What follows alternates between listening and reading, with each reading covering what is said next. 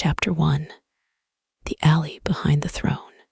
The first bullet hit the brick wall 3 inches from Alina Ward's face. For one impossible second, she stared at the pale burst of dust where her head had nearly been, her hand still lifted to knock on the black steel service door of the nightclub. The folder of legal papers under her arm slipped, corners biting into her ribs, and all she could think was that she had worn the wrong shoes to die in. Then a second shot cracked through the alley. Down. The command came from behind her, deep enough to cut through gunfire. Alina moved before pride could argue. A hard arm banded around her waist, not dragging her so much as folding her backward against a wall of heat and muscle. The steel door flew open. She caught a flash of a man's hand, broad and ringed in silver, before he pulled her inside and slammed the door shut with the kind of force that made the entire frame groan. Darkness swallowed the alley. Sound changed. Outside, gunfire snapped and ricocheted. Inside, there was only Alina's own breath, fast and ragged, and the low electronic hum of security locks sliding into place. She shoved against the arm at her waist. "Let go of me." He did. Immediately. That surprised her enough that she turned too quickly, shoulders hitting the cold metal door behind her. The man standing in front of her was not one of the suited security guards she'd passed near the club's front entrance. He was taller, broader, and far more dangerous for not needing to advertise it. Viktor Sokolov, even if Alina had not spent the past 48 hours studying his name on sealed motions and asset seizure paperwork, she would have known. Men like him did not enter a room. They altered its weather. 36, maybe 37. Black hair cropped close at the sides, longer on top. A face cut sharp enough to look cruel until his eyes complicated it. Pale gray, watchful, not cold exactly. Worse, controlled. His black shirt was open at the throat beneath a charcoal jacket, and there was blood on his cuff. Not hers. She hoped not his. His gaze moved over her once, quick and clinical, from her face to her shaking fingers, to the folder still clutched against her body. "Are you hit?" he asked. No, her voice came out thinner than she wanted. She swallowed and tried again. "No, I'm not hit." "Good." He turned his head slightly. Misha. A man near the security console stepped forward, pistol drawn, but pointed at the floor. He had a shaved head, a heavy brow, and the flat expression of someone who had seen too much to be impressed by violence. "Boss, find where the shots came from. No one leaves through the east stairwell. Lock down the lower level. Quietly." Misha's gaze flicked to Alina. Victor's voice dropped. Quietly. The man nodded and disappeared through a narrow hallway washed in red light. Alina became aware of bass vibrating through the floor beneath her heels. Somewhere beyond the walls, a crowd was still dancing, drinking, laughing under blue lights, unaware that the back alley had turned into a killing ground. Her brain latched on to that absurd detail because the alternative was panic. She hated panic. Panic made people careless. Panic made clients confess things they should not confess, and cops ask questions in hallways instead of conference rooms. Panic made a woman forget that if she looked scared, men like Viktor Sokolov might decide fear made her manageable. Alina straightened. She was 29 years old, an attorney with a reputation for never crying in court, never taking criminal cases involving organized crime, and never allowing powerful men to speak over her twice. Tonight, she had broken one of her own rules by agreeing to deliver emergency documents to a nightclub owned by the most dangerous Bratva boss in the city. She would not break a second by trembling in front of him. "I need to leave," she said. Victor looked at her as if she had suggested strolling back into traffic during a storm. No, that one word landed between them like a locked door. Alina's chin lifted. "I wasn't asking permission." "No," he said again, softer this time. "You were ignoring reality." Her fingers tightened around the folder. "Reality is that I came here to deliver legal papers, not become trapped in your basement. This is not a basement. Forgive me, your murder hallway." The corner of his mouth moved. Not a smile, something closer to interest. "The woman with the sealed documents has jokes. The woman with the sealed documents has a pulse because you pulled her out of gunfire. Thank you. Now open the door." His eyes narrowed faintly, not in anger, in calculation. A camera above them rotated, almost silent. A red light blinked once. "Name," he said. "You know my name. I know the name on the call my office received. Alina Ward, Associate Counsel at Voss and Mercer. Civil litigation. No criminal defense. No federal work officially." He stepped closer, not crowding her, but the hallway seemed to shrink around him anyway. "I want to know if that is who you are." Alina's spine cooled.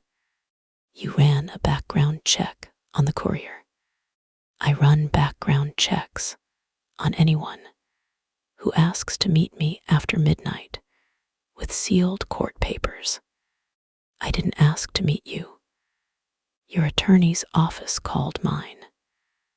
Said the filing had to be served tonight, or your injunction would collapse by morning. My attorney's office did not call you." The bass under the floor faded beneath the sound of her heartbeat. Alina stared at him. "That's not funny. I am not known for humor. No, I imagine racketeering charges ruin the mood."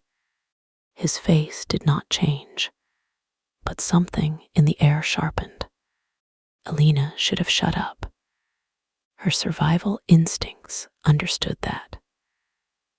Unfortunately, her mouth had been forged in depositions with men who mistook volume for intelligence. Victor held out his hand. "The papers." She did not hand them over. His gaze dropped to the folder, then returned to her face. "Ms. Ward." "Alina." "Alina," he said, and somehow her name sounded different in his accent, darker at the edges. "Give me the folder. You said your attorney didn't call me." That means either you're lying, or someone sent me here under false pretenses. Yes, and considering someone just shot at me, those papers are evidence. They are also potentially bait. Her grip tightened. Victor's attention moved to her fingers. I will not take them from you by force. That should not have affected her. It did. Maybe because he looked like the kind of man who could take anything from anyone. Maybe because he had already proven he could overpower her and had let go the second she demanded it. Maybe because the alley behind that door was still hot with bullets, and he was the only reason she was alive to argue. Alina hated that her body had noticed. Not just his size, not just the clean scent of his cologne beneath the metallic tang of blood, not just the quiet authority in the way his men listened without questions. It was the contradiction. Danger in a tailored jacket, violence with rules, a monster who asked instead of grabbed. She held the folder out before that thought could become something worse. Victor took it carefully, his fingers never brushing hers. Another strange courtesy. He opened the folder and glanced through the first page. Alina watched his expression for the flicker people gave when they saw bad news. Lawyers lived for flickers. A tightened jaw, a hard swallow, a blink delayed half a second too long. Victor gave her nothing. Then he reached the third page. His eyes stopped. There, a flicker. What? She demanded. He did not answer. The hallway door opened, and a woman in a black satin blazer stepped in carrying a tablet. Early 30s, blonde hair twisted into a sleek knot, red lipstick untouched by the chaos around her. She looked from Victor to Alina with the measured coolness of someone who had learned not to ask questions until blood was cleaned up. Club is contained, she said. No panic upstairs. Police scanner is quiet so far. Keep it that way, Victor said. And bring me everything from the alley cameras. Already pulling it. The woman's gaze moved to Alina again. Victor noticed. This is Alina Ward. Of course it is, the woman said. Alina did not like the way she said that. Of course, Alina repeated. The blonde's mouth tightened. Victor's voice was calm. Anya. The warning was quiet, but Anya obeyed it. She looked back at him. 5 minutes. She left. Alina took a slow breath. Why does your satin assassin know my name? She runs my security operations. That didn't answer my question. No. Another bullet struck the outside of the door. Alina flinched before she could stop herself. Victor moved so fast she barely saw it. 1 second he stood in front of her, the next he had angled his body between hers and the door. Not touching, shielding. His hand went beneath his jacket, and when it came back out, he held a gun. Not pointed at her, never at her. Still, the sight of it turned the hallway colder. A pause followed, stretched thin and sharp. No more shots. Victor did not look back at her. They are testing the lock. They, whoever sent you here. I'm a lawyer, not a bomb. You may be both and not know it. The overhead light hummed. Alina's skin prickled beneath her navy blouse. She had dressed for an after-hours filing, not a war. Pencil skirt, low heels, a coat still damp from rain. Professional armor. Useless against bullets. Useless against the man in front of her, whose shoulders blocked her view of the door as though his body had decided her survival before his mind approved it. She hated needing that protection. She hated more that some raw, uninvited part of her wanted to step closer to it. Who's Anya? She asked, because fear hated direct attention. My chief of security. She looks at you like she owns the room. She usually does. Is she your girlfriend? The question came out before Alina see. Ud catch it. Victor turned then. His eyes landed on hers, and the hallway seemed to lose air. No. One word. No explanation. No flirtation.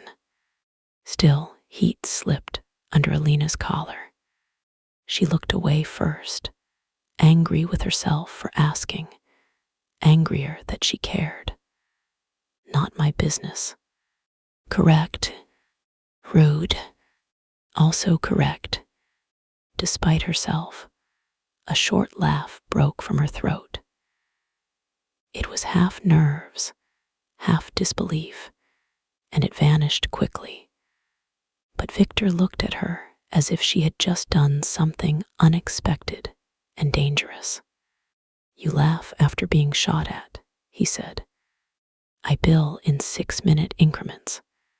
I've survived worse. That almost smile returned. Then the tablet in his hand chimed. He looked down. Whatever he saw erased, every trace of humor. Alina's stomach dropped. What? Victor did not answer right away. His thumb moved over the screen.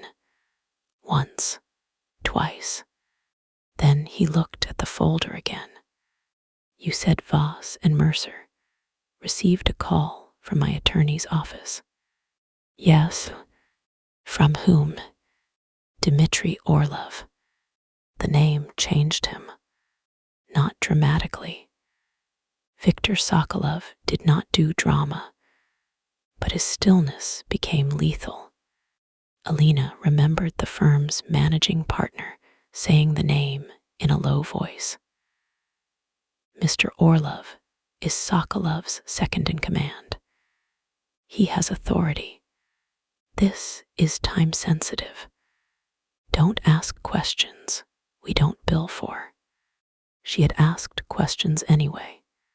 She had been ignored. Victor's eyes remained on her. Dmitry called you personally. No, he called my senior partner. I got handed the errand because I was still at the office, and because apparently being single means my nights are public property. Do you always do what powerful men tell you? The words should have offended her. They did. They also hit too close. Alina stepped toward him, anger warming the fear out of her blood. I do what keeps my job until I can afford not to need men like them. And for the record, I questioned the assignment. I questioned the timing, the service method, and why a firm with 3 criminal partners needed a civil litigator to hand-deliver sealed documents to a nightclub after midnight.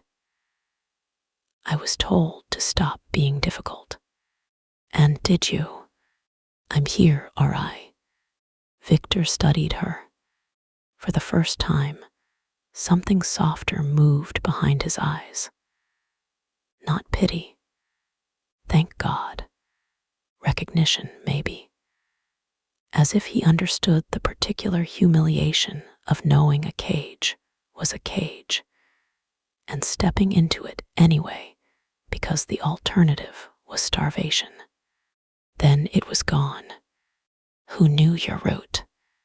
My partner, the building's night desk, your supposed attorney, probably half the office gossip chain by morning. Family. The question hit wrong. Alina's mouth went dry. No. Lover. No. Anyone expecting you home. No. His expression hardened. That was not the answer I wanted. Sorry, my lack of emergency contacts disappoints the Bratva. It makes you easy to disappear. Silence fell. The words were not a threat. That made them worse. Alina felt them settle into the private place she kept locked behind sarcasm and courtroom polish. Easy to disappear. She had built her whole life around not being that. Around earning credentials sharp enough to carve her name into rooms that did not want her. Around making sure no one could look at her and see the frightened daughter of a bankrupt defense attorney who died with secrets in his desk and enemies at his funeral. Victor watched her too closely. She smoothed her face. I'm not disappearing. No, he said, you are not. The possessive certainty in his voice should have scared her. It did. It also did something else, something low and unwanted. A tightening, a pull, not toward his power exactly, but toward the terrible comfort of being seen as something worth guarding. She killed the feeling immediately. Don't say things like that. Like what? Like I've already agreed to belong on your list of problems. His gaze dropped briefly to her mouth. It was so quick, she might have imagined it. She had not. You became my problem when someone fired at you on my property. I was in an alley. My alley. Of course, the alley has a landlord. Everything has a landlord. And you own all of them. Not all. Just the ones people get shot in. His eyes warmed by a single dangerous degree. You are very brave when frightened. I'm not frightened. Alina, her name again, softer, infuriatingly certain. A pulse beat in her throat. He noticed that too. The tablet chimed again before either of them could turn the tension into something named. Anya returned, this time without knocking. Her cool control had cracked. Only slightly, but enough that Alina's stomach went hollow. We have a problem, Anya said. Victor took the tablet from her. Alina stepped closer despite herself. Show me. No, I'm done with that word. Then get used to disappointment. She reached for the tablet. Victor lifted it out of reach with insulting ease. Alina glared. I am the person being shot at, and still breathing, because you are not looking at things before I know what they mean. That sounds very protective and very condescending. It can be both. Anya coughed into her fist. It might have been a laugh. Victor shot her a look. Anya became a statue. Alina crossed her arms. Show me, or I walk upstairs and ask your entire club why their boss is hiding evidence from a woman who just survived his alley. Victor's jaw ticked once. Then he lowered the tablet. The footage was grainy, but clear enough. The back alley. Rain glittering under one faulty light. Alina entering frame with her folder clutched to her chest. The black service door ahead. Shadows near the mouth of the alley.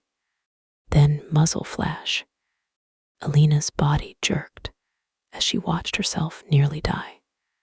Victor's arm swept into frame, grabbing her out of the bullet's path. The camera caught only part of him. Black jacket, silver ring, the ruthless precision of movement. Anya paused the recording. "There," she said. Alina frowned. "What?" Anya zoomed into the far end of the alley. A figure stood beneath the broken light. Hood up, face blurred by rain and angle, but not empty-handed. One hand held a gun. The other held a phone, screen glowing faintly. "He recorded it," Alina whispered. "Yes," Anya said. "And he sent it before Misha reached the street." Victor's voice went flat. "To whom?" Anya swiped to another screen. A social feed, anonymous account. No profile picture, no history. One post, a still image from the alley footage. Alina in Victor's arms, his hand at her waist, his body wrapped around hers. The caption beneath it read, "The Bratva king has a new weakness." Alina felt the floor tilt. No, her voice barely worked. "No, that's not people will think.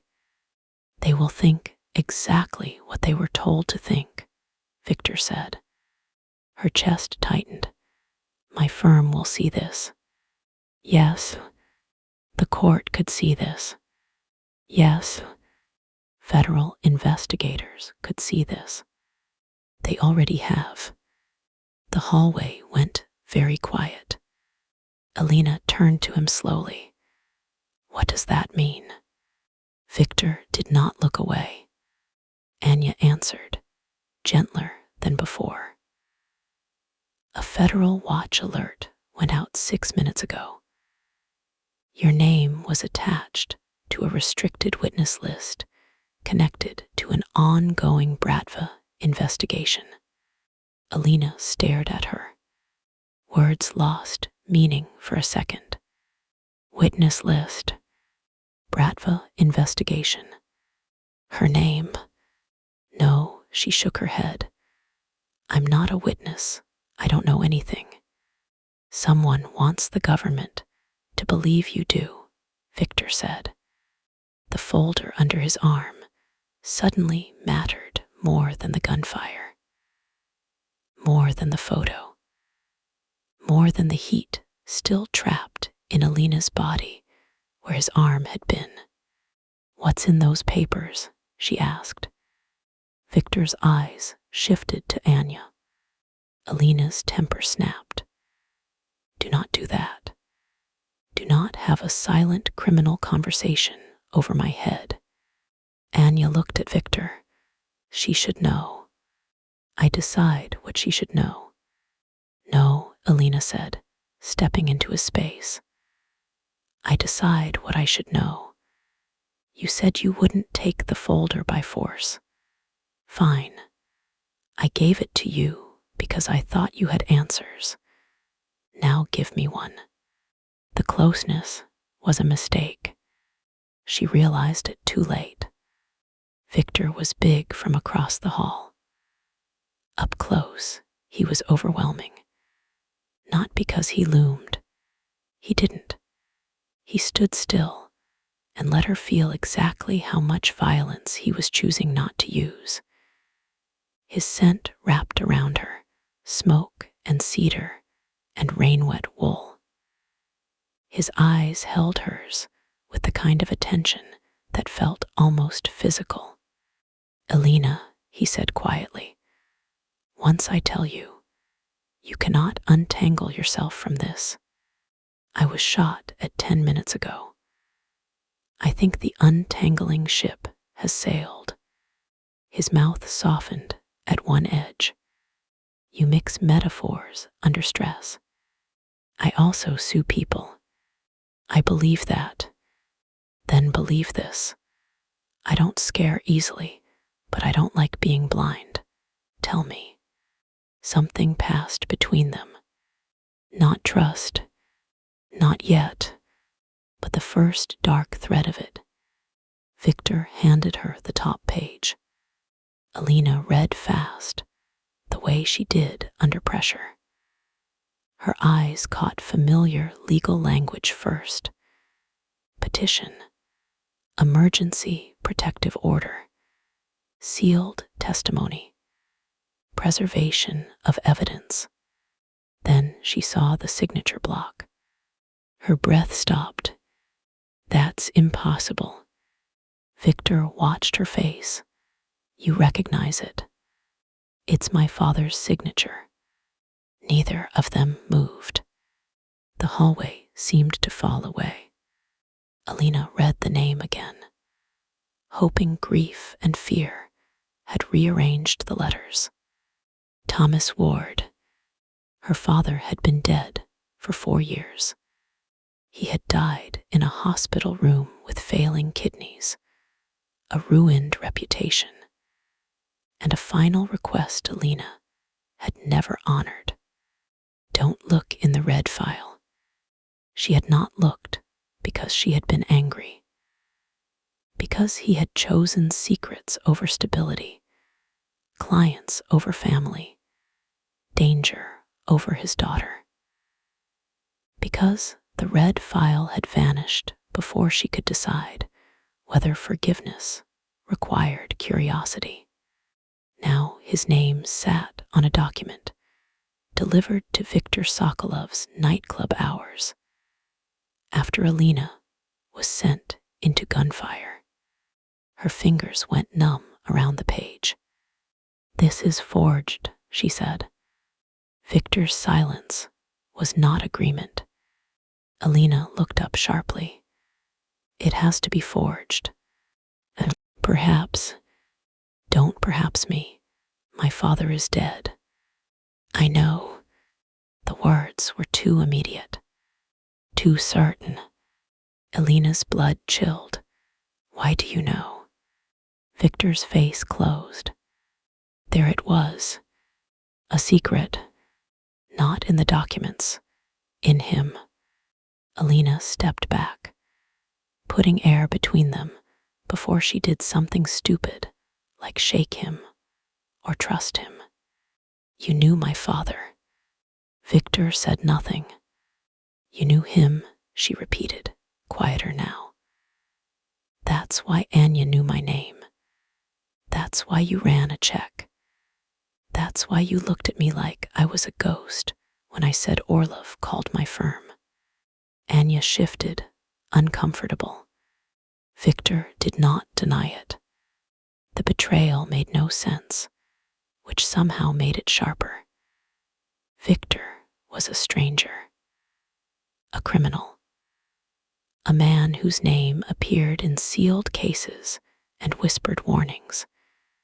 He owed her nothing, and still Alina felt the cut of withheld truth like a personal wound. My father was not a criminal, she said.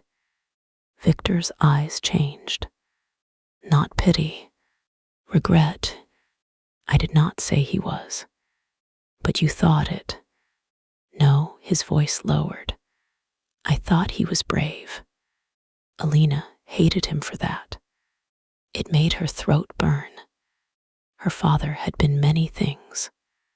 Brilliant, reckless, absent, tender on rare Sunday mornings when he remembered pancakes were supposed to be breakfast and not apology. But brave was the word Alina had buried with him, because brave men did not leave their daughters to clean up debt collectors and professional shame. What did he do for you? She asked. Victor looked down at the paper in her hand. He saved my life. The world narrowed to that sentence, then widened violently. A crash sounded from somewhere above them. Not gunfire this time. Screaming followed. Distant, muffled, but unmistakable. Anya swore under her breath and touched her earpiece. Report. Static hissed. Then Misha's voice came through, distorted and urgent. Boss, we have a breach in the main room. Not rival colors. Our people are confused. Someone's wearing staff access. Victor's gaze snapped to Anya. Dmitri. No visual. Alina's stomach turned. The second in command. The man who had sent her here. The man Victor had gone still for. The man who might have known her father's name, her route, the court documents, the cameras, everything. Victor took the page from Alina's trembling hand, folded it once, and slid it inside his jacket. I need to get you out of here. No. His eyes cut to hers. She surprised herself by not stepping back. No more orders, she said. No more half-truths. If my father is part of this, if my name is on a federal list, if someone inside your organization sent me here to be photographed or killed, then I am not leaving blind. Above them, the music stopped. The sudden silence was worse than the gunfire. Then came a voice over the club speakers. Male, smooth. Familiar only because Alina had heard it once through her senior partner's phone. Victor. A soft laugh crackled through the system. Bring me the lawyer, and no one upstairs needs to learn what kind of king bleeds for a dead man's daughter. Alina looked at Victor. For the first time since he had pulled her from the alley, the Bratva Boss looked truly dangerous. Not angry, not afraid, undone. His hand opened at his side, empty and waiting. Not grabbing, not forcing. An offer in the middle of a nightmare.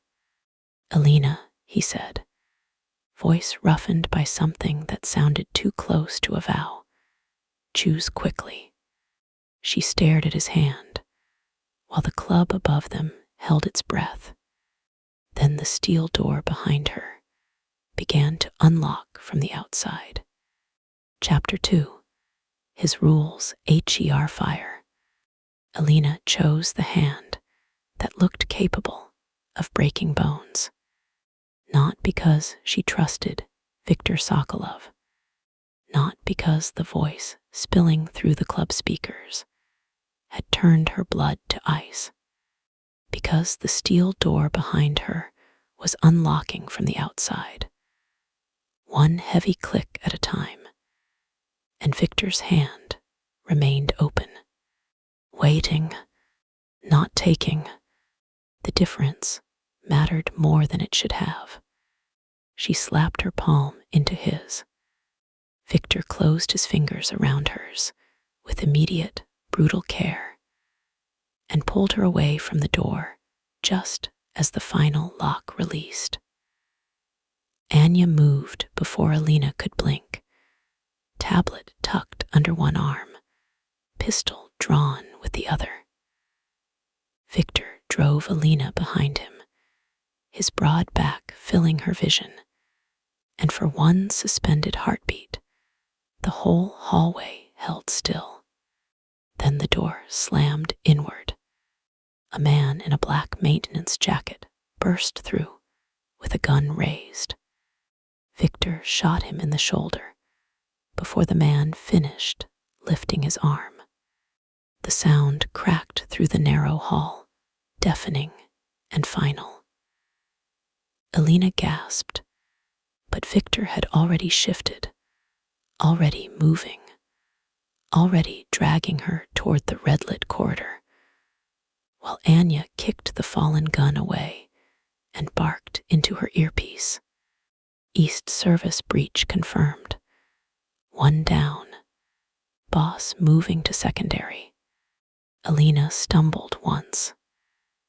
Victor's grip tightened, not painfully, just enough to keep her upright.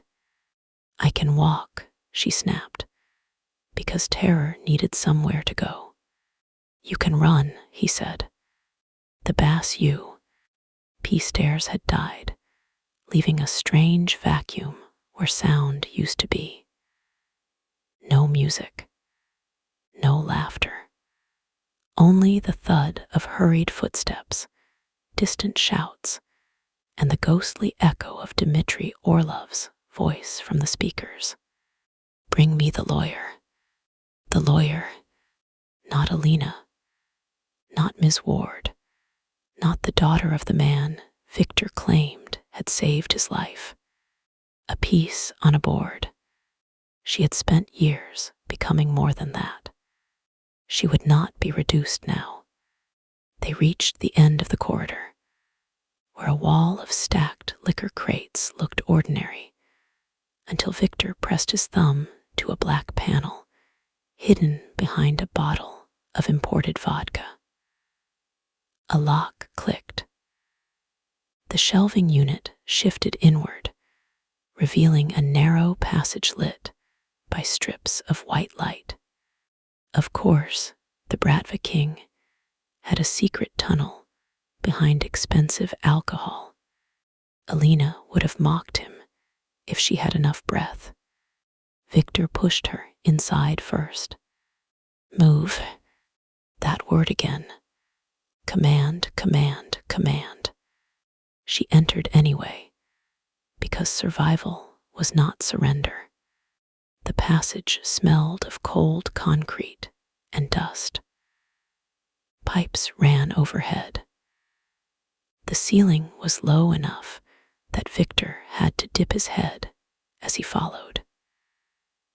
Anya came behind them and sealed the hidden door, plunging the world into a quieter kind of danger.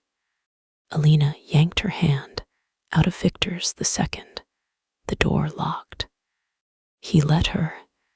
Again, that steady respect, offered in the middle of violence, made her angrier than cruelty would have. Cruelty, she understood. Cruelty fit men like him. But restraint put cracks in the easy walls she wanted to build. Who was that? She demanded. Victor checked the magazine in his gun with a smooth, practiced movement. A dead man if he keeps bleeding. That's not what I meant. I know what you meant. Then answer me. Anya moved ahead of them, scanning the passage. Not one of ours. Alina asked me, Victor said. Anya's mouth closed. Alina noticed that, too. Everyone around him adjusted to the smallest shift in his tone, as if his voice had invisible leashes attached to every spine in the building. Victor looked at Alina. The man at the door was carrying a staff access card. Stolen. Likely. From whom? We will find out. That means you don't know. It means I am not guessing to make you feel better. She hated that answer because it was honest. Behind them, something heavy struck the sealed passage door. Once, twice. Alina's body reacted before her mind did. Stepping back, shoulder brushing Victor's chest. His free hand came up, hovering near her arm, but not touching. Keep walking. I told you I can. Run, yes, then run. They did. The passage angled downward beneath the club. Alina's heels skidded on the concrete. Her breath burned. The folder was gone. The papers were gone. Her sensible life was gone. And somehow the only solid thing in the world was the sound of Victor behind her. Never far, never rushing her, never letting the dark swallow the space between them. At the next turn, Anya stopped so abruptly Alina nearly collided with her. Victor caught Alina by the waist. 1 second, firm, warm, necessary. He released her before she could ask. Ahead, voices echoed in the tunnel. Men, 2, maybe 3. Anya's expression sharpened. Secondary is compromised. Victor's face went blank in the way. A blade was blank before it cut. How? Someone knew the route. Alina's stomach dropped. Someone knew the route. Dmitri. The name moved through all 3 of them without being spoken. Victor angled his body in front of Alina. Back. No, she grabbed his sleeve. There was a service map. His gaze cut to her. In the folder, she said quickly. Not a map, exactly. A property exhibit attached to the injunction. I thought it was strange because the labels were outdated, but there were red marks over utility access points. Victor's eyes hardened. You saw this before. I skimmed in the cab. I told you I asked questions. Did anyone see you reading it? The driver, maybe. My partner, if he checked the file before giving it to me. Anya whispered a curse. They used her to carry route markers into the building. Alina felt cold all the way through. A bomb, Victor had said. You may be both and not know it. I didn't know, she said, and hated how small it sounded. Victor's attention snapped back to her. I know. The certainty in his voice made something painful loosen in her chest. No accusation. No suspicion. No demand that she prove innocence while men with guns hunted her through concrete arteries beneath a nightclub. Just I know. The voices ahead grew clearer. Anya stepped toward a narrow side door half hidden by pipes. Storage shaft. It leads to the old boiler room. From there, garage level. Victor nodded. Go. Anya opened the door and slipped through first. Alina followed, then stopped. Because Victor did not. He stood at the mouth of the main passage, listening to the approaching voices. Her pulse spiked. What are you doing? Slowing them down. No. His eyes shifted to hers, calm and lethal. Alina. Don't Alina me. You are not staying here to perform some tragic mafia sacrifice in a tunnel. That almost smile returned at the worst possible moment. You think I am tragic. I think you're dramatic, with better tailoring. Go with Anya. No. His expression changed. The humor vanished. This is not a negotiation. Everything is a negotiation. You're talking to a lawyer, and you are talking to a man who has kept his empire alive for 15 years by knowing when to walk away from a fight and when to end one. The voices were closer. Alina stepped into him, fear turning sharp enough to cut. And I'm talking to a man whose own second-in-command may have just turned his club into a trap. So maybe your instincts are not flawless tonight. A muscle worked in his jaw. Anya, from inside the shaft, hissed, "Both of you now." Victor stared at Alina for one breath. Two. Then he stepped through the door after her and pulled it shut behind them. For a second, they were pressed too close in the narrow shaft. Alina's back against a rusted pipe, Victor in front of her, his body a wall of heat and barely leashed violence. His face hovered inches above hers. She could see a tiny scar through his left eyebrow, a detail too human for the man the city feared.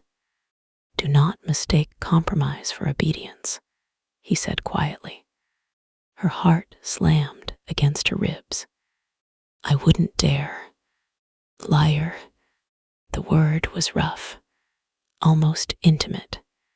Alina's mouth parted, and his gaze dropped to it again. This time, neither of them pretended it had not happened. Outside the shaft, footsteps thundered past the door. Victor's hand moved, not to her body, but to the pipe beside her head, bracing himself in silence. His sleeve brushed her shoulder. A strip of heat traveled down her arm. Alina held her breath, listening to armed men run by, while the most dangerous man in the city stood close enough for her to feel the controlled rhythm of his breathing. She should have been thinking about escape. She thought about his hand on her waist, about the way he had waited for her choice, about the word liar, spoken like he knew she lied to herself first. Her body had terrible timing. The footsteps faded. Anya touched Victor's shoulder once, quick and practical. Clear.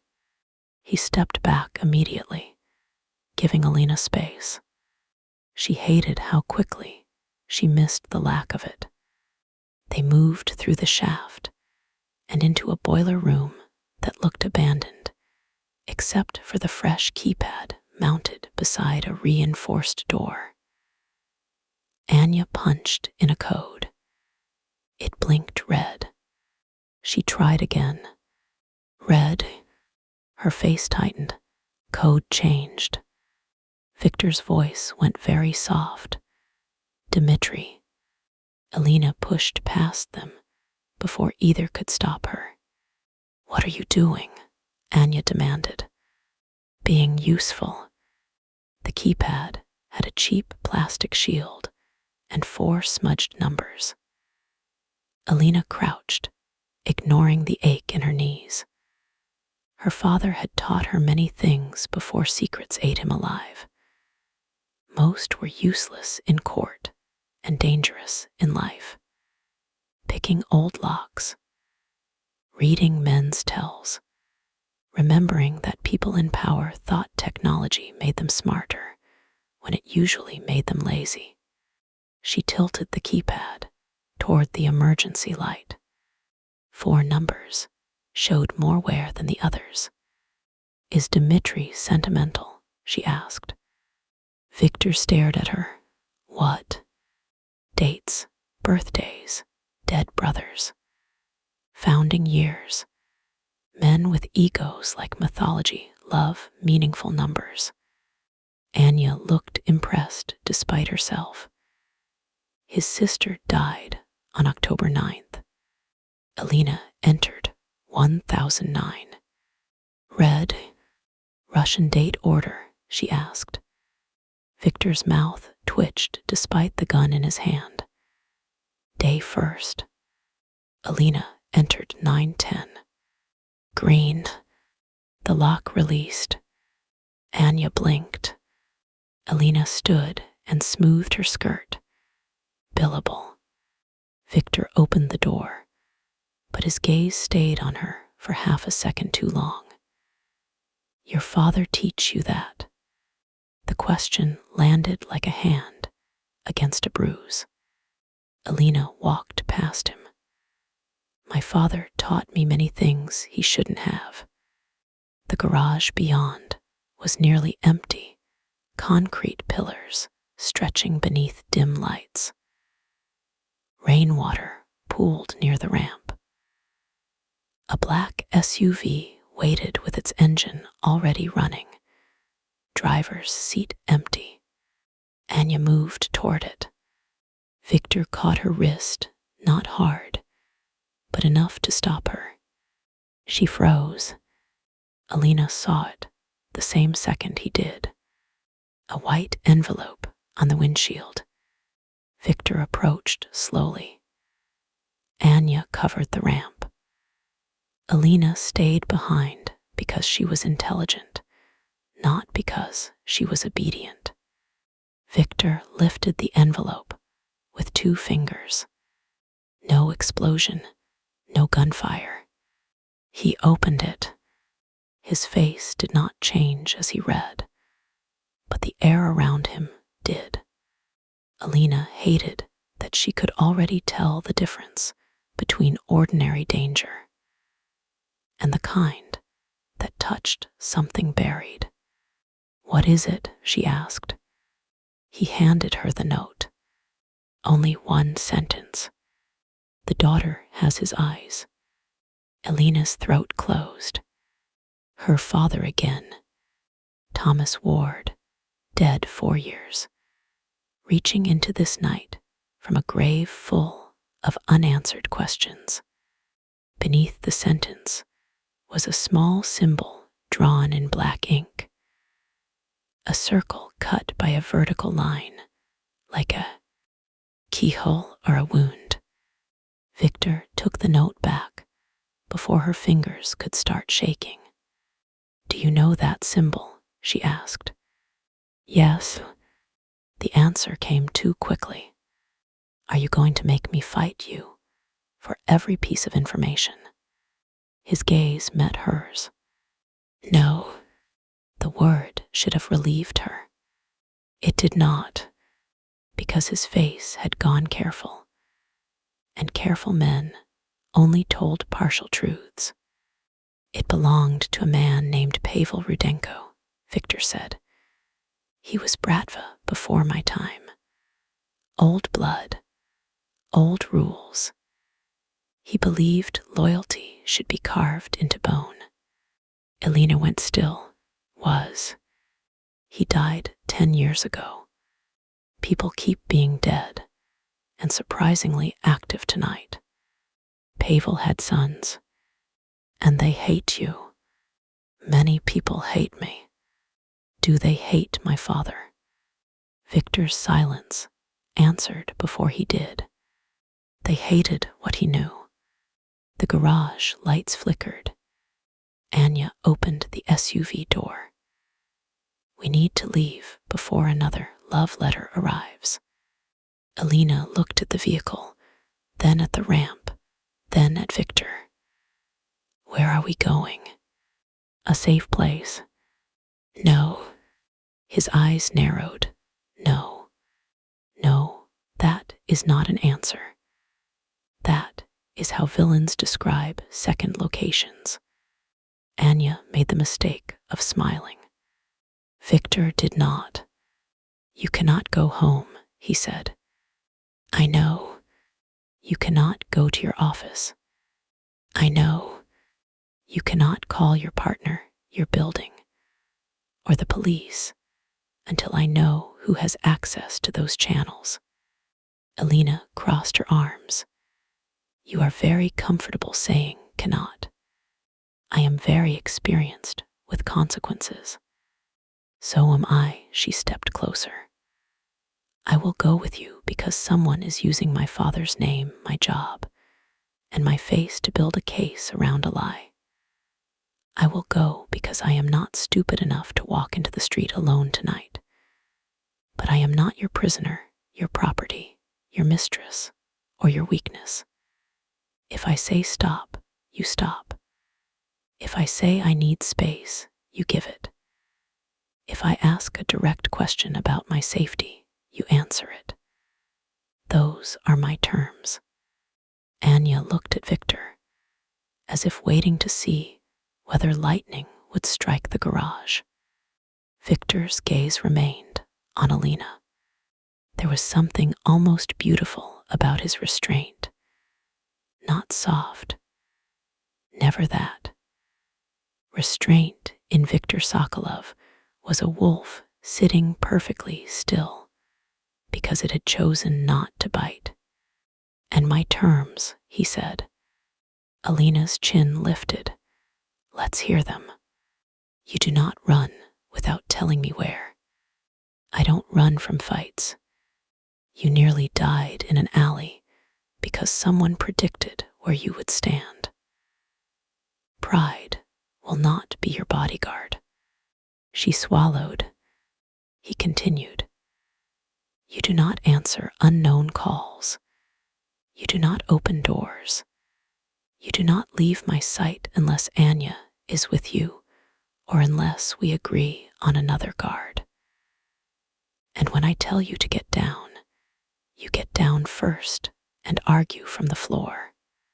Alina wanted to reject every word on principle. The problem was that most of it made sense.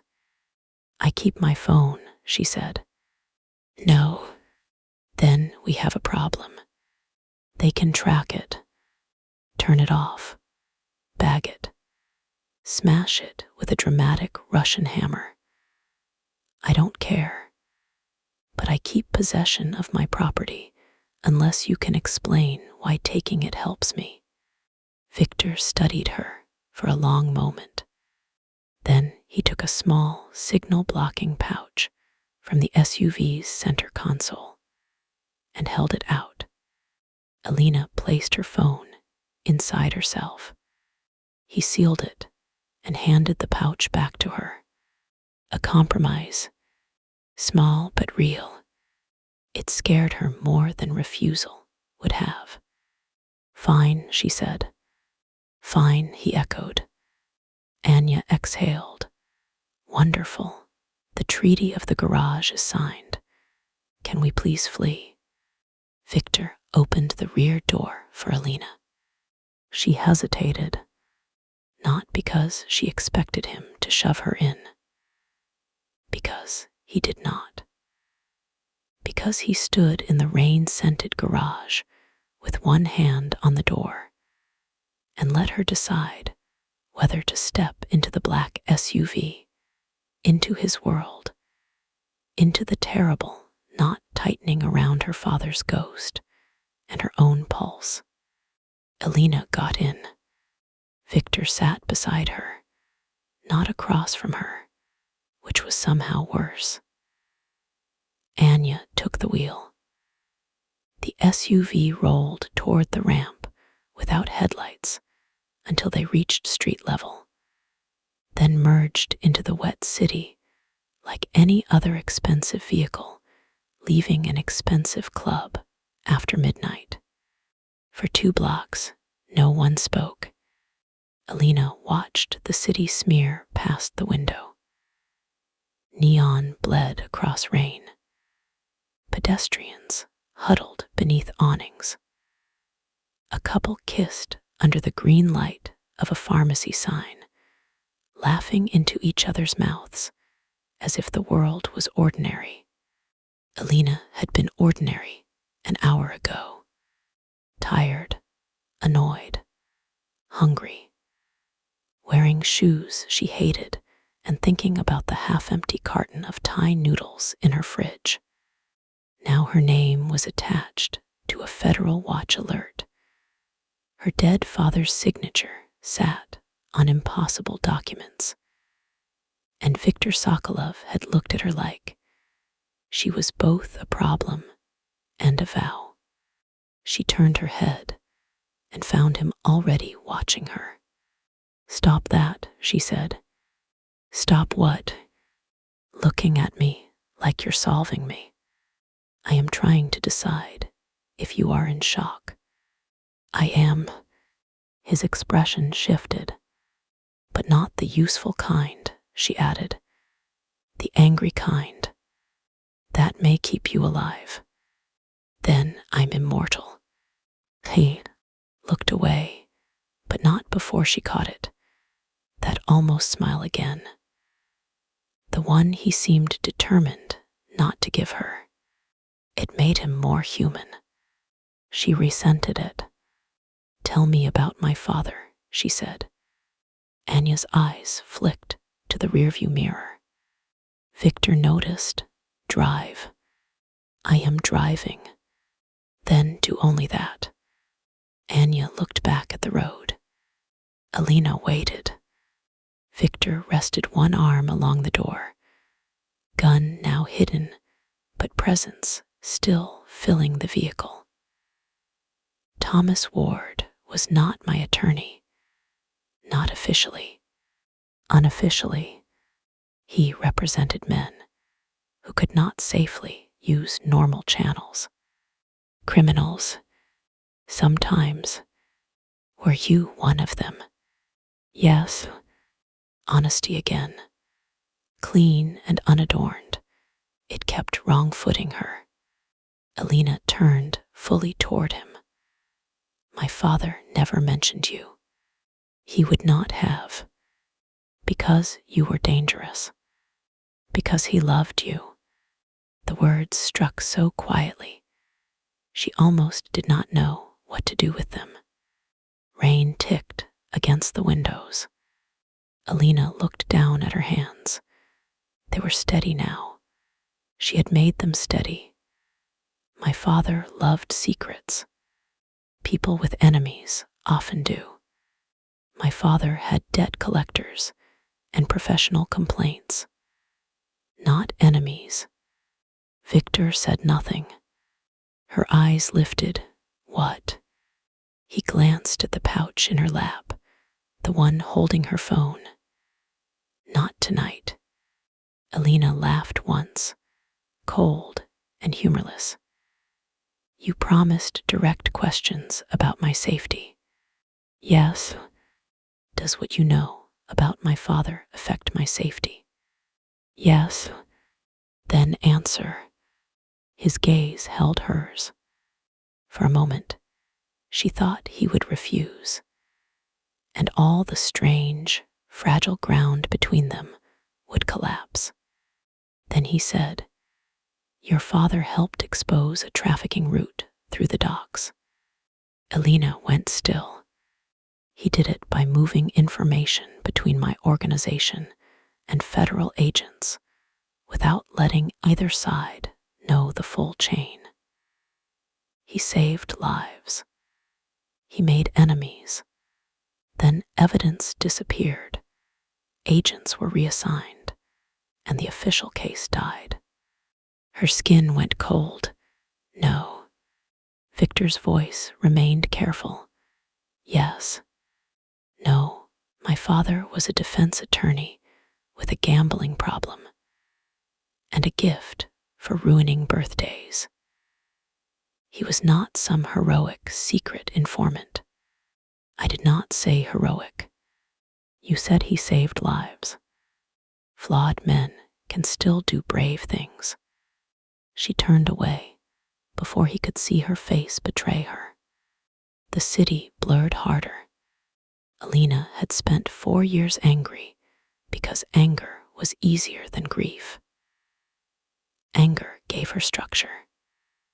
It let her remember Thomas Ward as the man who missed tuition payments, lied about debt, vanished for days, and died leaving her with funeral bills and unanswered calls. If Victor was telling the truth, then her father had also been carrying something larger than shame. That did not absolve him. It did not make the loneliness smaller, but it changed the shape of the wound. Why didn't he tell me? She whispered, hating herself for asking. Victor's voice softened. To keep you outside the blast radius. A bitter smile pulled at her mouth. worked beautifully. The SUV turned down a narrow street lined with shuttered warehouses converted into luxury lofts. Anya checked the mirrors twice, then drove into an underground entrance hidden behind a rolling metal gate. It closed behind them with a finality Alina felt in her ribs. "Where are we?" she asked. "One of my residences," Victor said. "Of course. How many does a Bratva boss keep for midnight emergencies?" "Enough." "Do they all come with secret tunnels and emotionally devastating family revelations?" "This one has towels." Anya snorted from the front seat. Alina should not have smiled.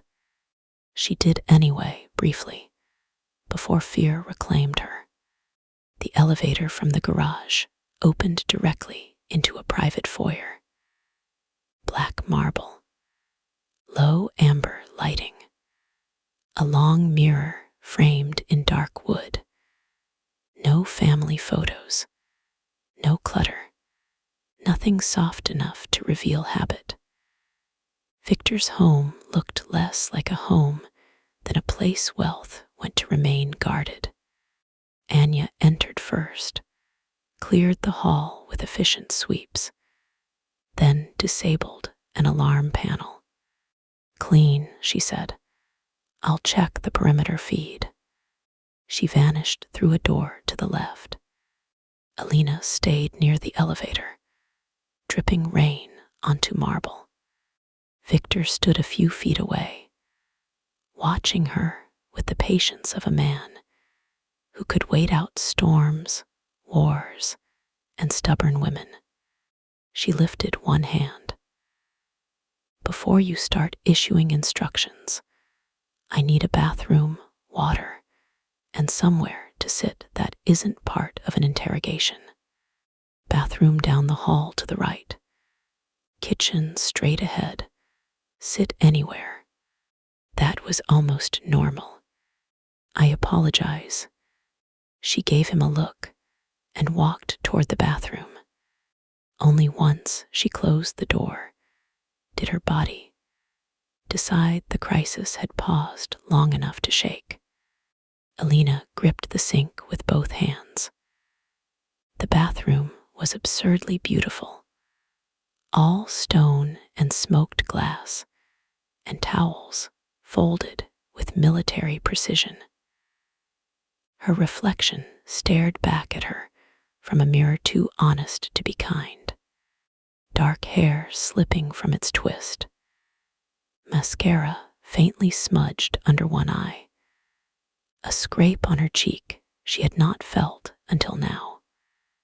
Her navy blues, wrinkled. Her throat bare, except for the delicate gold chain she wore every day. The one with her mother's old ring hanging beneath the fabric. She looked alive. It felt offensive. She turned on the faucet and ran cold water over her wrists. Her hands shook harder now, as if they resented the delay. The first bullet hit the brick wall 3 inches from Alina Ward's face. She closed her eyes. "No, not now, not here." She breathed the way she did before opening arguments. 4 counts in. Hold, 6 counts out. Again, again. Someone knocked softly. Not a demand, not a fist. 2 knuckles against wood. "Alina." "Victor." Of course his voice would sound like that through a door. Low, unhurried, almost intimate. "I'm not dead," she said. "I know." "Then why are you knocking? You have been quiet for 7 minutes. You timed me." "Yes." "Disturbing. Also useful." She stared at the door. I said I needed space. I am on the other side of the door. That's not space. That's surveillance with manners. A pause. Then, to her surprise, a faint rustle, followed by the sound of something being placed on the floor. I am leaving clothes outside. Sweats, shirt, new toothbrush, if you want them. The words, if you want them, did something to her sternum. She did not answer. His footsteps retreated. Alina waited until she could no longer hear him, then opened the door a crack. A stack of folded clothes sat on the floor, along with a toothbrush in its packaging, a bottle of water, and a small first aid kit. No note, no demand. She pulled everything inside and shut the door again. The shirt was black and too large. The sweatpants had a drawstring. Both smelled faintly of clean laundry and something masculine she refused to identify as Victor because that would be ridiculous. She cleaned the scrape on her cheek, changed out of her damp blouse and skirt, and folded her own clothes automatically because chaos did not deserve wrinkles. The shirt fell to mid-thigh. She hated that it comforted her. She hated more that she looked at herself in the mirror and wondered what Victor would see. Not because she wanted him to want her. That would be stupid. He was a crime boss with blood on his cuff and secrets about her father. He was also the only man tonight who had asked before taking, listened when she set terms, and shielded her with his body without making it feel like ownership. Alina pressed the heel of her hand between her brows. This is trauma, she told her reflection, not attraction. Her reflection did not look convinced. When she emerged, the residence had changed. Not physically, but in rhythm. Men moved quietly near the entry, voices low, weapons hidden but obvious in posture. Anya stood by a wall of monitors in the open living room, pulling footage from multiple angles. Victor was near the kitchen island, sleeves rolled to his forearms, speaking Russian into his phone. He stopped mid-sentence when he saw Alina. Stopped completely. His gaze moved once, from her bare feet to the drawstring sweats to the shirt that belonged to him. There was nothing crude in the look. That made it worse. His attention had weight. Heat. A dark, careful hunger that never crossed the room, but somehow touched every inch of her anyway. Alina's skin woke beneath cotton. Victor said something clipped into the phone and ended the call. Anya looked between them, then very pointedly looked back at the monitors. Alina walked to the kitchen because standing still felt like losing. You have a house full of armed men and no coffee. It is 2 a.m. That wasn't an answer.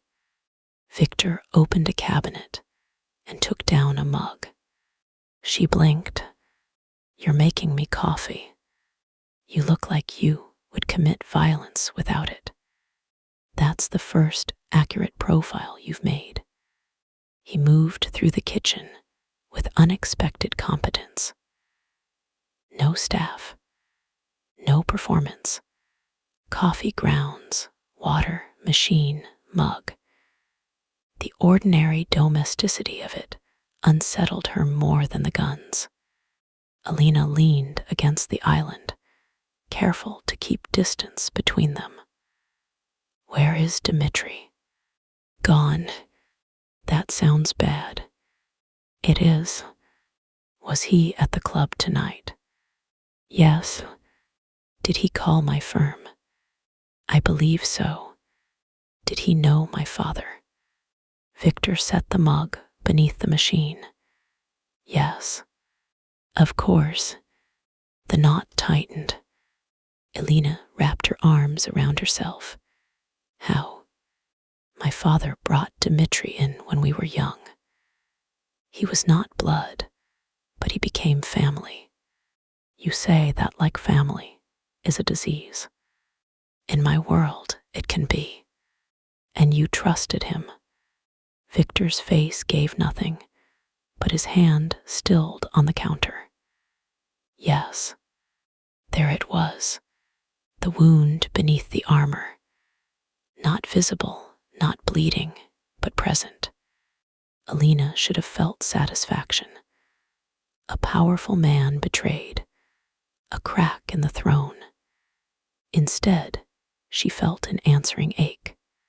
She knew what it was to be betrayed by someone whose name lived too close to the word home. What did he want from my father? She asked. The red file. The room tilted. Elena's fingers curled against her arms. What did you say? Victor turned slowly. She hated her face for revealing too much, but there was no pulling it back now. How do you know about the red file? She asked. Victor's eyes sharpened. Your father told you. On his deathbed. What did he say? Elena pushed away from the island. No, my turn first. What is it? Anya crossed the room, tablet in hand, but stopped a few feet away when she felt the tension. Victor's voice lowered. The red file was supposed to contain names, routes, payment records, federal contacts, and proof of who inside several organizations protected the dock operation. Supposed to. It vanished after your father died. Elena laughed, but it came out wrong. That's impossible. You keep saying that tonight. Because dead men and missing files keep crawling out of the walls. Elena. No, she pointed at him. No, do not use that voice. My father told me not to look in the red file, not find it, not protect it, not deliver it to a crime boss in the event of gunfire, not look, which means he believed I knew where it was. Do you? No. Think. I said no. His eyes held hers. Think harder. The words struck too close to command. Elena's temper flared white. She stepped around the island toward him. You don't get to do that. Elena, you don't get to push into my dead father's secrets. And then snap orders at me like I'm one of your men. My men are alive because they listen. Your men are alive because they chose this life. I did not. No, he said, suddenly rough. Your father chose for you when he hid evidence that powerful men still want. The blow landed. Elena went silent. The coffee machine hissed into the space between them. Victor's jaw tightened. Regret moved through his expression almost instantly, but Elena stepped back before he could speak. No, she said softly. Don't clean that up. It was honest. His gaze darkened. It was cruel. It was both.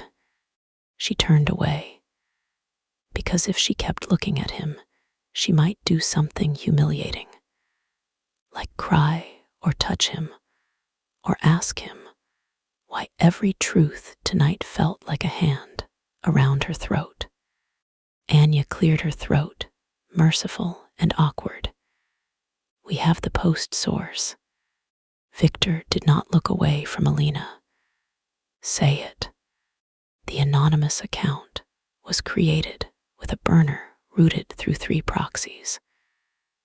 But the original upload ping came from a device inside the club's admin network. Victor's voice went flat. Dimitri's office.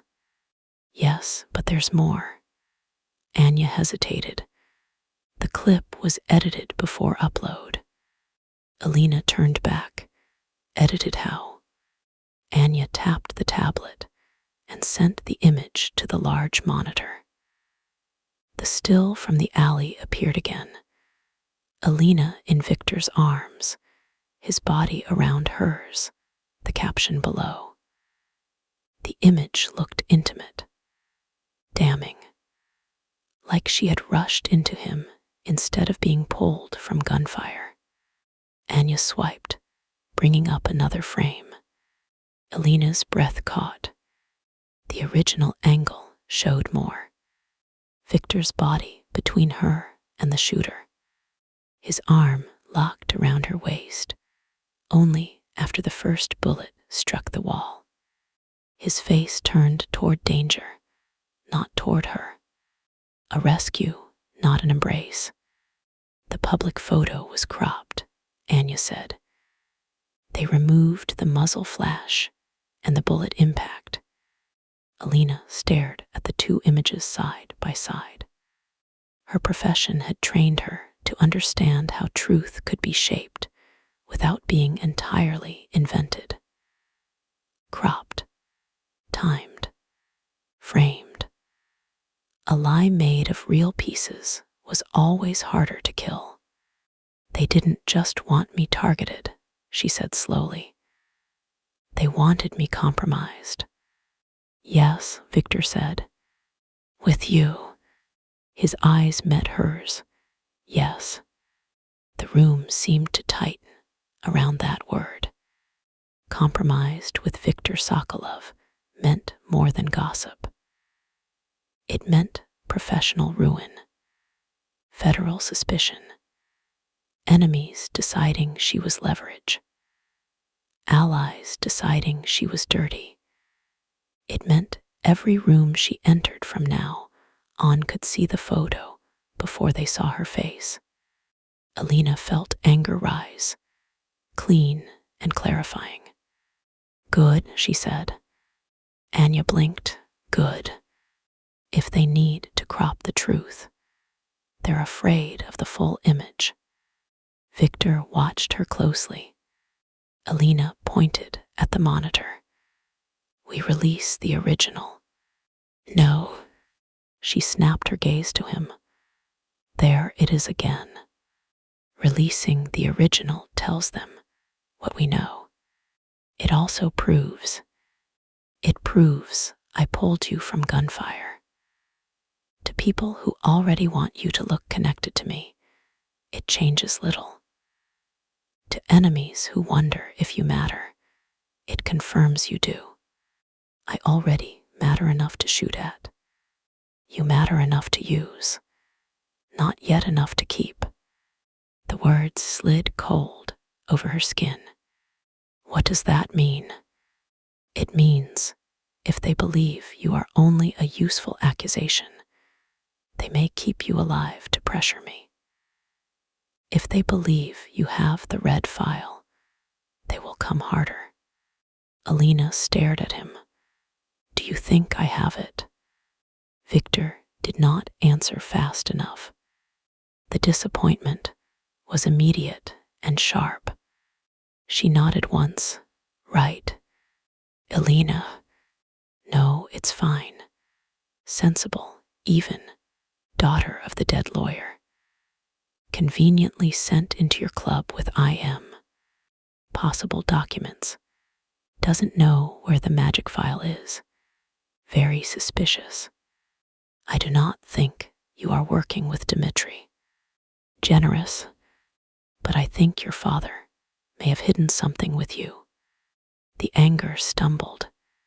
With me, in something you own, something he gave you, somewhere you would protect without knowing why. Her hand went to her chest before she could stop it, to the ring under the shirt. Victor saw. Of course he saw. His eyes dropped to the shape beneath the cotton, then returned to her face with deliberate care, not asking, not reaching. Alina lowered her hand. Anya noticed too, but said nothing. The ring had been her mother's. Small gold band. No stone. Thomas Ward had given it to Alina after the funeral, drunk and grieving, and two hollowed out to stand straight. Keep this, Ellie. Your mother always knew where to hide the beautiful things. She had thought it was sentiment. Now the memory felt like a locked door. Victor's voice was quiet. What is it? Not your business. If it connects to the file, it's my mother's ring. His expression changed. Not much, but enough. He stepped back, giving her more space than the room required. Then it remains yours. The simplicity of that nearly undid her. No demand to inspect it. No argument. No using danger as permission. Alina hated that decency could appear in fragments. It would be easier if Victor were only what the indictments suggested. She pulled the chain from beneath his borrowed shirt. The ring slid into view, warm from her skin. Victor's gaze fixed on it. Not hungry, intent. Do you recognize it? She asked. No. Good. But your father mentioned your mother once. The ring stilled between her fingers. What did he say? That she made him want to be better, and that he often failed. Alina closed her fist around the ring. That sounded like him. Cruelly, impossibly like him. For a moment, the penthouse disappeared, and she was 16 again, waiting on a porch in a dress she hated, watching every car that passed because Thomas had promised he would be there for the award ceremony. He arrived 3 hours late with blood on his knuckles and a stuffed bear from a gas station, as if apology could be purchased after midnight. She had loved him anyway. That had been the most humiliating part. I need to sit down, she said. Victor moved immediately toward the living room, then stopped. As if remembering, she hated being managed. The couch is there, he said. I can see the couch. Yes. Are you learning restraint in real time? Painfully, Anya suddenly became very interested in the monitors. Alina walked to the couch and sat. The leather was soft, too expensive, and cold beneath her hands. Victor brought her coffee and placed it on the table within reach, not into her hands, as if giving her the option to accept it later. A man who understood options. A man who had probably denied thousands of them to others. Contradiction layered over contradiction, until Alina could not tell which version was the mask. Victor remained standing. She looked up at him. You can sit. I won't assume it's a proposal. I was waiting for permission. The words were mild. The effect was not. Something low, in her stomach tightened. She looked away, annoyed with her body and the night, and the fact that trauma apparently had terrible taste in men. Sit, he did, at the opposite end of the couch, leaving enough room between them for manners and tension. Anya approached with her tablet. I need to say something neither of you will like. Alina took the coffee. It was strong enough to qualify as a weapon. Perfect. Excellent. Tonight was getting too charming. Anya glanced at Victor. Dmitri knew the secondary route, changed the garage code, used internal admin access, and had a man at the service door. That means he had help from someone still on our side of the house. Victor's face hardened. Names. I have 3 possible, none confirmed. Pull their financials, families, recent calls. Already doing it. Alina looked between them and my side. Anya's mouth tightened. Your firm's server logs show the service request came through your internal assignment system, not just by phone. Alina went cold. You accessed my firm's server. Victor said yes. She turned on him. That is illegal. So was shooting at you. That's not a legal defense. No, it is a priority. Alina's headache pulsed. Who entered the assignment? Anya hesitated. Alina's grip tightened on the mug. Tell me.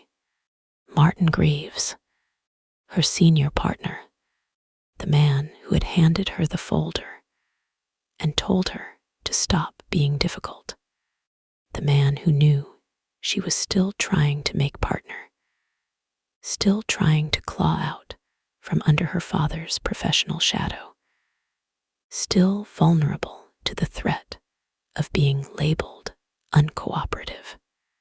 Alina set the mug down before she dropped it. No, she said. Martin is arrogant and lazy and morally beige, but he's not connected to Bratva politics. Maybe he does not know he is. Victor said. She laughed once. You keep offering everyone the kindness of ignorance. No, I offer it to you because you deserve it. For others, I prefer proof before punishment. That should not have sounded like a virtue. It did. Alina rubbed both hands over her face. Martin gave me the folder. He said Dmitri had authority. He said if I refused, I could explain to the executive committee why I jeopardized a priority client.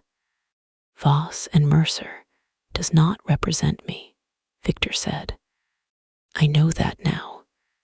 Who does the firm represent that might connect to Rudenko? I don't know every client. We have shell companies, international real estate, import groups. She stopped. Victor leaned forward. What? There's a logistics client. New. Everyone hated the conflict checks because the ownership structure was a maze. Baltic Meridian Holdings. Anya's fingers flew over the tablet. Victor went still. Alina noticed. You know it. I know enough. Anya looked up. Baltic Meridian has 3 subsidiaries connected to dock leases. The docks, Alina said. Her father's ghost pressed closer. Victor stood. Dmitri is not trying to start a war, only inside my house. He's reopening the old route, Anya said. Alina's stomach twisted. the trafficking route my father helped expose. Victor's jaw locked. Yes, the room changed. The danger was no longer a strange, personal storm around Alina.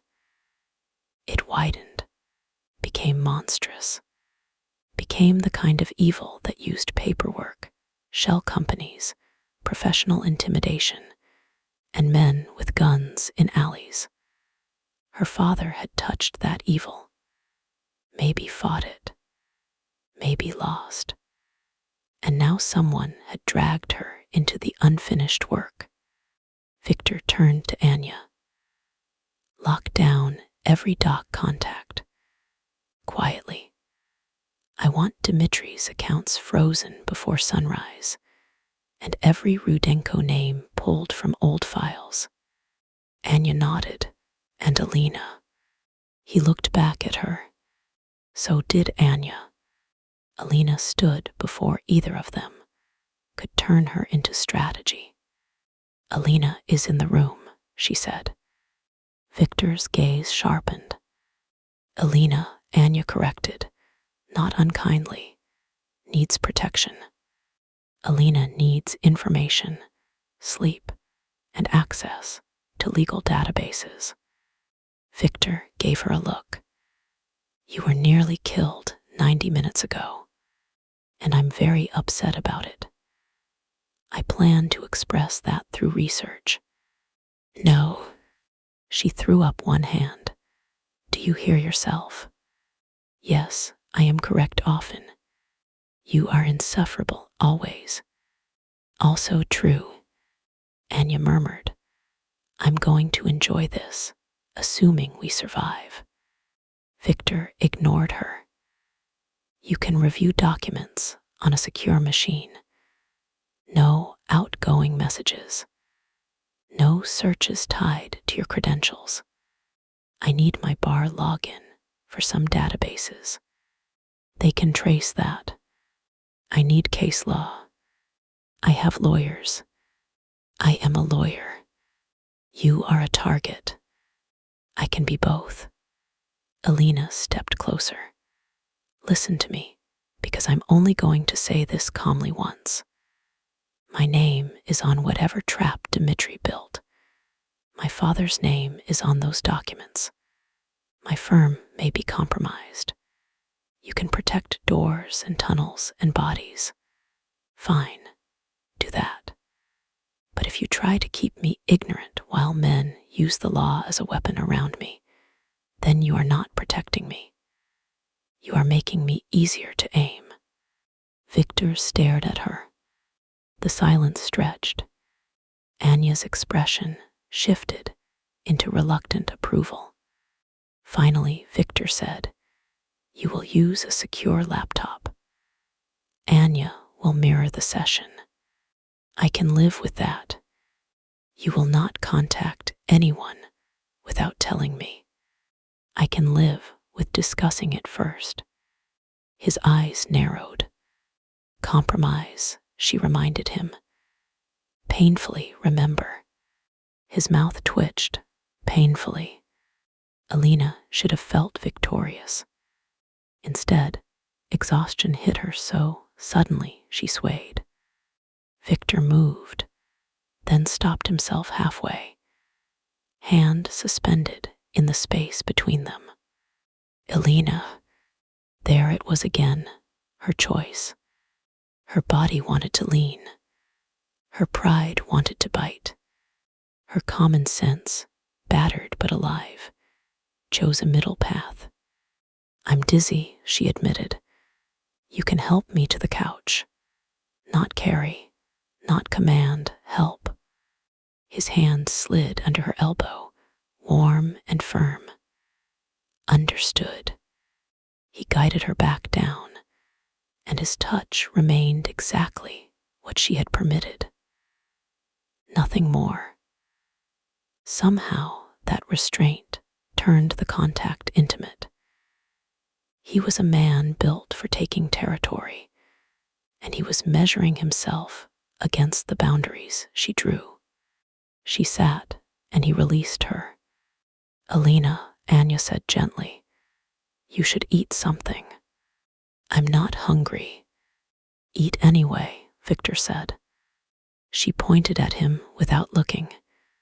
Careful. He paused. There is soup. She looked up. Soup. Yes. You keep emergency soup in your crime fortress. I keep food in my home. Debatable. His gaze moved over the room, as if seeing its emptiness through her eyes. Fair. The admission disarmed her again. He went to the kitchen. Alina watched despite herself as he warmed soup in a pot instead of a microwave. The absurdity of the Bratva Boss stirring soup after shooting a man in the shoulder and discussing doc conspiracies would have been funny if it were not so deeply unsettling. Anya sat, the far chair with her tablet, giving the illusion of privacy while missing nothing. Victor returned with a bowl and a spoon. Alina accepted it. Tomato soup, rich, hot, fragrant with basil. She took one bite and nearly cried, not because of the soup, because her body recognized care before her mind approved of the source. Victor saw too much. He looked away first. Good. Let him carry the discomfort for once. For several minutes, the room settled into a strange, fragile quiet. Anya worked. Victor made calls in low Russian near the window. Alina ate half the soup and felt life return to her fingers. Then a secure laptop appeared on the table before her. Anya gave her a temporary login. No email, no external messaging. Legal databases are routed through one of our firms. One of your firms? Alina asked. Victor, from the window, said, I have legitimate businesses. She opened the laptop. That sentence always inspires confidence. Her fingers found rhythm on the keys. Work steadied her. Law was a language that did not care if she was afraid. She searched Baltic Meridian Holdings first, then dock leases, then injunction filings. Public records were thin, too thin. Ownership passed through Delaware, Cyprus, Latvia, back through a domestic subsidiary with a mailing address in an office park that probably housed 40 other ghosts. Then she found the name, not in current filings, in an archived civil complaint from 11 years ago. Rudenko Maritime Services. Plaintiff, Baltic Meridian Holdings. Counsel of Record, Thomas Ward. Her father had represented one side before helping expose the other. Or he had been trapped between both. Alina read the docket twice, then a third time, hoping comprehension would change. It did not. Victor came to stand behind the couch, close enough that she felt him before she saw him. He did not lean over her shoulder. He waited. She appreciated that, and hated needing to appreciate it. My father represented Baltic Meridian in a contract dispute 11 years ago, she said. The case was sealed after a settlement. Victor's voice came from above and behind her. That was before he came to me. Did you know? No. She believed him. That scared her too. She clicked through old docket entries. Most documents were unavailable. One remained, a notice of substitution of counsel. Her father withdrew from the case 2 months before the settlement. Replacement counsel, Martin Greaves. Alina sat very still. The room noticed. Victor's voice lowered. What did you find? She turned the laptop so he could see. For the first time all night, Victor's mask cracked with open fury. Not loud, not explosive. Worse, quiet enough to freeze the room. Your partner, he said. My partner took over my father's case after he withdrew. Alina's voice felt distant, like someone else was using it. Martin didn't just get pulled into this tonight. He's been near it for years. Anya stood behind them. That explains the internal assignment. Alina shook her head. No, it doesn't explain why he chose me. If he knew my father had a connection, he chose you because of it, Victor said. The truth hit, clean and brutal. Martin had not handed her a late-night errand because she was convenient. He had selected her, delivered her, maybe to Dmitri, maybe to the Rudenko sons, maybe to whatever old evil her father had failed to bury. Alina stood too quickly. The room swam. Victor caught her shoulders. This time he had to. Without him, she would have hit the coffee table. For 1 second, both his hands were on her. Solid, steady, heat through borrowed cotton. She looked up. His face was close, too close, or not close enough. His eyes were darker in the low light, the gray turned stormlit. The fury was still there, but not aimed at her. Around her, for her. No one had been furious for Alina in a long time. She did not know what to do with it. Breathe, he said. Don't tell me how. Then do it out of spite. A broken laugh escaped her. His thumbs shifted once, a barely there movement against her shoulders, then went still. Is this okay? He asked. The question landed softly between them. Her heart gave one hard, traitorous kick. Yes, she said. His fingers remained exactly where they were. No slide, no claim, just support. The restraint was almost unbearable. Alina's gaze dropped to his mouth. She meant to look away immediately.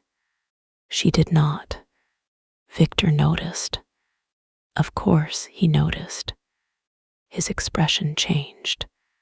The dangerous control thinning into something hotter, more human, more difficult to dismiss. Alina. She should step back. She should remember the gunfire, the photo, her father's name, Martin's betrayal, Dmitri's voice over the speakers. She remembered all of it. It only made the moment sharper. Don't, she whispered. His hands released her at once. The loss was immediate. She caught his wrists before he could fully pull away. His eyes flared. I meant, don't say my name like you're warning me away from something I haven't decided yet. The air changed. Anya cleared her throat from somewhere behind them. I can be temporarily blind. Alina's face warmed. Anya. Already leaving. Footsteps retreated. A door closed. Victor did not look away. You are in shock, he said quietly. Yes. You are angry. Yes. You have been threatened, betrayed, and dragged into my house. I walked into the SUV myself. His mouth softened. You did.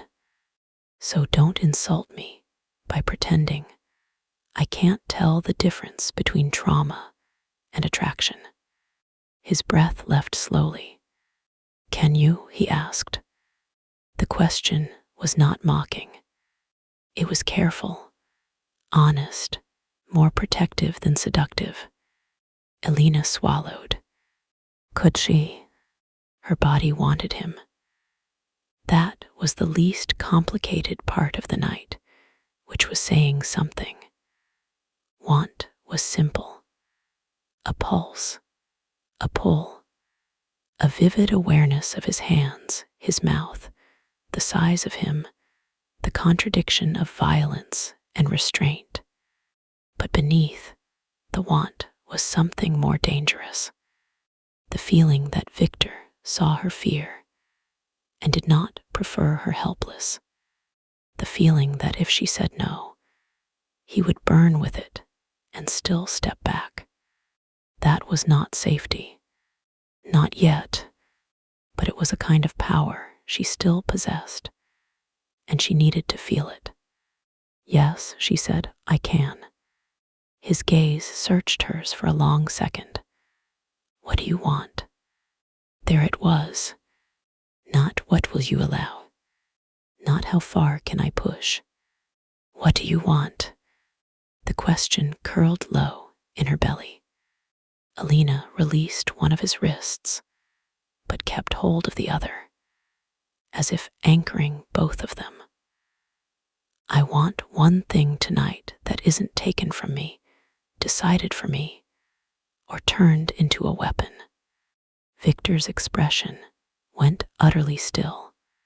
A kiss, she said, only that. The words were quiet, but they did not shake. He lifted his free hand slowly, giving her time to stop him. When she did not, he touched her jaw with the backs of his fingers, almost reverent. A man checking the edge of a blade. A sinner at a chapel door. Only a kiss, he repeated. Yes, if you say stop, I stop. I know. His eyes darkened at that. Good.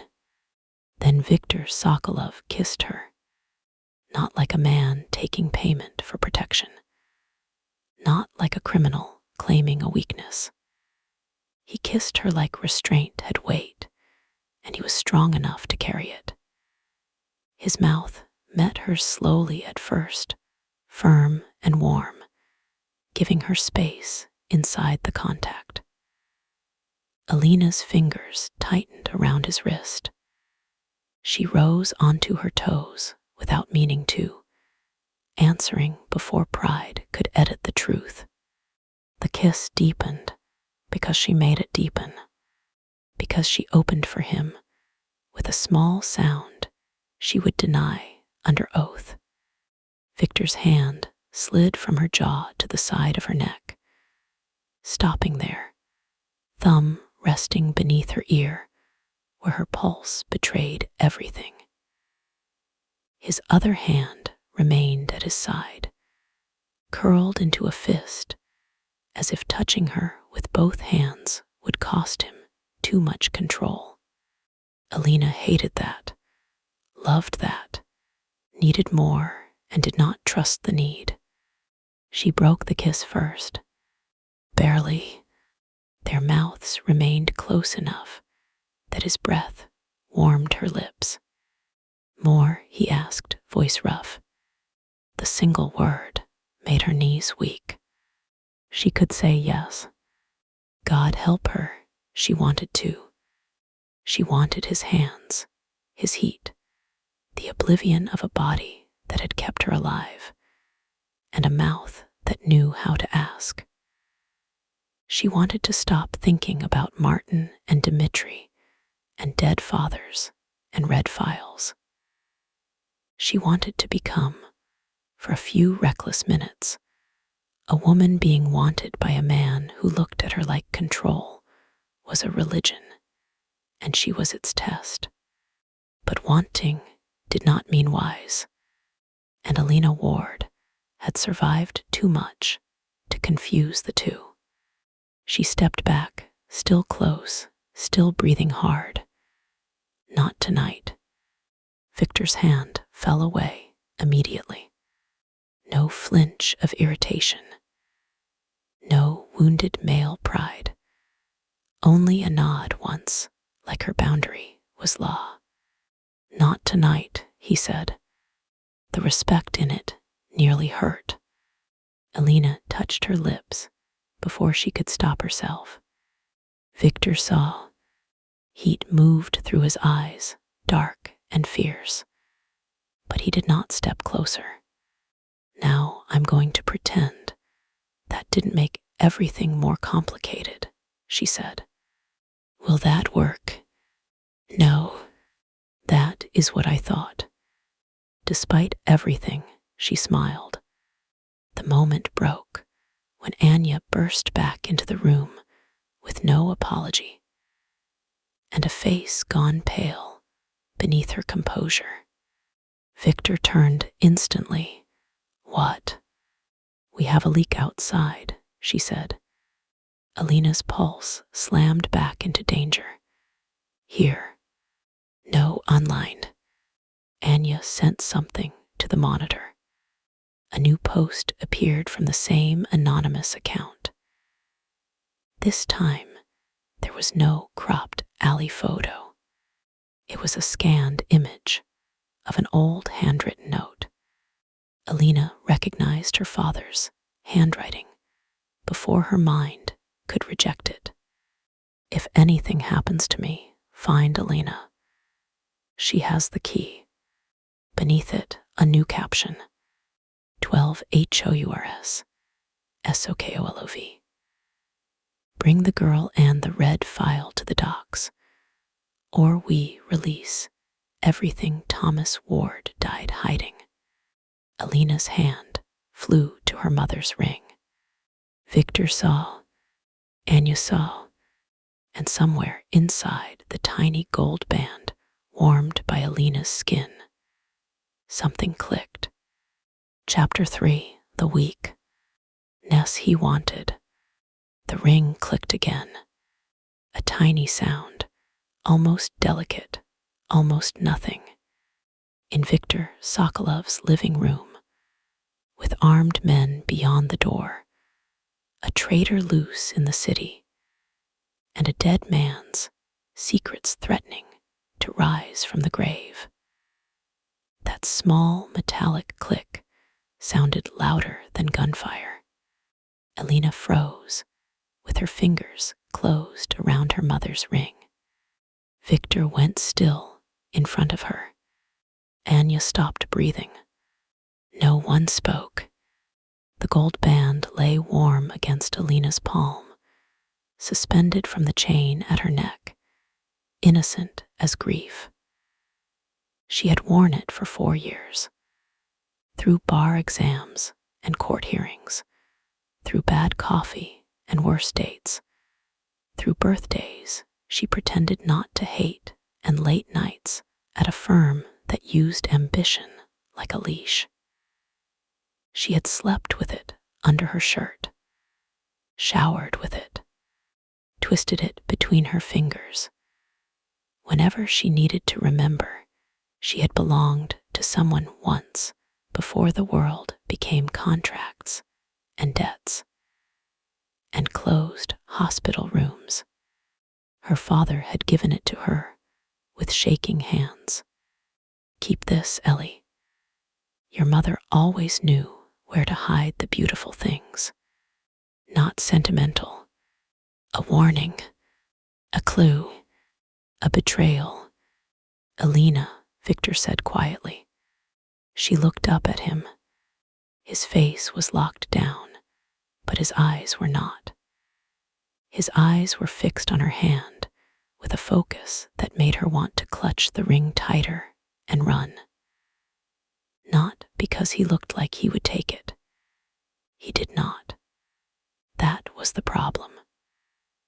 Victor Sokolov, who could command rooms and men, and violence with a single word looked like he was waiting for permission, while the answer to a decade-old conspiracy pulsed against her skin. That should have made her feel powerful. It made her feel cornered. "No," she said. Victor's gaze lifted to hers. "No one is taking it from you.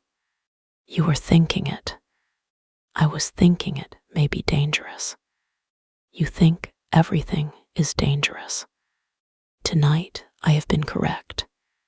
Anya moved closer, slower than usual, as if approaching a wounded animal.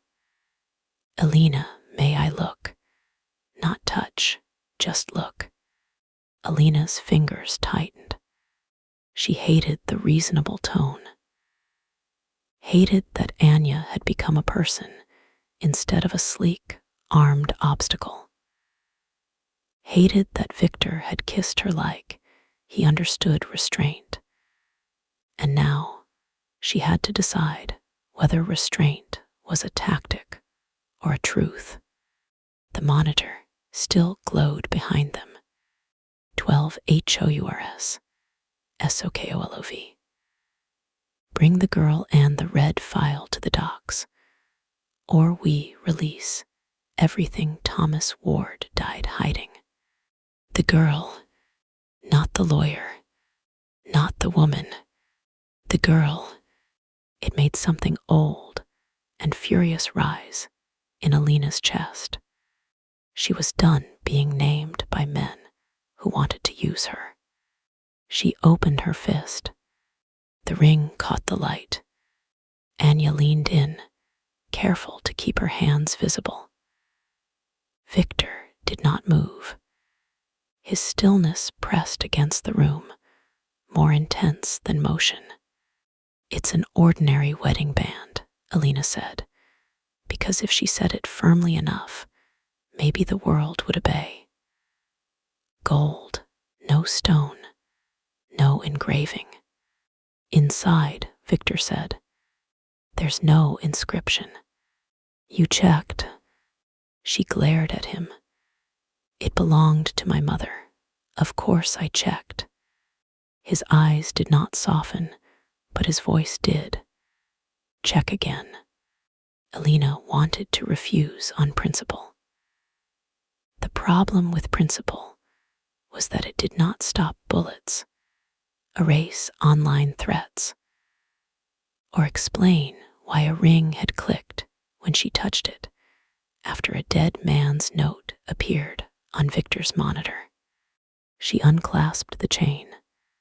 The moment the ring left her neck, the loss was physical. Ridiculous. It was a piece of jewelry, not armor, but her skin felt exposed without it resting beneath the borrowed black shirt, without that small circle warmed by her body. Victor watched her register the absence. His jaw tightened, and for one strange second, she thought he understood exactly how naked a woman could feel while fully clothed. Alina held the ring up to the light.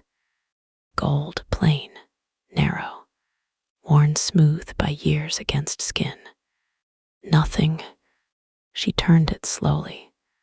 There, a seam, so fine she had mistaken it for wear.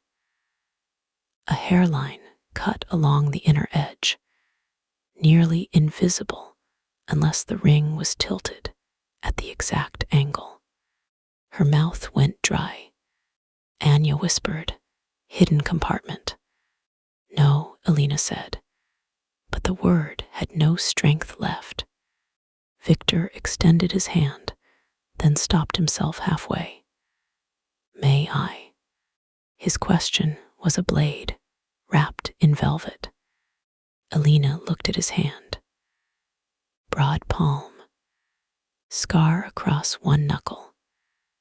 The same hand that had pulled her from gunfire, made coffee, touched her jaw with impossible care, and killed a threat before the man could raise his weapon. a hand that could protect, a hand that could destroy. She set the ring in his palm before she could lose courage. His fingers closed carefully around it, as if it were something sacred.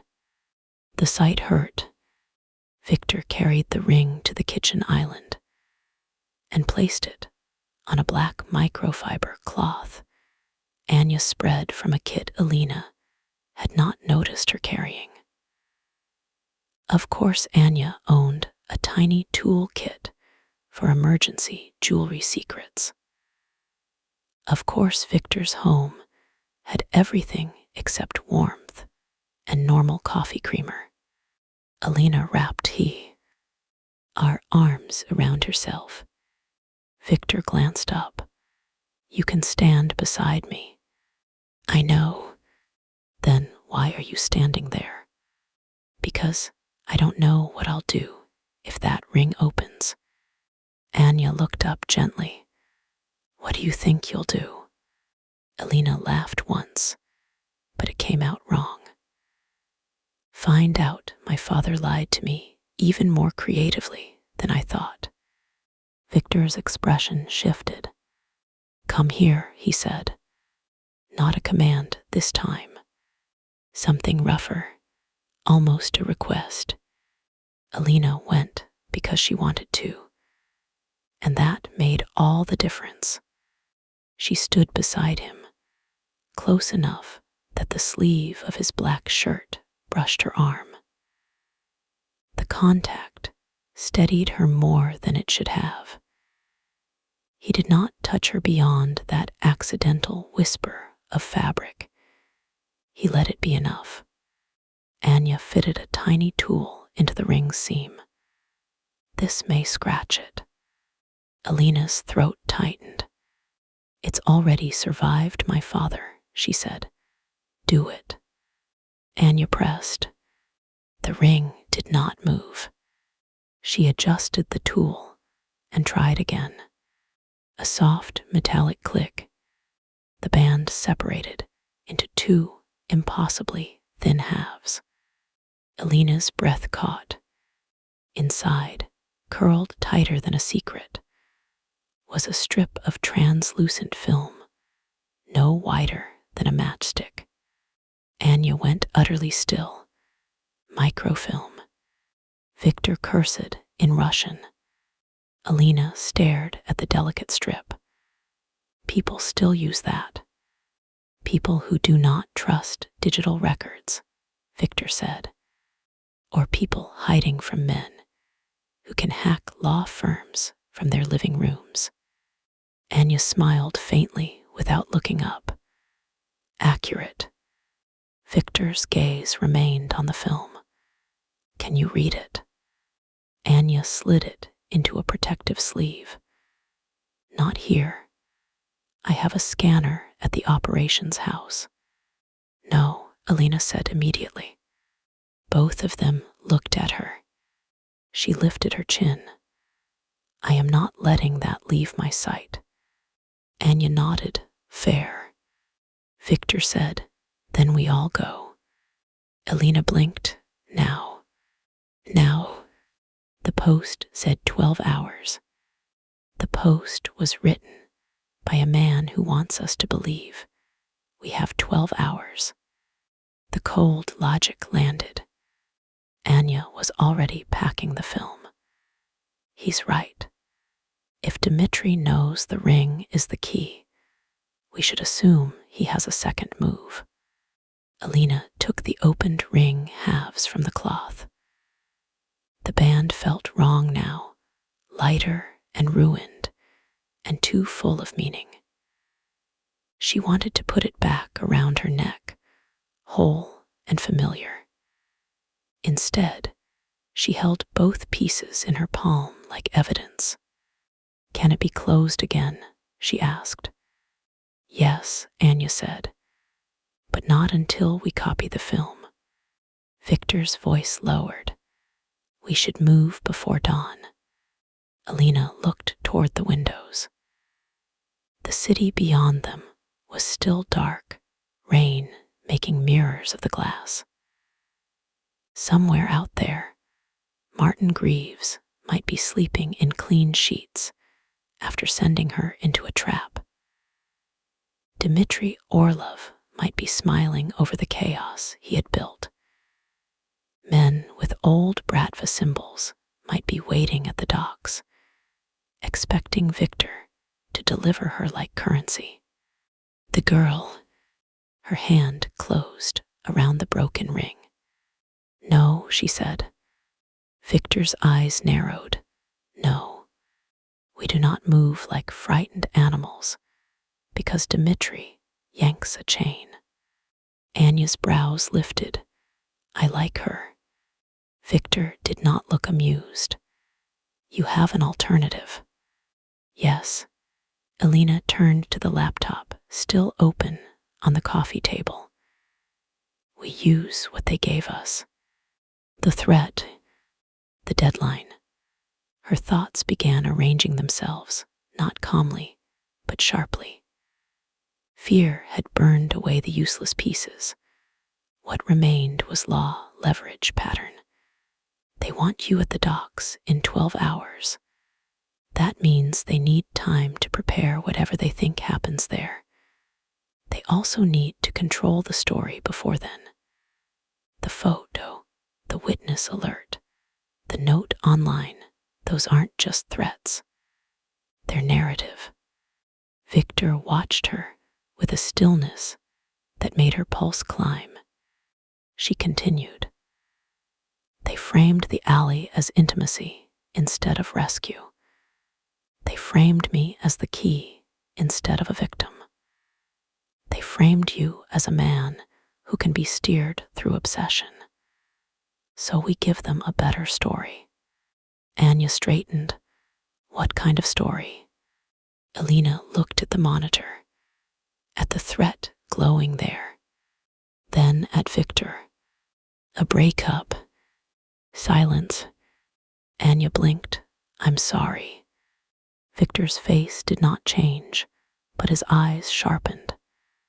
"Explain." "The public thinks I'm your weakness because of that cropped photo. Dmitri wants that.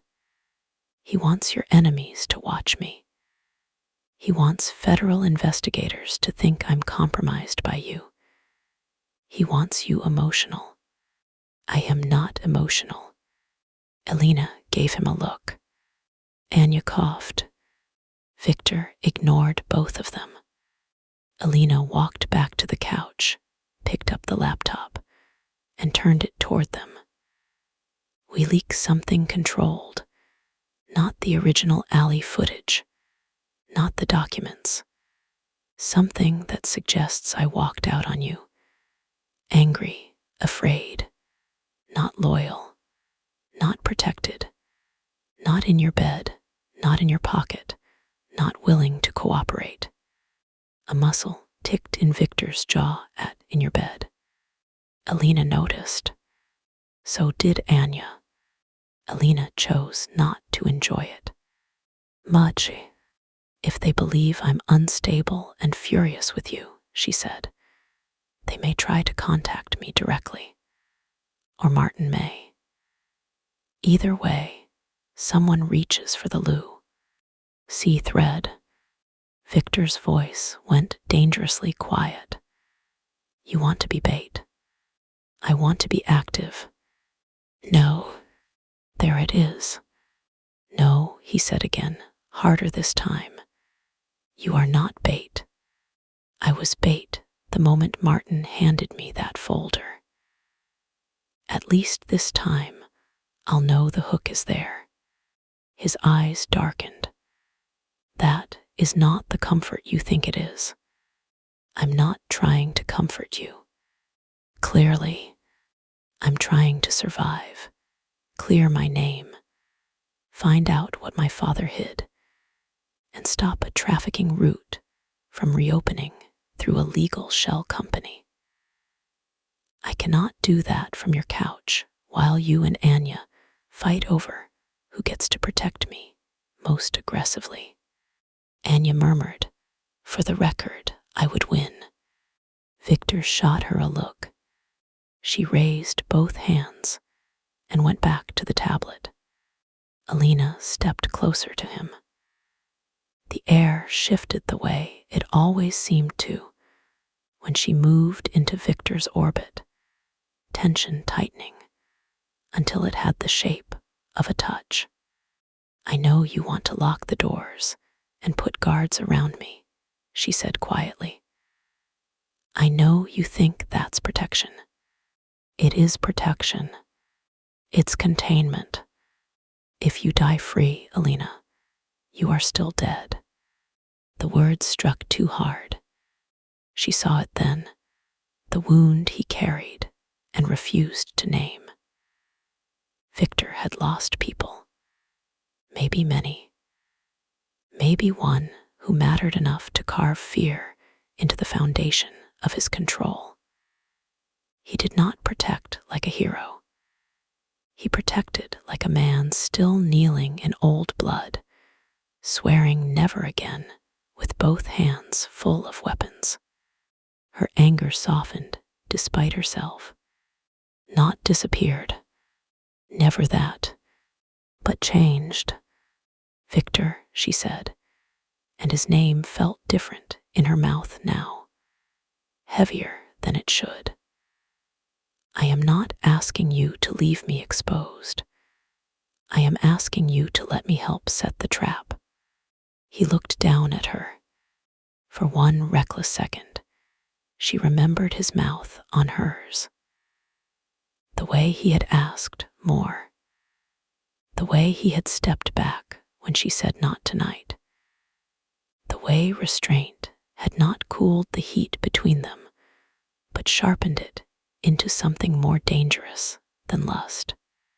A knot tightening one loop at a time, not around her wrists, around her choices, around his control, around the space between what they wanted and what they could afford. His voice lowered. "If we do this, we do it my way. Our way, Alina, our way," she repeated. "Or I start making reckless solo decisions, and you can discover how much worse that is." Anya said from the monitors, "She's not bluffing." "I know," Victor said. The words held a strange admiration that did nothing good for Alina's pulse. He looked at Anya. "Can you manufacture a leak?" "I can manufacture 6 before breakfast." "1," Victor said. "Clean, traceable enough to be believable. A lobby camera image from here. Alina leaving the building furious. No location metadata."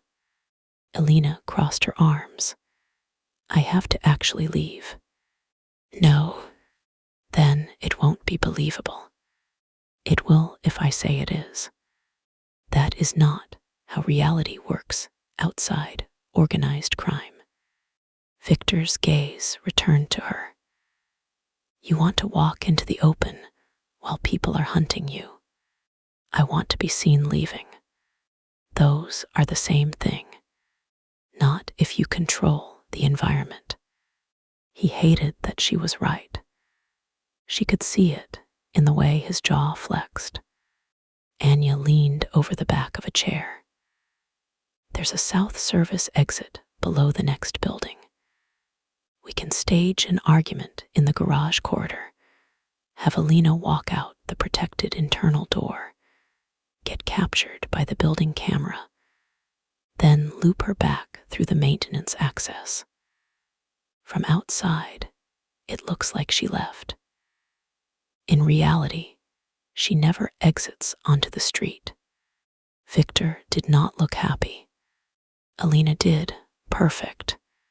"Not perfect," he said. "Acceptable. That's Bratva for perfect." Anya smiled, basically. Victor turned to Anya. "Prepare it. 5 minutes. And have Roman bring the armored car to the interior access after. We go to the operations house immediately. Anya nodded and left. The moment the door closed behind her, the room became too quiet. Alina could feel Victor's attention before she met it. "You are angry," she said. "Yes." "At me?" "Yes." "At Dmitri?" "Yes." "At yourself?" His silence answered. Alina folded the ring halves carefully around the chain and set them into her pocket. "I didn't make this happen." "No, neither did you." His eyes cut to hers, sharp as broken glass. "You do not know that." The admission landed between them. Alina went still. He looked away first, toward the rain-dark windows. The city reflected him back in fragments. Broad shoulders, rolled sleeves, blood on one cuff he still had not cleaned. A man made of control, standing in a home that looked untouched by softness, with grief buried so deep it had turned into architecture. "What does that mean?" she asked. Victor's jaw tightened. "Your father came to me with evidence. I used it. To stop the dock route. To stop my enemies." The distinction was small. It mattered. Alina stepped closer. "Did you know what they were doing?" "Not at first. And when you found out?" He turned back to her. "I ed the route." She believed that part. But there was more, always more. "What did it cost?" His eyes darkened. "Victor." He inhaled slowly, as if deciding how much truth she could survive, or how much he could. "I had a brother," he said. The words dropped into the room like a body. Alina's anger quieted. "Older?" "Younger, Nikolai. 25. He thought I was too slow, too careful. He believed old men respected mercy only when it came with blood on the floor." "What happened?" Pavel Rudenko offered him power. "Dmitri was the one who warned me." Victor's mouth twisted without humor. "Or so I thought. The night your father delivered the evidence, Nikolai tried to take the docks for himself. I stopped him." Alina barely breathed. "Stopped him how?" Victor held her gaze. "He died. Not I killed him. Not they killed him. He died." A truth with its throat cut.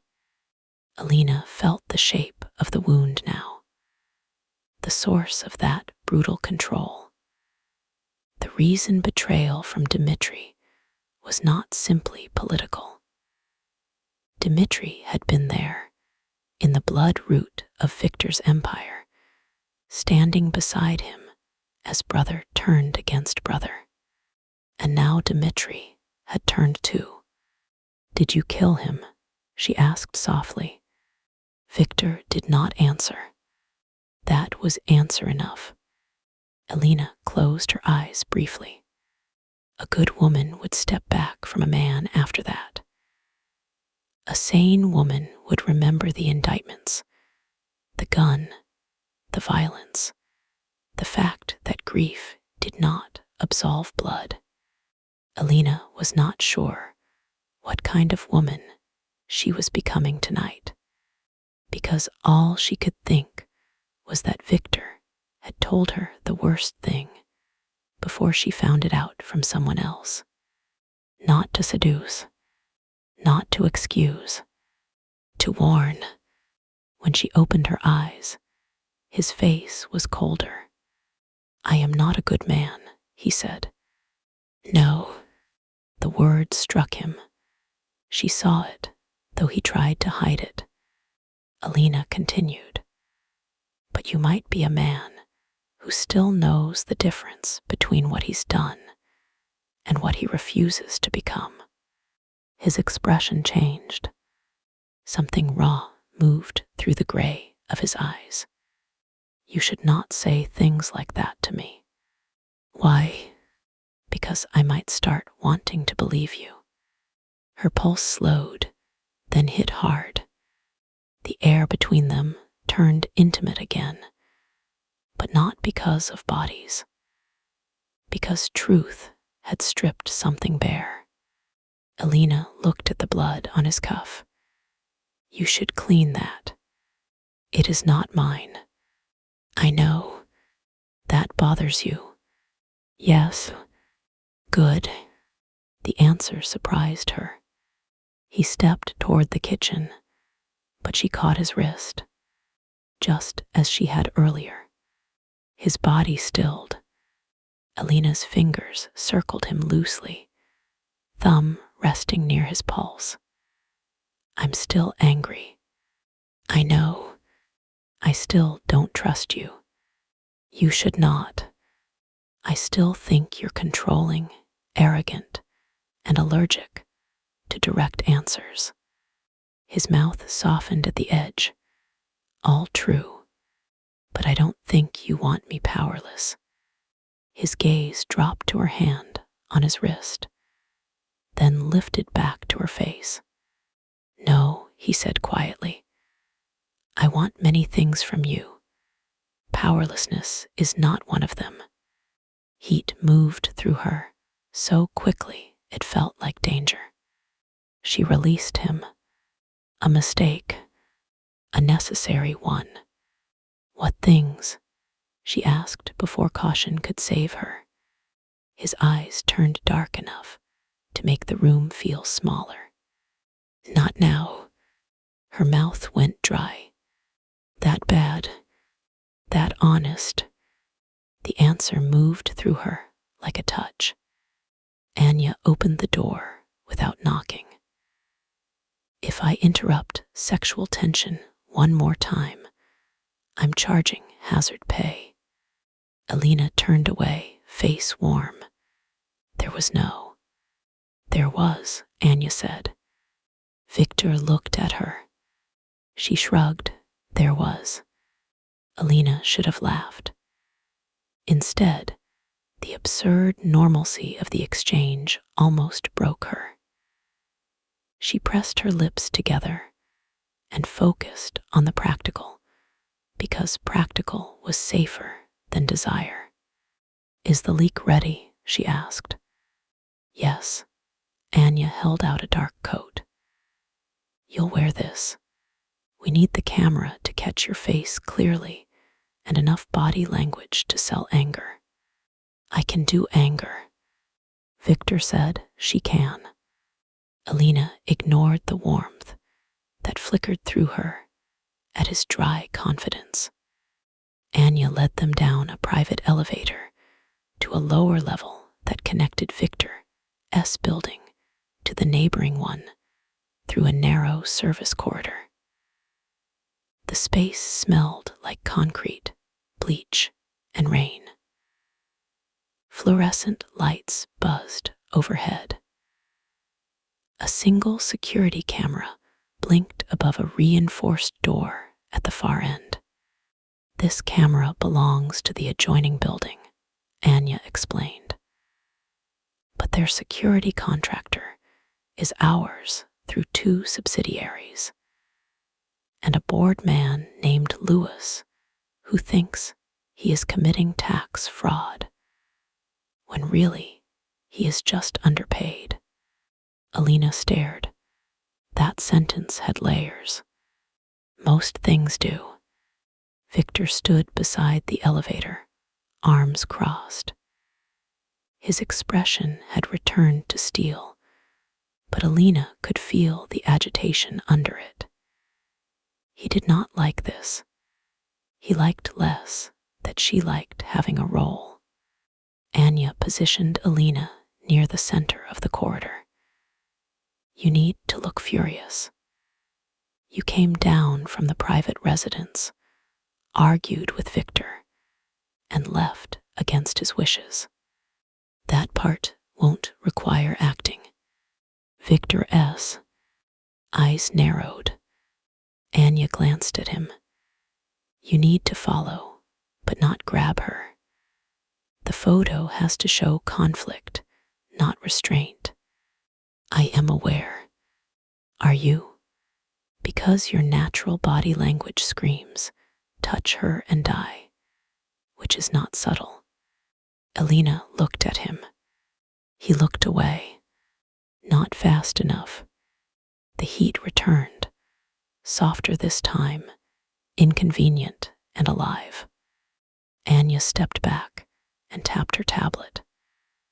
Camera feed live in 3, 2, 1. Alina pulled the coat tighter around herself and turned on Victor. It should have felt fake. It did not. Tell me why Martin chose me, she said. Victor's eyes flashed. Anya made a small sound. Alina. No, let it run, Alina said without looking away. If the camera needs anger, let's use the real thing. Victor's jaw tightened. We do not know. You suspect. I suspect many things.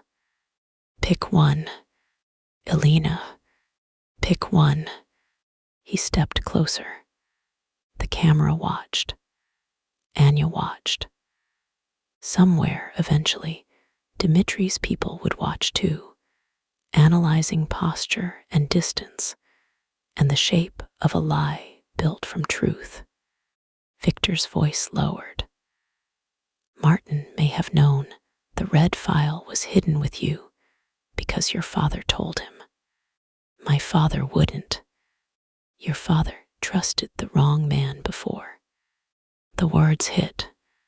Alina pushed him in the chest. Not hard enough to move him.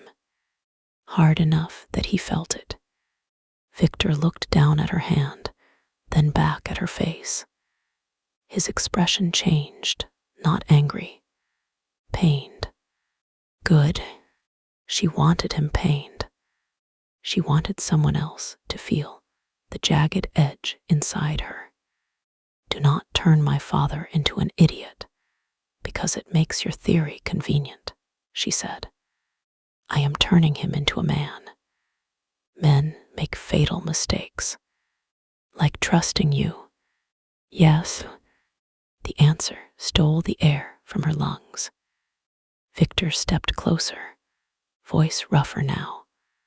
The performance and truth twisting together until Alina could not tell where one ended.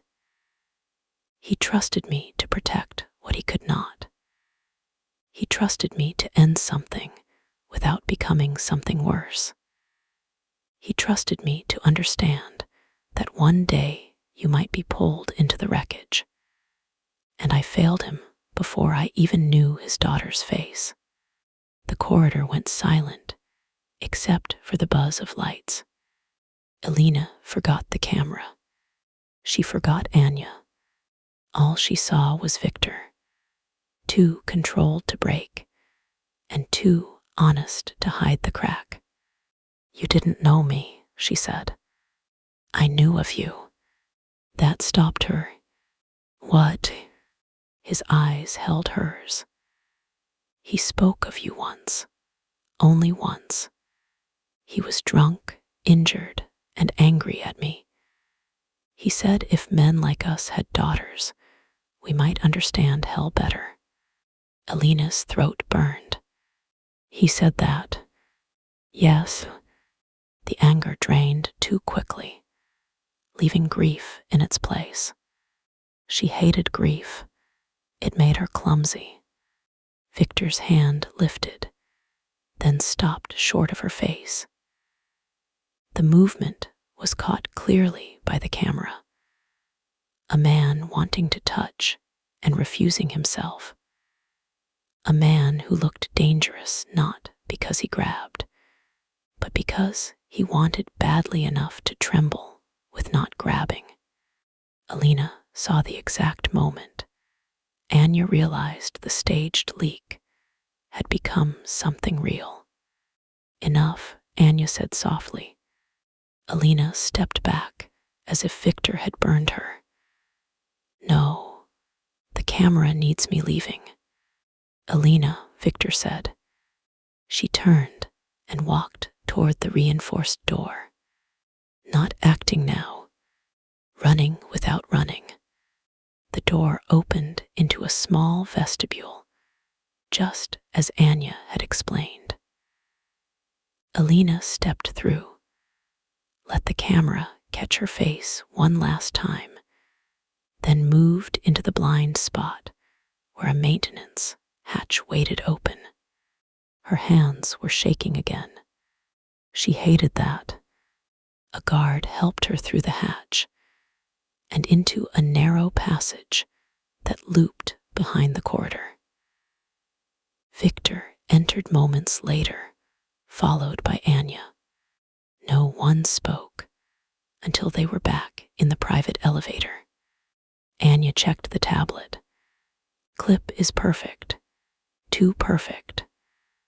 I'll let it pass through a soft leak in 7 minutes. Victor's gaze remained on Alina. Are you all right? She laughed quietly. What a flexible question. Alina, no, I am not all right. My father hid evidence in my mother's ring. My boss may have sent me into a murder alley. Your second in command wants to trade me at the docks. And apparently my grief is now part of a media strategy. I am spectacularly not all right. Anya looked at her with something like sympathy. Victor looked like he wanted to kill the world and knew she would not thank him for it. The elevator opened into the garage. A different SUV waited this time, larger and armored. Roman, a broad man with a solemn face and a scar down his neck, held the rear door open. Alina stopped before getting in. Victor paused beside her. What? I need the ring pieces. Anya pulled a sealed evidence pouch from her jacket and gave it to Alina. The film is in a separate sleeve. I'll scan it as soon as we're secure. The ring halves are here. Alina took the pouch and held it against her chest. Victor noticed, because Victor noticed everything. No one will take it, he said. People keep taking things from me without asking. My time, my work, my name, my father's truth. Forgive me if Ray. Assurance has limited impact. He absorbed that without defense. I will ask, he said. What? If I need anything from you. Your help, your knowledge, your ring, your trust. His voice lowered. Your mouth, anything, I will ask. Heat and emotion tangled so violently, she almost looked away. She did not. Good, she said, and got into the SUV before she could make another reckless choice. The city was beginning to pale by the time they drove out through the service exit. Dawn had not arrived yet, but it had warned the darkness. Rain streaked across the windows. Alina sat in the back with Victor beside her again, Anya in the front, Roman driving with silent precision. The staged leak went live 6 minutes into the drive. Anya watched reactions spread across encrypted channels. First repost, she said. Caption says trouble in paradise. Someone claims Alina Ward stormed out of Sokolov's residence after a fight. Alina leaned back against the seat and closed her eyes. I hate people. Second repost, Anya continued. Speculation that you refused protective custody. Technically not false. Victor said nothing. Alina opened one eye. You're very quiet. I am enjoying the fiction of you leaving me. Anya made a sound that might have been a laugh. Alina closed her eye again to avoid the way his words sank into her. Leaving me. Not leaving the residence. Not leaving protection. Leaving me. You're disturbingly good at sounding possessive, she said. I am possessive. Her eyes opened. Victor's gaze was on the window, not her. His profile looked carved from the dim pre-dawn light. The honesty moved through the car like smoke. He continued, I am also aware possession is not love, trust, or consent. Alina's breath caught. He looked at her then. I know the difference, he said. A weaker answer would have been I would never. An easy lie. A comforting performance. Victor gave her something more unsettling. I know what I am, and I know where the line is. Alina held his gaze. Do you always stay on the right side of it? No. The answer should have ended the conversation. It did not. Would you with me? Yes. No hesitation. That was the dangerous thing about Viktor Sokolov. Not that he lied well, that he could make the truth feel like a locked room. Anya's tablet chimed. She turned sharply toward them. We got a bite. Victor straightened. Who? Unknown number. Text sent to Alina's phone. Alina grabbed the signal-blocking pouch from her pocket. My phone is sealed. It went to the cloned relay I set up when we staged the leak, Anya said. Technically, it thinks it reached you. Alina stared. You cloned my phone. Only incoming. That's not better. It is safer. Victor held out his hand for the tablet, and Anya passed it back. Alina leaned in before he could angle it away. The text was short. Smart girl. He cages everyone he touches. Come to the courthouse, steps at 9, if you want to know what Sokolov did to your father. No signature. Alina read it twice. Then again. Her stomach twisted, but not with fear, with temptation. Victor's voice was controlled. No, I haven't said anything. You did with your face. My face is allowed independent counsel. You are not going to the courthouse. Obviously not alone. Not at all. Alina turned toward him. You told me my father saved your life. You told me he gave you evidence. You told me your brother died.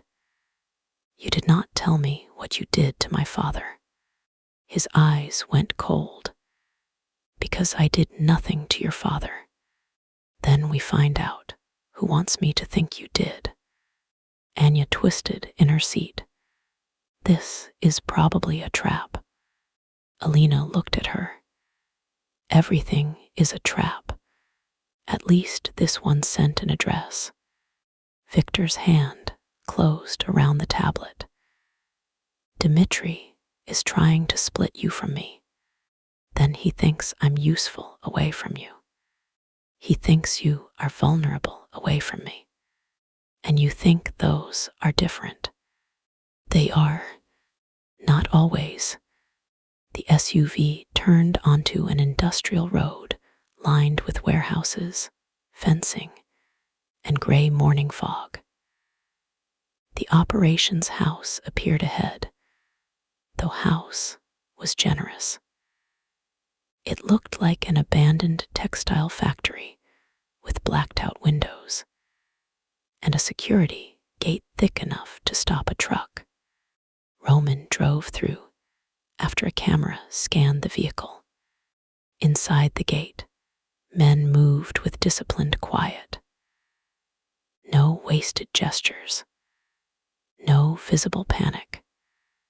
Victor's world in its operational form, not the nightclub's velvet darkness or the penthouse's cold luxury, but concrete, steel, surveillance, and loyalty sharpened into routine.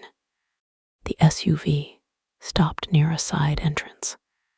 Victor got out first, scanned the yard, then held the door for Alina. She looked at his hand, then at his face. "You're going to fight me about the courthouse," she said. "Yes, I'm going to fight back. I know. And if the microfilm tells us something before 9. His expression did not change. "Then we adapt." It was the closest thing to agreement she was likely to get. Alina stepped out without taking his hand. Victor let her. Inside, the operations house was warmer than expected. Not cozy, but alive. Monitors filled one wall.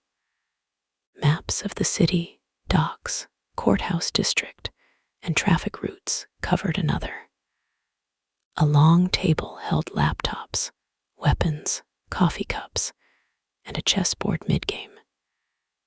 Men and women looked up as Victor entered, then immediately looked at Alina, not with open disrespect, with curiosity, calculation, the weight of being introduced to a criminal organization. Before breakfast was something no law school class had prepared her for. Victor's voice cut through the room. "This is Alina Ward. She is under my protection and working with us. She is not to be handled, questioned, followed into private rooms, or spoken about as if she is not present." Several gazes dropped. Alina felt heat rise in her face. Not embarrassment, something more complicated. He had not called her his. He had not called her a guest. Working with us. A role, a place, agency. Then he added, "If she gives a lawful instruction related to records, legal filings, corporate structures, or communications, you treat it as mine unless Anya overrides it." Anya's eyebrows rose. So did Alina's. Victor looked at her. Acceptable. The room waited.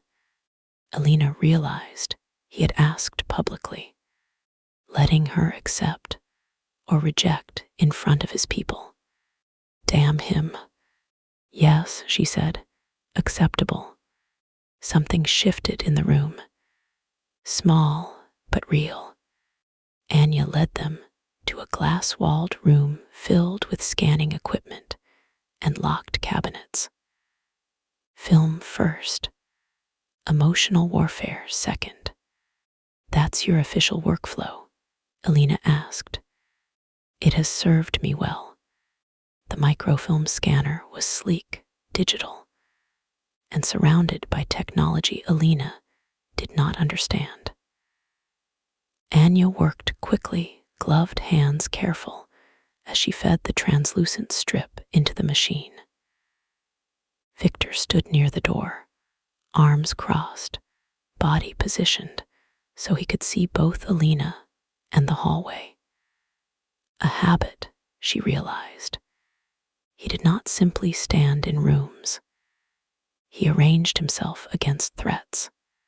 Alina stood by the scanner, the ring halves in her palm. The first image appeared on the monitor. Rows of names, dates, amounts. Victor moved closer. Anya zoomed in. Payment ledger. Alina scanned the entries. Some were initials, some company names, some coded routes, dock numbers, shipment dates, amounts large enough to make her breath catch. Then a column headed protection. Under it were names: police, customs, corporate counsel, judges, federal contacts. Anya whispered, "Jesus." Victor's face went stone hard. Alina leaned closer, her legal brain locking onto patterns. These are not just old records. Anya clicked forward.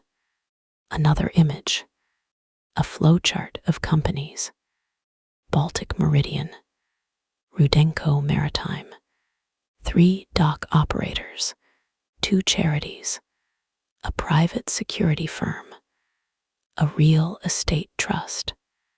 Then a familiar name: Voss and Mercer. Alina's stomach turned. "My firm," she said. Victor's voice was low. "Your firm helped bury the structure.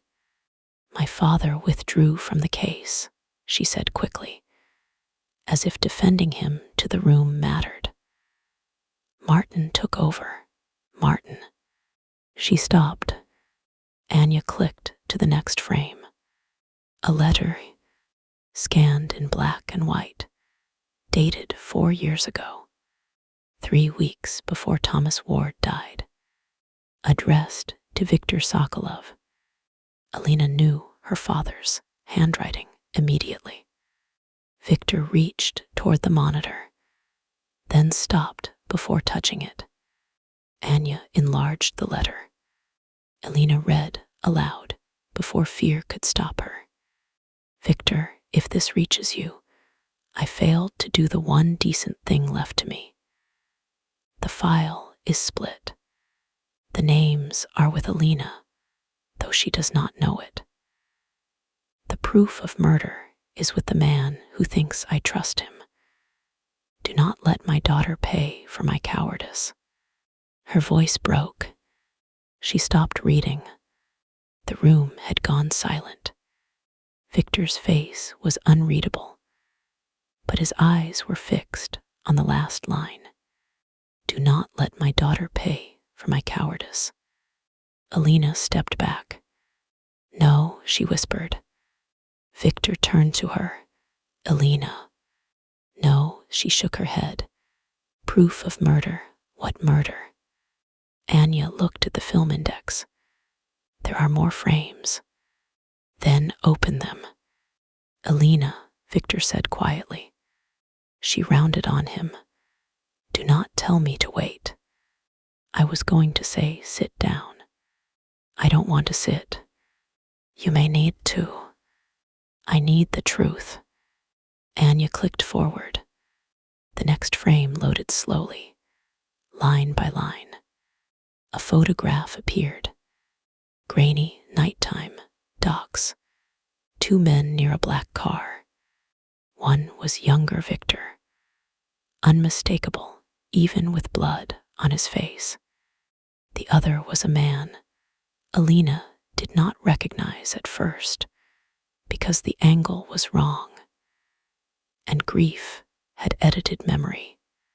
Then she saw the profile.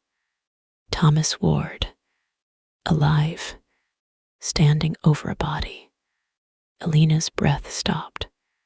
Anya zoomed despite no one asking.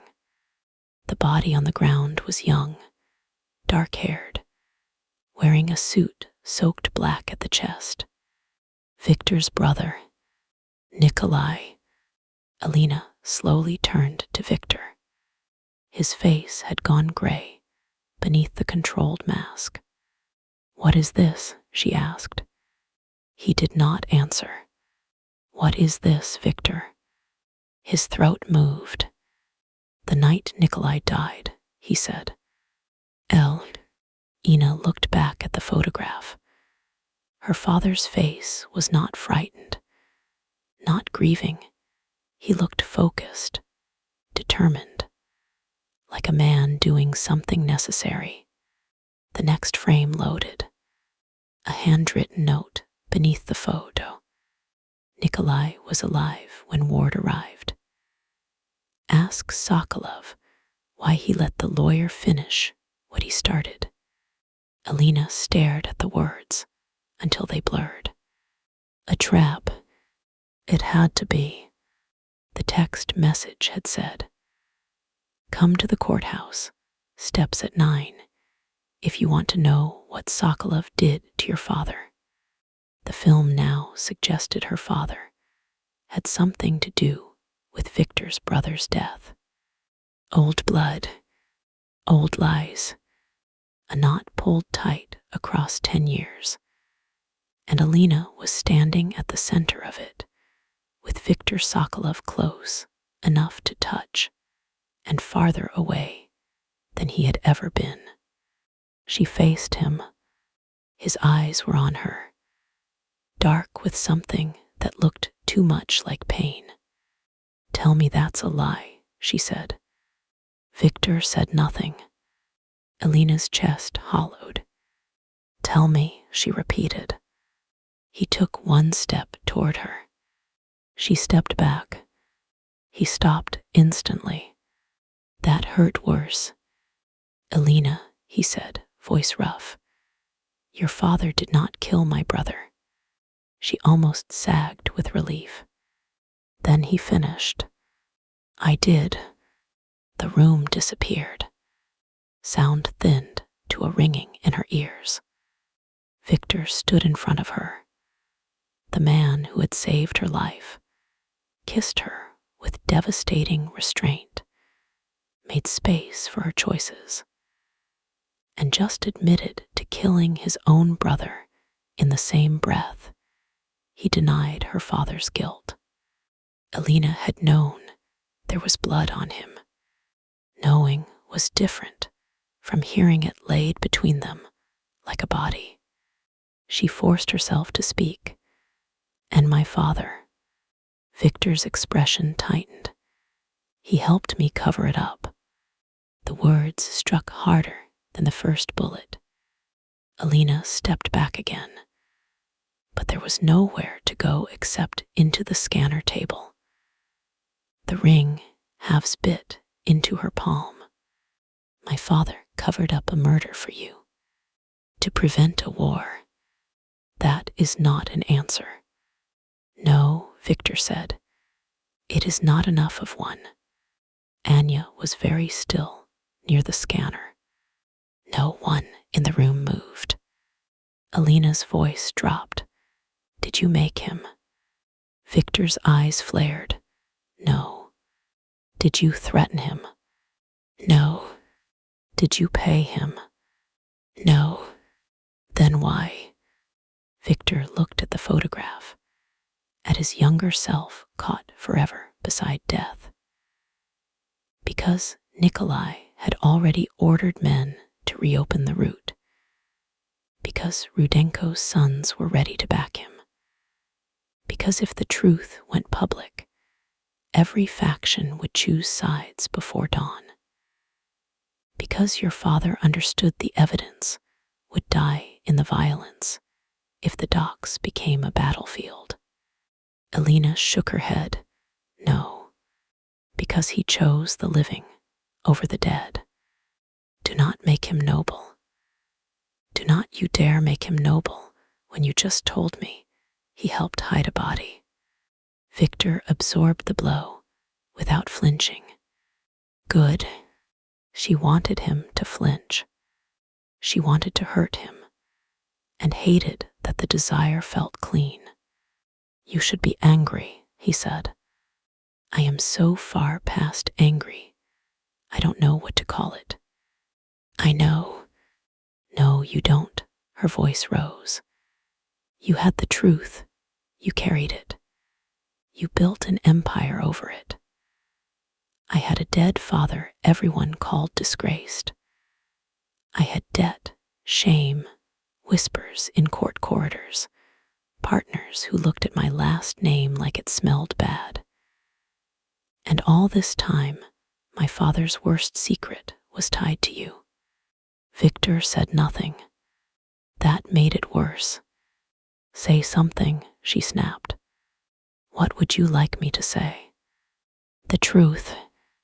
I killed Nikolai because he had a gun aimed at your father. Elena froze. Victor's voice lowered, each word controlled and rough. Nikolai discovered Thomas had copied the ledger.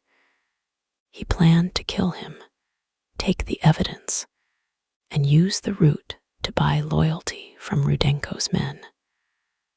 I arrived too late to stop the meeting, not too late to stop the bullet. Alina stared at him. My brother fired first, Victor said. He missed Thomas. I did not miss Nikolai. The room held its breath. Alina looked back at the photograph. Young Victor bloodied, her father standing near him, Nikolai on the ground. A single frame, a lie by omission. A truth cropped like the alley photo. How do I know that's true? She whispered. You do not. The answer was merciless. Honest. You do not, he repeated. Not yet. Anya turned back to the scanner. There may be more. Alina could not look at the monitor. Not yet. Her heart was beating too hard, every pulse dragging her between revulsion and relief, betrayal and belief. She hated Victor for being the source of the truth. She hated herself for still wanting to move toward him, because some part of her had already begun learning his shape in a room. The way he held still when she needed space. The way his voice changed around her name. The way his control had begun to feel less like a cage and more like a door he kept asking whether she wanted opened. That was dangerous. Dmitri was counting on it. Everyone was counting on it. Victor as obsession, Alina as weakness, desire as leverage, grief as a leash. She would not be led, not by enemies, not by a dead father, not by the man watching her like her next breath mattered more than his empire. Alina opened her fist. The ring halves had left crescent marks in her palm. I need the rest of the film, she said. Victor's eyes searched hers. You should take a moment. I should have had 4 years of moments. I didn't scan it. Anya obeyed. More images appeared. Ledgers, letters, a map of dock warehouses, a partial list of names under the heading Active Protection. Some names were crossed out, some circled. Then one frame made Anya swear. A recent bank transfer, dated 2 days ago. Sender, Baltic Meridian Holdings. Recipient, Greaves Consulting. Alina's mouth twisted. Martin. Amount, $500,000. Memo line, Ward Retrieval. The next frame loaded. A second transfer. Recipient, Orlov Holdings. Memo line, Sokolov Pressure Event. Anya went very quiet. Victor's face turned lethal. Dmitri and Martin, Alina said. Together. Yes, Victor said. Her mind snapped back into motion because betrayal was easier to handle when it came with documentation. Martin sends me to the club. Dmitri arranges the shooting and the photo. They frame me as your weakness, trigger federal attention, and force you toward the docks. But they didn't know exactly where the file was. They knew you had the key, Anya said, not what form it took. Alina touched her pocket where the ring halves were sealed. The ring click gave it away because of the threat. They expected me to panic, inspect it, expose it. Victor's gaze sharpened. Or expected us to find it under pressure and move.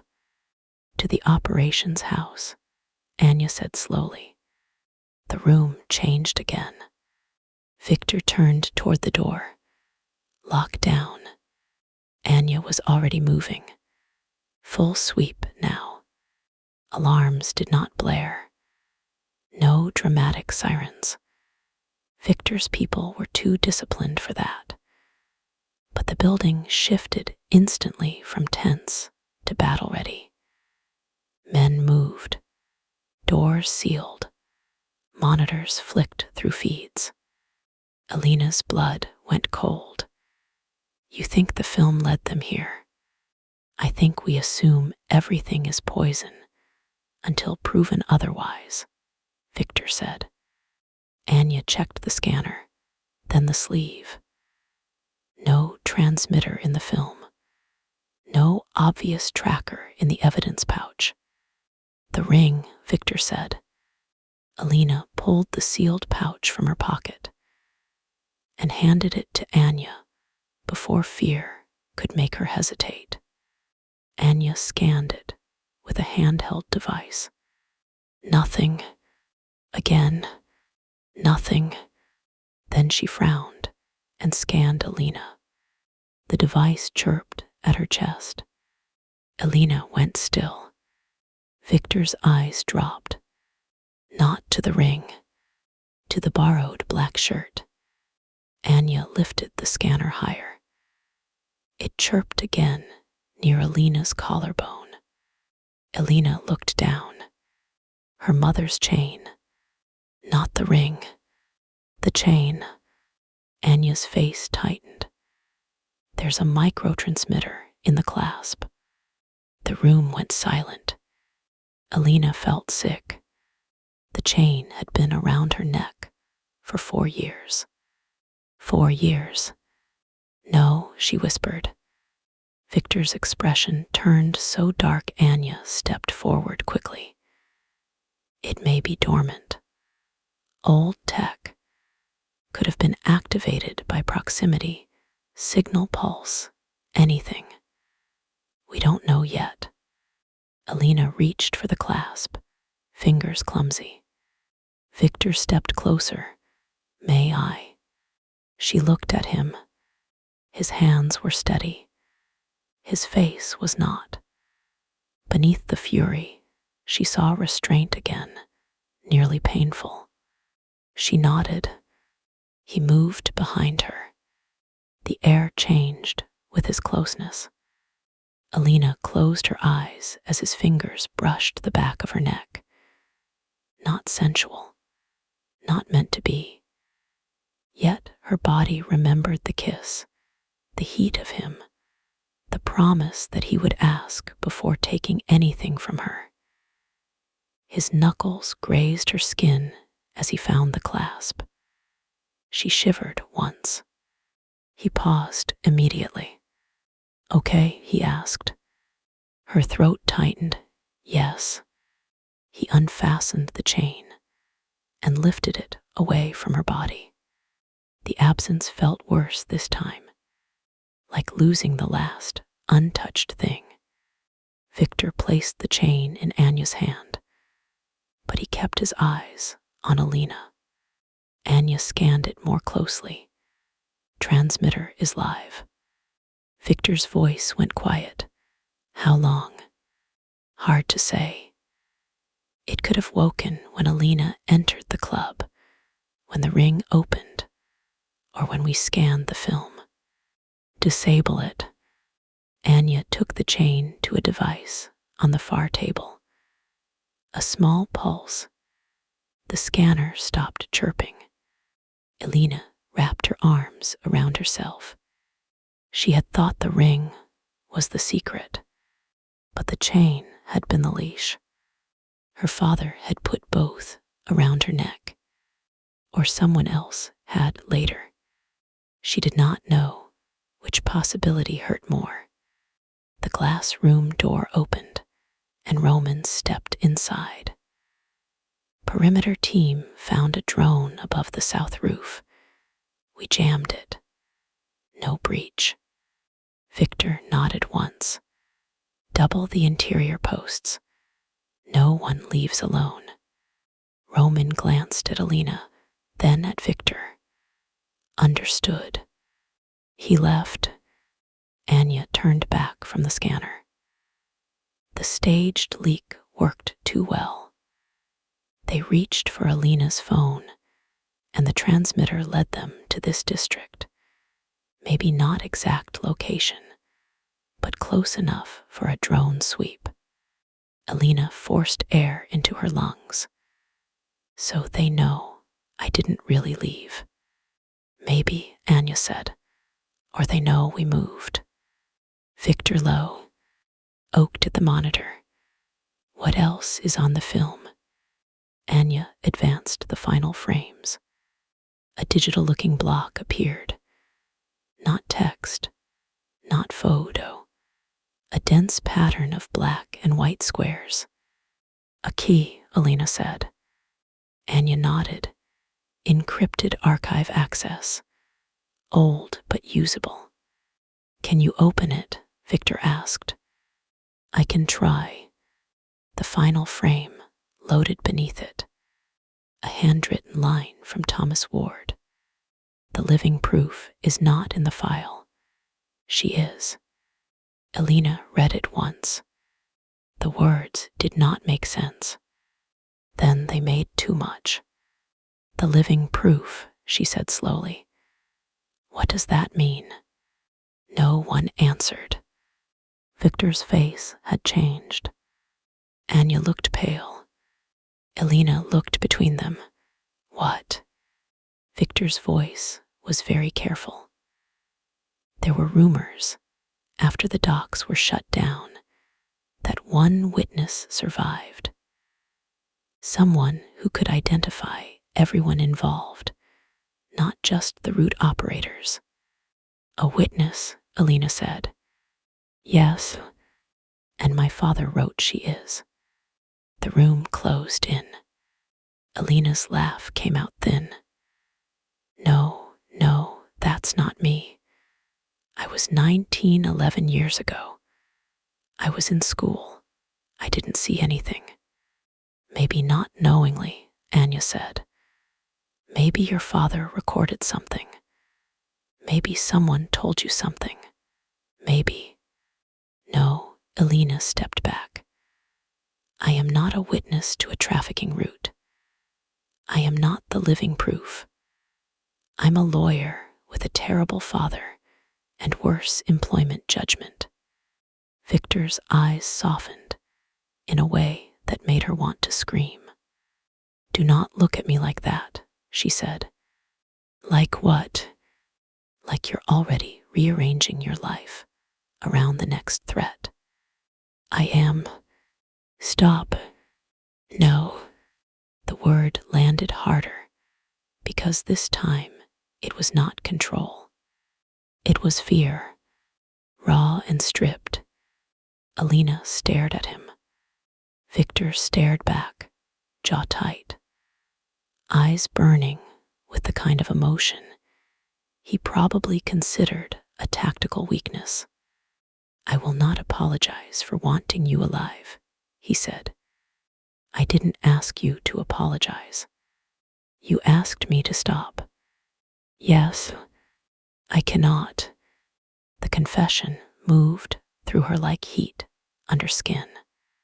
Anya looked down at her tablet, giving them the grace of pretending not to hear. Elena's voice softened despite her best efforts. Victor. His name barely left her mouth before the glass wall behind him shattered. The shot came from inside the building. Glass exploded inward in a glittering wave. Victor lunged, taking Alina down beneath him as fragments rained over the table. The impact drove the breath from her lungs. His body covered hers, heavy but controlled. One arm braced near her head to keep his full weight off her. Men shouted outside. Anya fired twice through the broken glass. Another shot cracked. The monitor above them sparked and went black. Alina's ears rang. Victor's face was inches from hers, eyes scanning her, his hand hovering near her cheek without touching. Hit. No, she gasped. Sure. Yes. His gaze dropped to her mouth for the smallest, most impossible second. Then he rolled off her and came up with a gun in his hand. Anya. Fine, Anya snapped, crouched behind the scanner table. Blood ran from a cut along her temple, but her voice was steady. Shooter in West Interior Hall. That means one of ours. One of ours. Again, the betrayal was not done multiplying. Victor's expression emptied. Not cold. Empty. The most frightening version of him yet. He looked at Alina. Stay down. This time she did not argue. He moved toward the broken glass, like a nightmare in a black shirt. Another gunshot fired from the hall. Victor returned fire once. A body hit the floor outside. Silence followed, thick and ringing. Then a phone began to ring somewhere in the shattered room. Not Alina's, not Anya's, the shooter's. Roman dragged the wounded man into view. Young, pale, one of Victor's guards, blood spreading from his thigh, terror wide in his eyes. His phone buzzed across the floor, screen lit, with an incoming video call. Unknown. Victor picked it up. Anya said, "Don't answer." Victor answered. Dmitry Orlov's face filled the screen. Silver hair. Handsome in a polished, poisonous way. Calm as if he were calling from a restaurant instead of directing betrayal from the shadows. Behind him, Alina saw water, gray dawn, and the faint outline of cranes. The dogs. Victor, Dmitry said. You always did survive the first shot. Victor's voice was quiet. You missed. No, Dmitry said, smiling. I confirmed. His gaze shifted slightly, as if he could see past Victor through the camera. Alina Ward, he said. Your father was smarter than I expected. Sentiment makes an excellent hiding place. Alina rose slowly despite Victor's sharp look. She stepped into view. Victor's entire body tightened. Good. Let him hate it. She was done hiding behind men during conversations about her life. Alina, Victor warned. She ignored him and looked into the phone. Martin sends his regards. Or is he too busy counting his money? Dmitry's smile widened. There she is, Thomas's daughter. Same eyes. Same talent for standing too close to wolves. Victor's hand flexed around the phone. Alina stepped closer, not to Dmitry, but to Victor. close enough that her shoulder brushed his arm. A choice, a message, a risk. "What do you want?" she asked. "The same thing I wanted 11 years ago," Dmitri said. "Clean ledgers, open docs, old debts paid. Victor knows." Victor said nothing. Dmitri's eyes glittered. "But now I also want the living proof. You." Alina's skin went cold. "I'm not proof of anything," she said. "No," Dmitri leaned closer to the camera. "Ask Victor why your father really died. Ask him why Thomas Ward spent his final year paying for your silence when you did not even know you were keeping it. Ask him what happened the night you called your father from the train station and heard men arguing in the background." The memory hit like a fist. Alina went still. 19 years old. Rain. A delayed train. Calling her father because she needed tuition money he had promised and not sent. His voice strained. Men shouting behind him. A metallic crash. Her father saying, "Ellie, don't hang up. Listen to me. If anyone ever asks what you heard tonight, you heard nothing." She had thought he was drunk. She had hung up. Her throat closed. Victor saw her face. Dmitri saw it too. "There," Dmitri said softly. "The witness remembers." Alina could not breathe. Victor's voice cut through the room, low and deadly. "Dmitri." "Bring her to the docks at 9, Dmitri said. "Not 12, 9. The courthouse invitation was rude, I admit, but effective. Come alone, and I give her Martin. Refuse, and I send the audio file to every federal agent, journalist, and Rudenko loyalist still breathing." Alina found her voice. "What audio file?" Dmitri smiled. From the phone speaker came a burst of static. Then her own younger voice, frightened and angry. "Dad, I need you to answer me. What is going on?" A crash, men shouting, then Thomas Ward, breathing hard. "Ellie, listen carefully. If I don't call back, the ring is not the secret. You are." The recording cut off. Alina could not move, could not think, could not do anything but stand beside Viktor Sokolov, while the past opened its mouth and swallowed her whole. Dmitri's smile vanished. 9 o'clock. Bring the girl, the film, and the ring, or I make sure every hunter in this city knows exactly what Thomas Ward hid inside his daughter.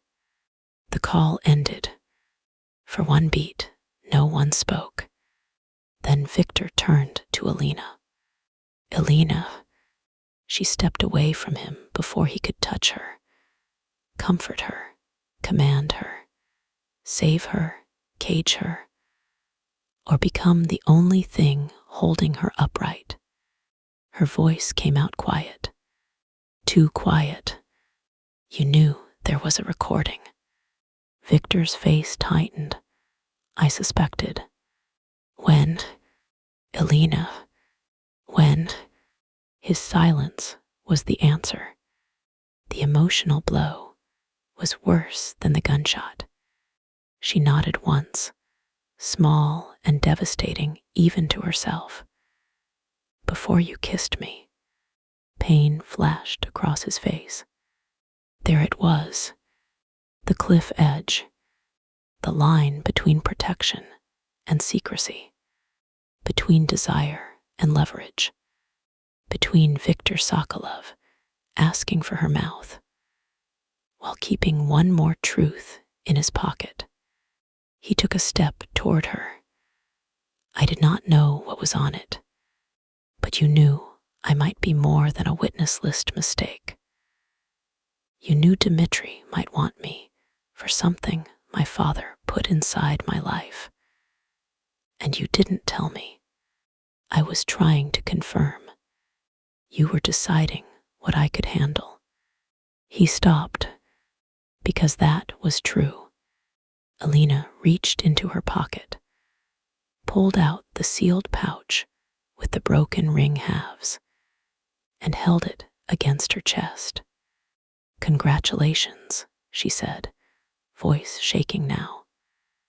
You protected me right back into being powerless. Victor looked as if she had cut him. Good, bad, not enough, too much. Anya whispered her name, but Alina was already moving toward the door, past broken glass, past blood, past the men who lowered their eyes because Victor had told them she was working with them. And now no one knew what she was. At the threshold, Victor's voice stopped her. Alina. She turned. The room was shattered around him. Glass at his feet, blood on his cuff, betrayal behind his eyes. A king in the ruins of one more trusted house. He looked dangerous. He looked sorry. He looked like a man who could be her shield, and her undoing in the same breath. Do not go alone, he said. Not an order, a plea buried so deep most people would miss it. Alina almost softened. Then she remembered the recording. The ring, the chain, the kiss.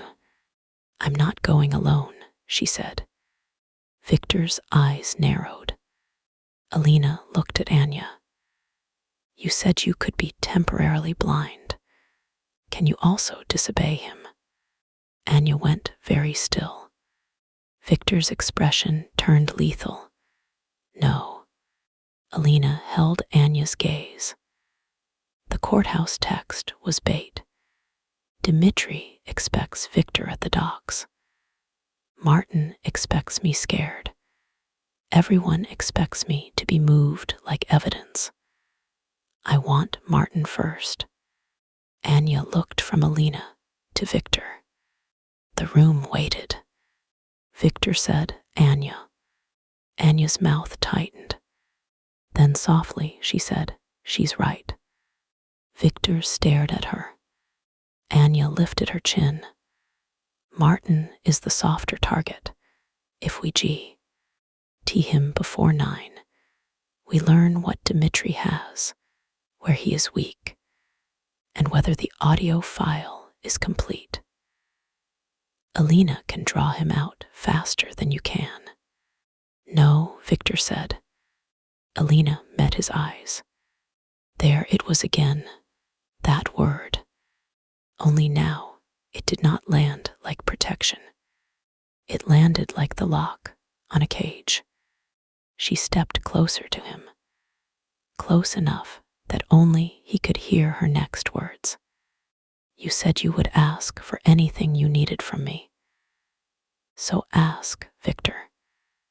Ask me to trust you after you hid one truth too many. His throat moved. For the first time since she had met him, Victor Sokolov looked like a man facing a fight he did not know how to win. Trust me, he said. A whisper, a wound. Alina's heart cracked in a place she did not have time to examine. I want to, she said. His eyes burned, but not more than I trust myself. Then she turned to Anya. Get me Martin Greaves, Alina said, before 9. Behind her, Victor said nothing, and somehow his silence was the most dangerous sound in the room. Chapter 4. Blood Oaths and Beautiful Lies. Martin Greaves answered Alina's message in 11 minutes. Not her message, technically. Anya wrote it, rooted it, stripped it, rebuilt it, and sent it through a ghost of Alina's cloned phone, while Alina stood beside a shattered glass wall with her mother's broken ring sealed in her pocket, and Viktor Sokolov watching her like she had stepped to the edge of a roof. The message was simple. I know about Ward. Courthouse is too exposed. Meet me where you gave me the folder. Alone. Martin's reply arrived, while medics pulled Victor's wounded guard from the floor, and Roman dragged the dead shooter out of sight. No punctuation, no greeting, only 30 minutes. Bring the ring. Alina read it once. Then she laughed. It came out quiet, ugly, and sharp enough that Anya looked up from her tablet. He wants the ring, Alina said. Of course he wants the ring. Everyone wants the ring. My father could have hidden state secrets in a blender and saved me years of jewelry sentiment. No one smiled. Victor stood near the ruined wall, his black shirt dusted with glass, his expression carved from restraint so violent it looked like pain. He had not moved since Alina asked Anya to help her get Martin before 9.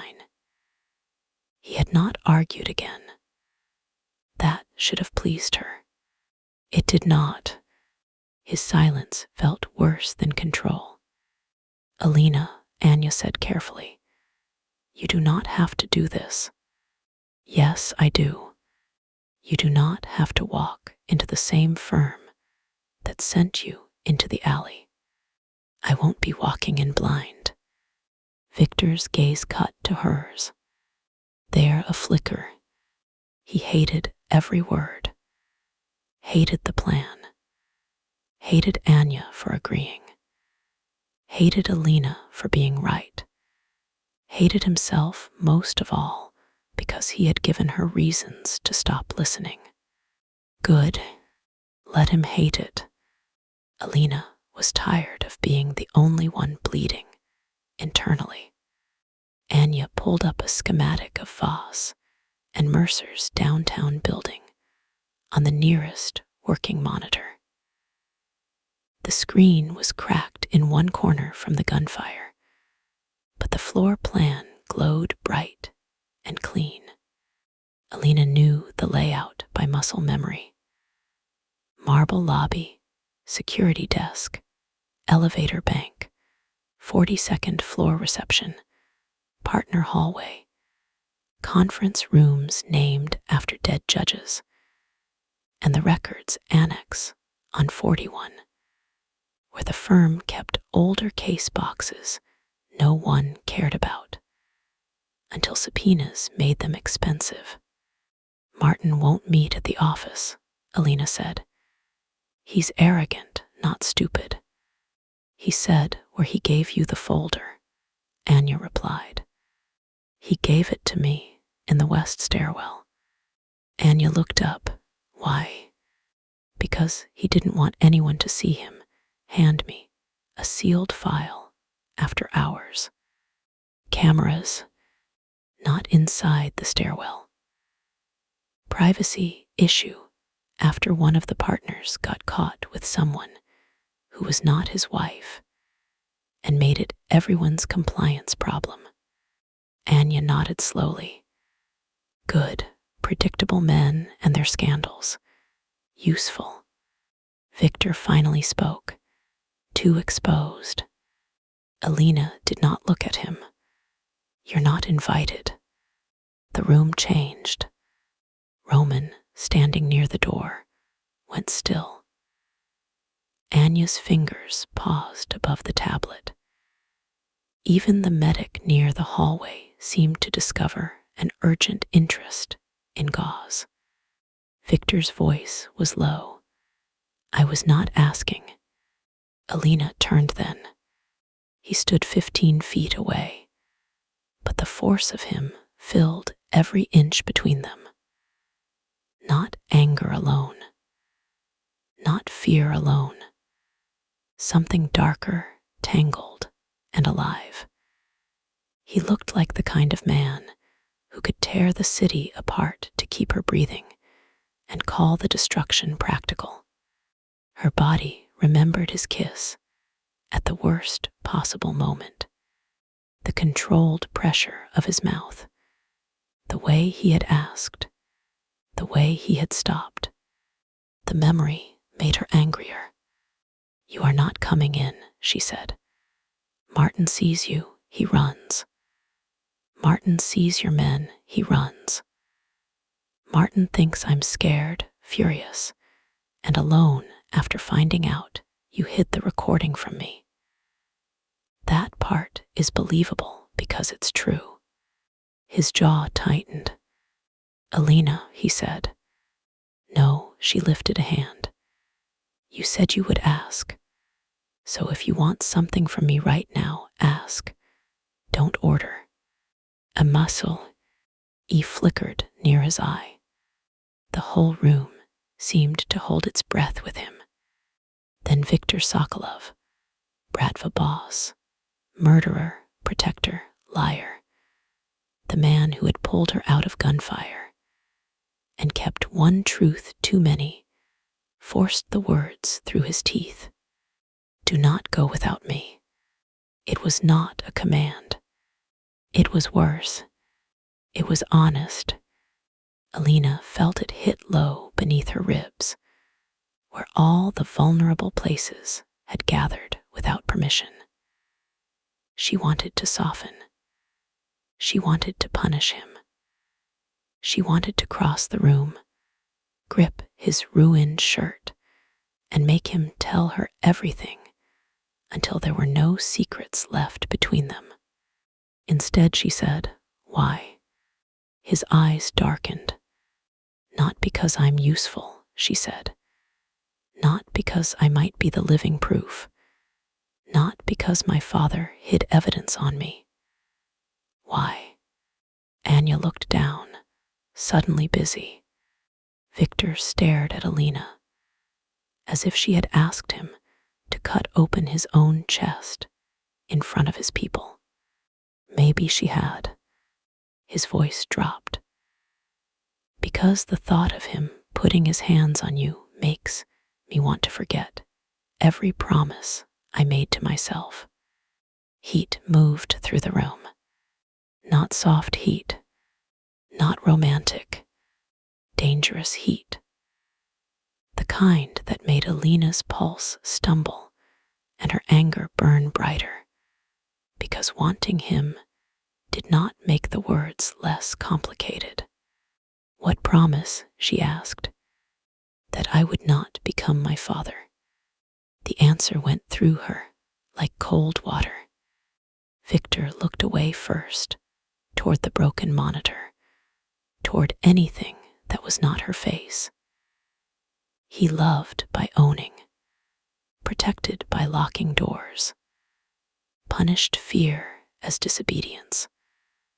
I learned every wrong lesson from him before I learned any right one. No one moved. Alina's throat tightened despite herself. There it was then. Not an excuse. A wound.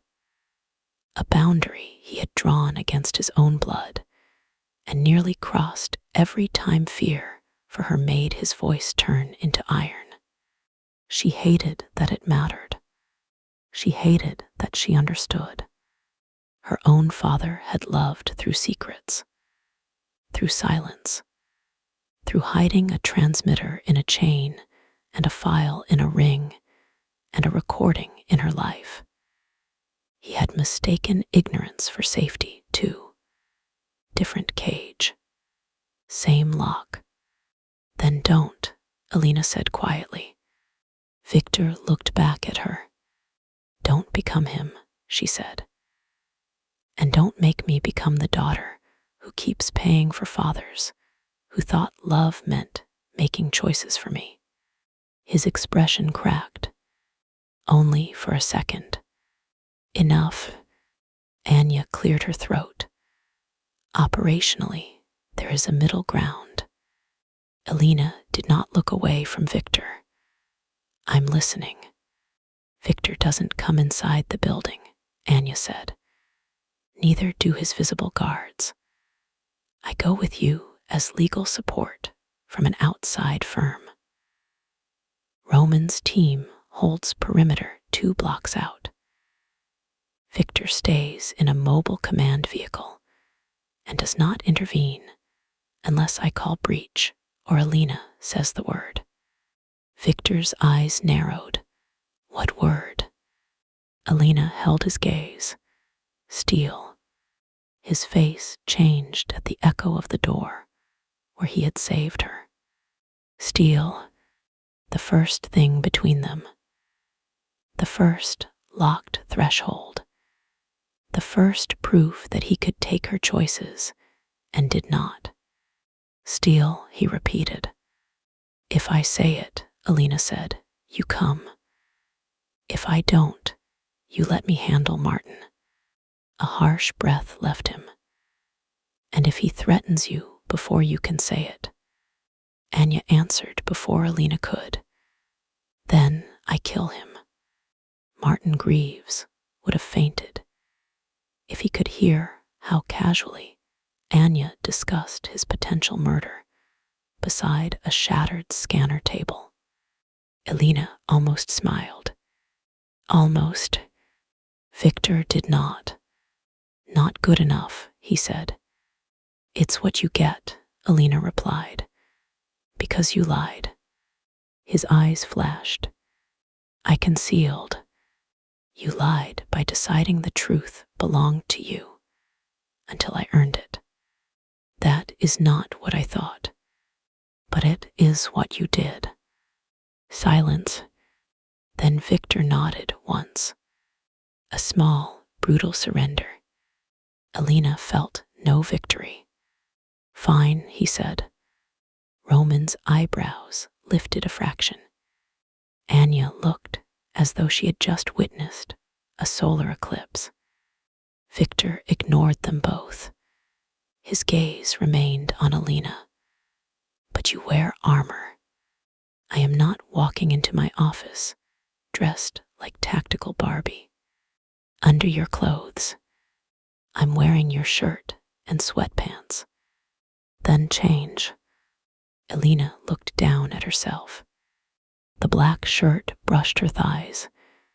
His shirt, his scent, his house, his protection, his secrets. She suddenly wanted her own clothes with an intensity that almost embarrassed her. "My clothes were wet." "Anya," Victor said. Anya was already moving toward a side cabinet. "I keep spare outfits for field work. Alina and I are close enough in size. Blazer, trousers, boots. Not glamorous, but less kidnapped by laundry than current situation." "I was not kidnapped by laundry," Alina said. Victor's gaze moved over her once, dark and involuntary. "No." The single word landed in places it should not have. Alina turned away first. Coward, her mind supplied. Alive, she corrected. Anya led her into a small side office with frosted glass walls and a locking door. Inside were a couch, a desk, 2 garment bags, a first aid cabinet, and a mirror far less cruel than Victor's through mirror. Anya handed her black trousers, a white blouse, a dark blazer, and boots that looked practical enough to survive a revolution. Then she set a thin armored vest on the couch. Alina stared at it. That's going to show. Not much. I'm meeting a senior partner who notices when associate memos use the wrong comma style. Then tell him it's a posture brace. Does anyone believe that? Men believe many things when they think they're smarter than you. Alina huffed a laugh despite herself. Anya's expression softened. It was the first time Alina noticed how tired she looked. Not weak, never that, but worn in a way polished women often hid behind eyeliner, perfect jackets, and competence that discouraged concern. How long have you worked for him? Alina asked. Victor. No, the office fern. Anya smiled faintly. 9 years. You trust him? Yes. Elaborate. No. Alina arched a brow. That was very Sokolov of you. It happens when you spend too much time around him. Alina slipped out of Victor's shirt and into the blouse, keeping her back turned. Anya did the same, turning away with easy respect while sorting through the vest straps. After a moment, Anya said, I trust him because when his father died, every man around him told him to take power the old way. Bodies in public, fear in private, women as bargaining chips, debt as blood. Victor took the throne and spent 3 years quietly dismantling the worst of it, while letting his enemies think he had become weaker. Alina stilled, with one arm in the blouse. He did not become gentle, Anya said. Don't mistake me. He has done things that would make sleep impossible for most people. But there are lines he holds, even when holding them costs him, such as children, non-combatants, women used as leverage, trafficking, forced loyalty, sexual coercion. Anya's voice went colder on the last words. The old families thought those were tools. Victor called them rot. Alina buttoned the blouse slowly. That doesn't make him good, she said.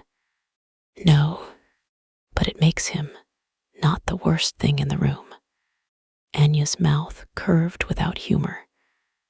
Most days, that is the best we get. Alina turned, and Dmitri. Anya's smile vanished. Dmitri knew how to look clean while standing in blood, she said. He was charming, patient. He remembered birthdays, sent gifts, made people feel understood. He was the one who could talk Victor down when fury got too close to the edge. And Victor trusted him because of Nikolai. Yes, because Dmitri helped him cover up his brother's death. Anya's gaze sharpened. Dmitri helped him survive it. The distinction cut. Do you know what happened that night? Alina asked.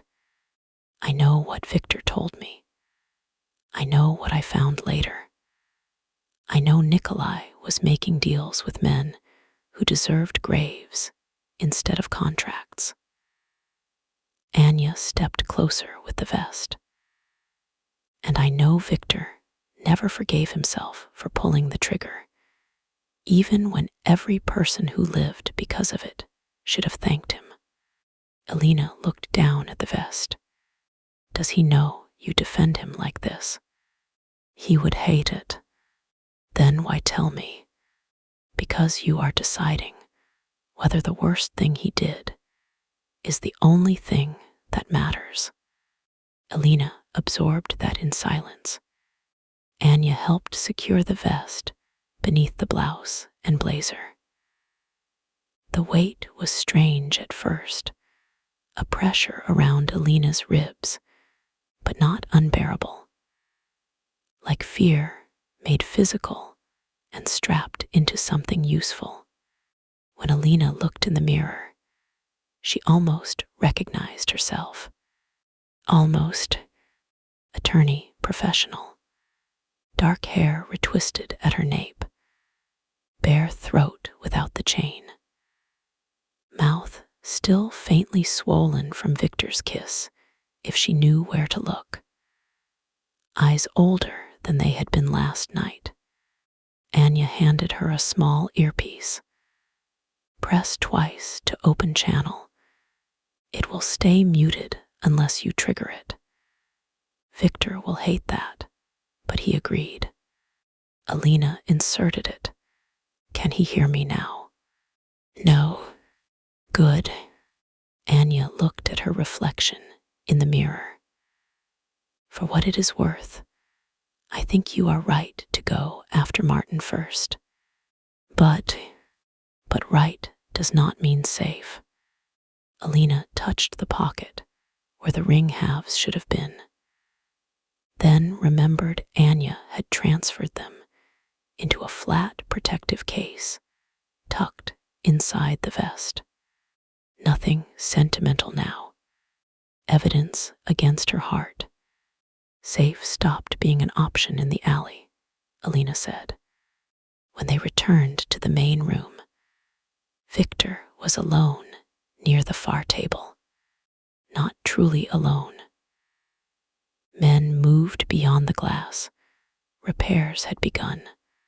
Alarms had been reset, and the operations house hummed with violence, dressed as logistics. But the space around him had cleared, as if everyone had sensed the storm, contained in his silence.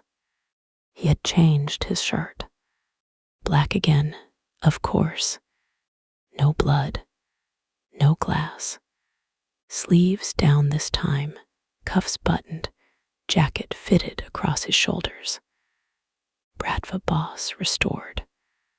Only his eyes gave him away when he saw Alina. The hunger was there. So was the fear.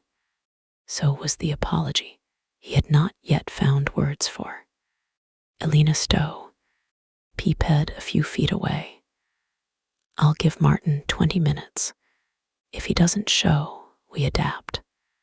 Victor's gaze moved to the vest hidden beneath the blazer. Armor. Yes. Earpiece.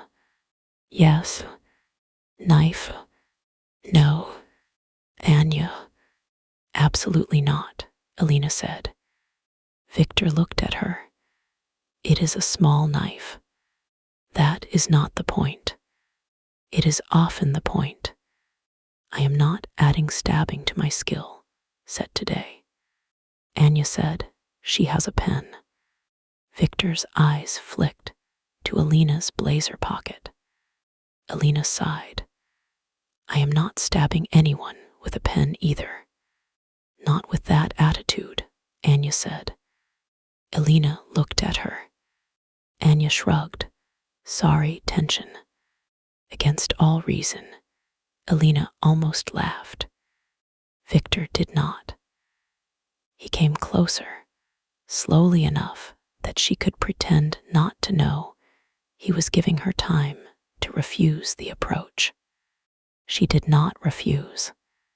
He stopped just inside arm's reach. I will be 2 blocks away, he said. I know. Anya has authority to extract you if the situation turns. I know. If you say steal. I know, Victor. He nodded once, but did not step back. For a moment, neither moved.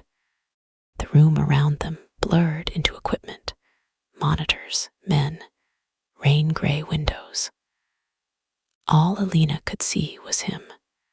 She hated how quickly he had become familiar. The shape of his stillness. The pause before he said her name. the scar through his eyebrow, the mouth that had known exactly when to stop. The monster, the shield, the liar, the man trying not to become his father, and failing in ways that felt too close to hers. He lifted his hand. "Stopped. May I?" he asked.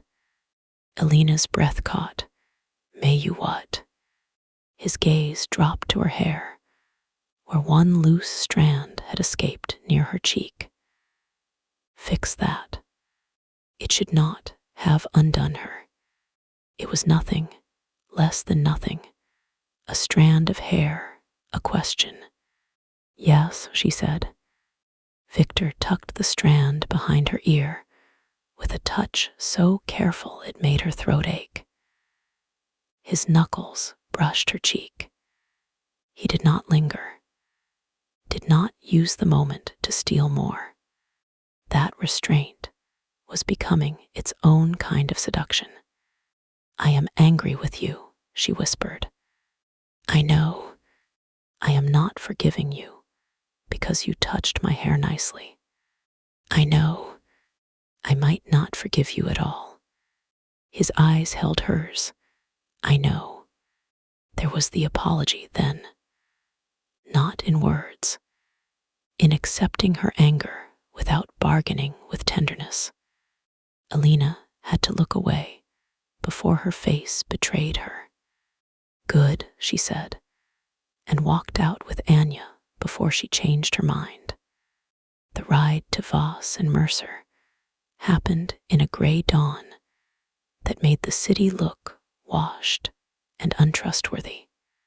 Alina sat in the back of a modest black sedan while Anya drove, her blonde hair tucked beneath a dark wig, her face altered by glasses, and the kind of makeup that made beauty quieter, but not less sharp.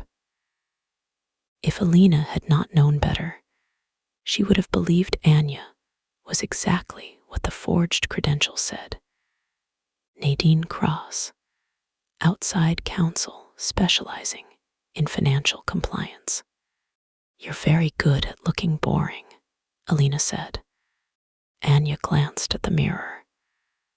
"That is the meanest thing anyone has said to me this week." "I meant professionally. I accept professionally." The earpiece in Alina's ear remained silent. Victor was in a second vehicle somewhere behind them, out of sight. She could feel him anyway. Not physically, not rationally, just the awareness of a dangerous body circling the edges of her choices, waiting for the one word she had promised would bring him. Steal. She hoped she would not need it. She feared how badly part of her wanted to know what it would look like when Victor came, because she called.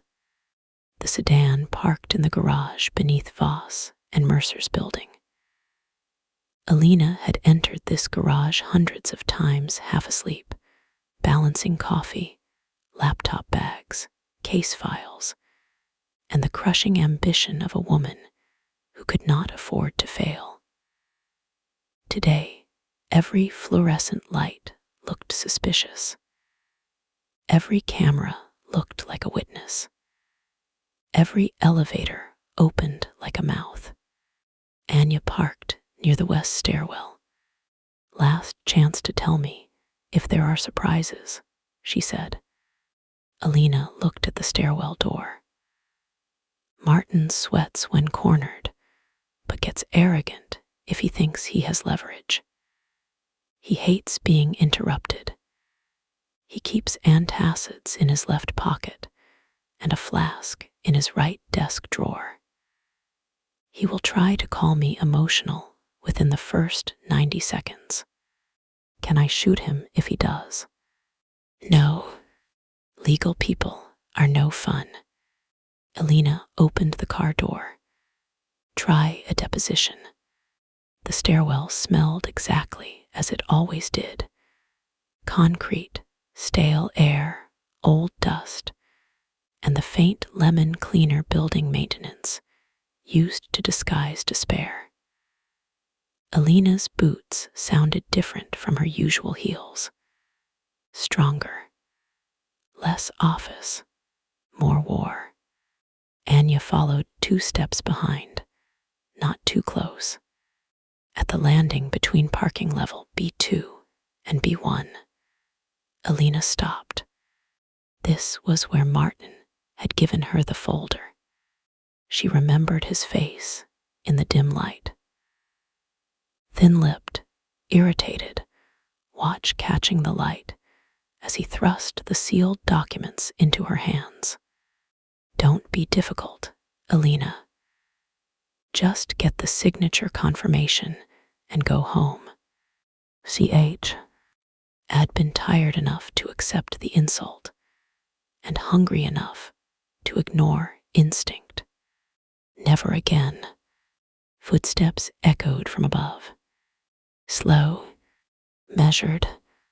Martin Greaves appeared on the next landing in a gray suit that probably cost more than Alina's monthly rent. 51 years old.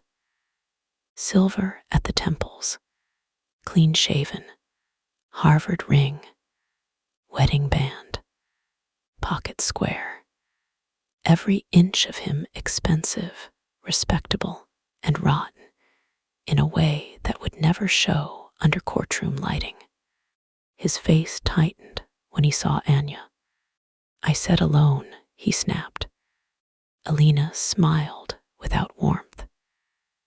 You lost the privilege of making demands when you sent me into gunfire. Martin's eyes flicked over her face, her blazer, her empty throat where the chain used to be. He saw too much, or thought he did. Where is the ring? He asked. No, are you all right? No apology. Not even a lie. Some small, stupid part of Alina that had expected at least performance went quiet. Good morning to you too, she said. Martin descended 3 steps, then stopped. This is not a game.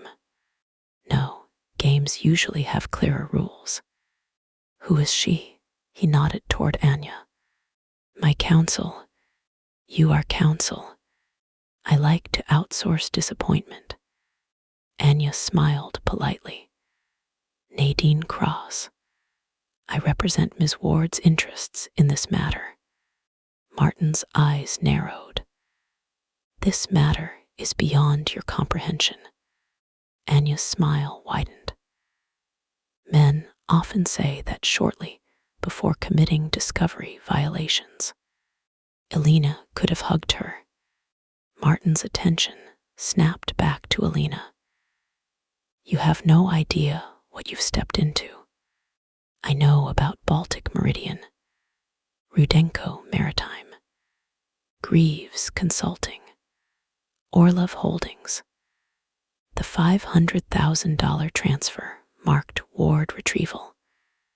She watched the color drain from his face and felt something cold and satisfied bloom in her chest. Should I continue?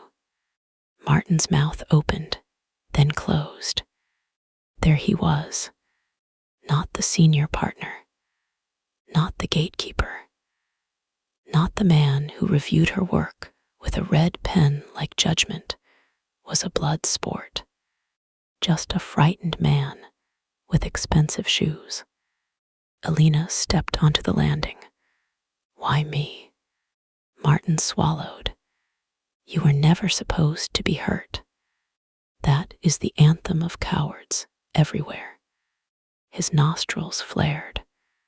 You think this is simple. You think I wanted any of this.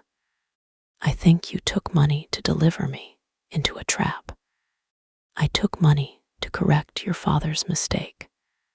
Alina's control slipped. Careful. Martin's eyes moved to her pocket. Anya shifted slightly. Alina noticed both.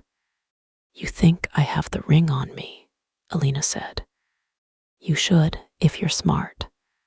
And if I do, then Sokolov has it, and you're already dead. Her pulse kicked, not from fear, from the name in his mouth.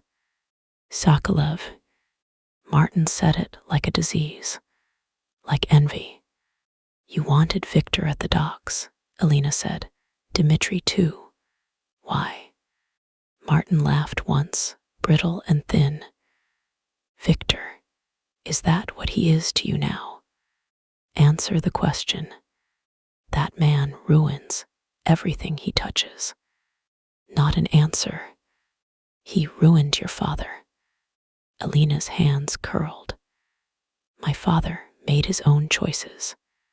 Yes, Martin snapped. And one of them was choosing that animal over me.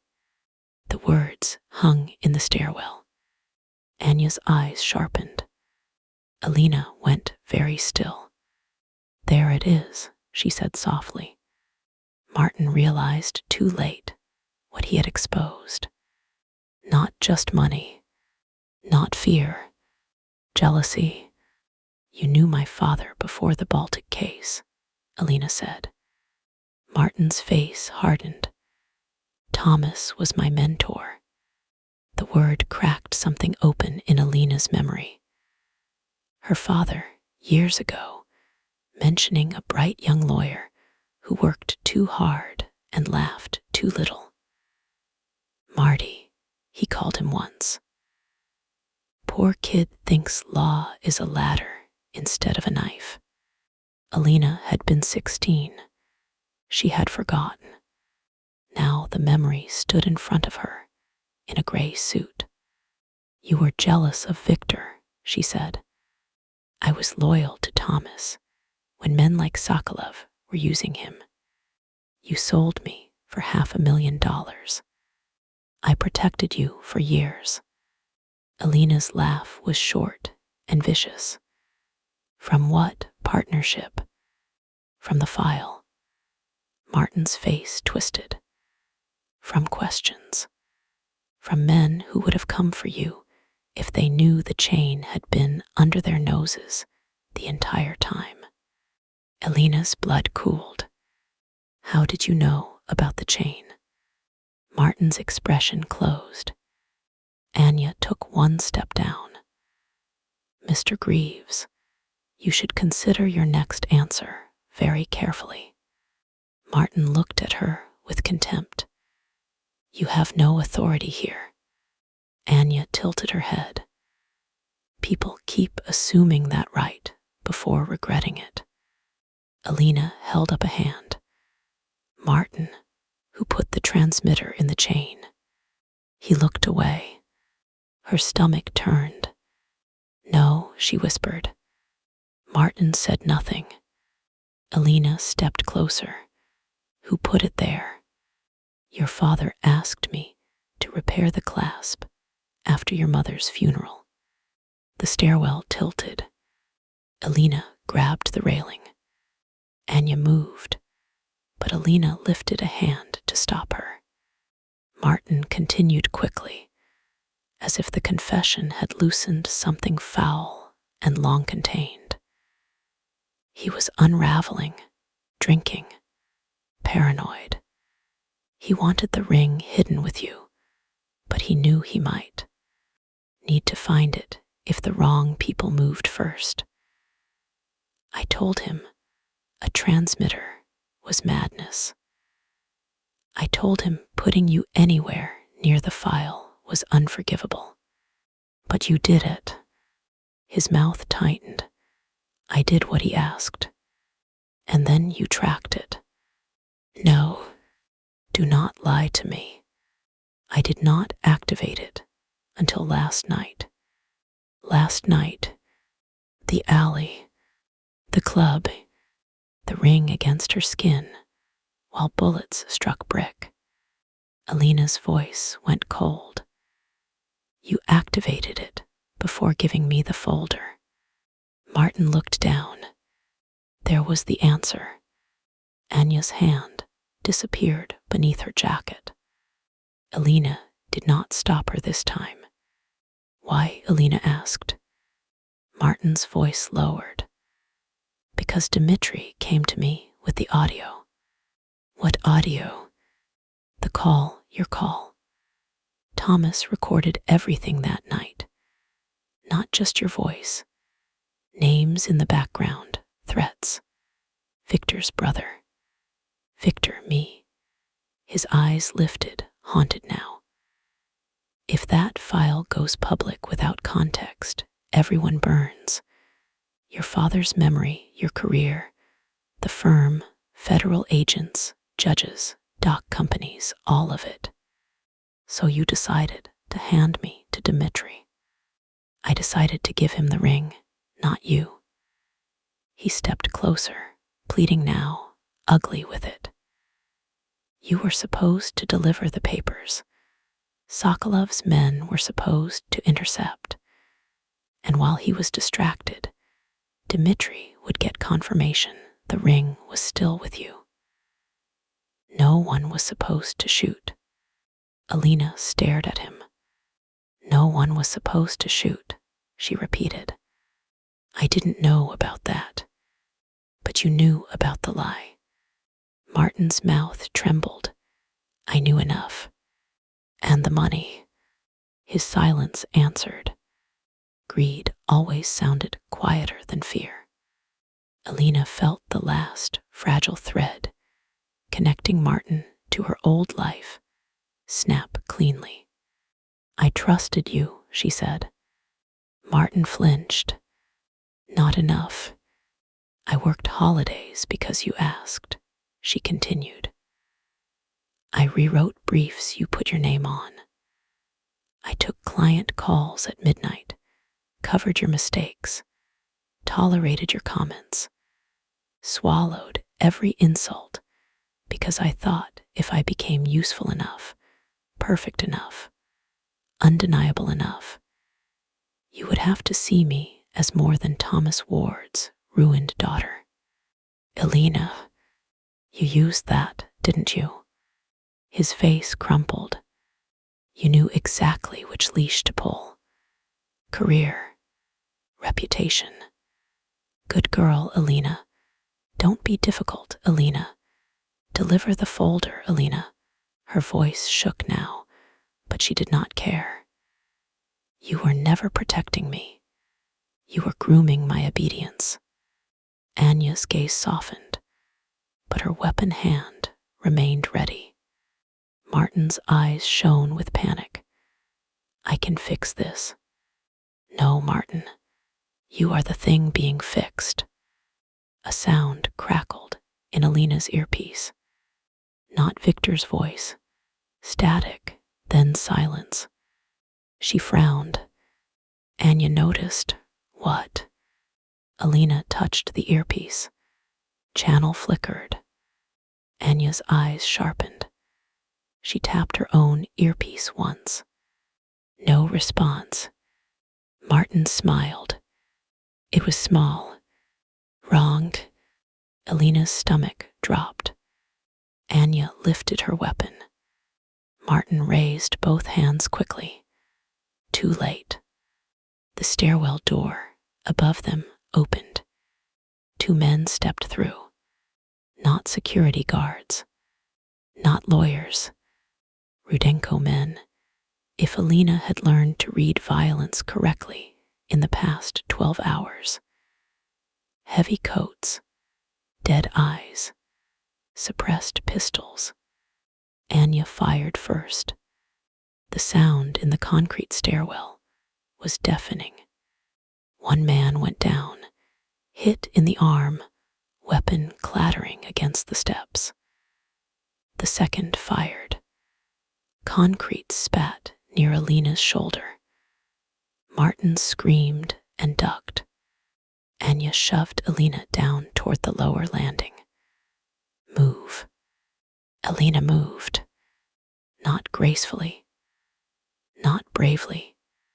She stumbled, slammed her hip into the railing, and kept going because pride meant nothing when bullets had opinions.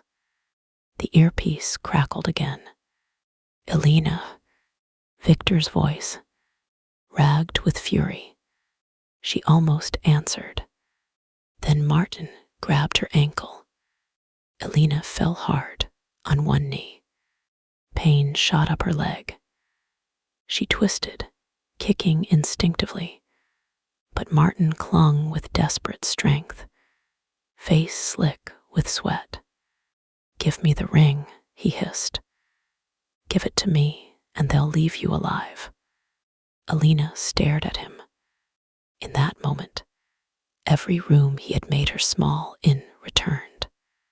Every correction made in red ink. Every late-night assignment.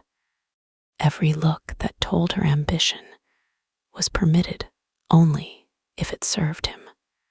Her fear sharpened into a blade. She drove the heel of her boot into his wrist. Martin howled and let go. "Elena," Anya shouted. The second gunman lunged down the stairs. Elena reached into her blazer pocket, closed her fingers around her expensive fountain pen, and did the thing she had claimed she would not do. She stabbed him in the thigh. Not elegantly, not deeply. Enough. The man cursed and buckled. Anya hit him across the temple with the butt of her pistol, and he collapsed against the wall. Elena stood over him, breathing hard, pen still in her shaking hand. Anya looked at the pen, then at Elena. "I'm not saying anything," Anya said. "Wise." Martin scrambled toward the lower door. Elena turned. "Steal," she said into the earpiece. The lower stairwell door burst open so violently it hit the wall and dented the concrete. Victor came through. H like the answer to a violent prayer. Not alone. Roman behind him, two men spreading fast, weapons raised. But Elena saw only Victor. His eyes found her first, scanned her face, her body, the blood on the floor, the pen in her hand, Martin crawling toward the opposite wall. He moved toward her, stopped, because she was standing, because she had asked him to come, not asked him to take over. "Are you hurt?" he asked. "My knee, not bullet hurt." His gaze dropped to her leg, then back to her face. "Good." That one word shook. Barely, but it shook. Martin sobbed near the wall. "Victor, please." Victor turned. The stairwell temperature seemed to fall. Martin pressed himself back against the concrete. "Please, I can explain." Victor stepped toward him. Elena's body moved before thought. She caught Victor's sleeve, not to stop him exactly, to remind him. He looked down at her hand, then at her face. For one breath, the old world waited.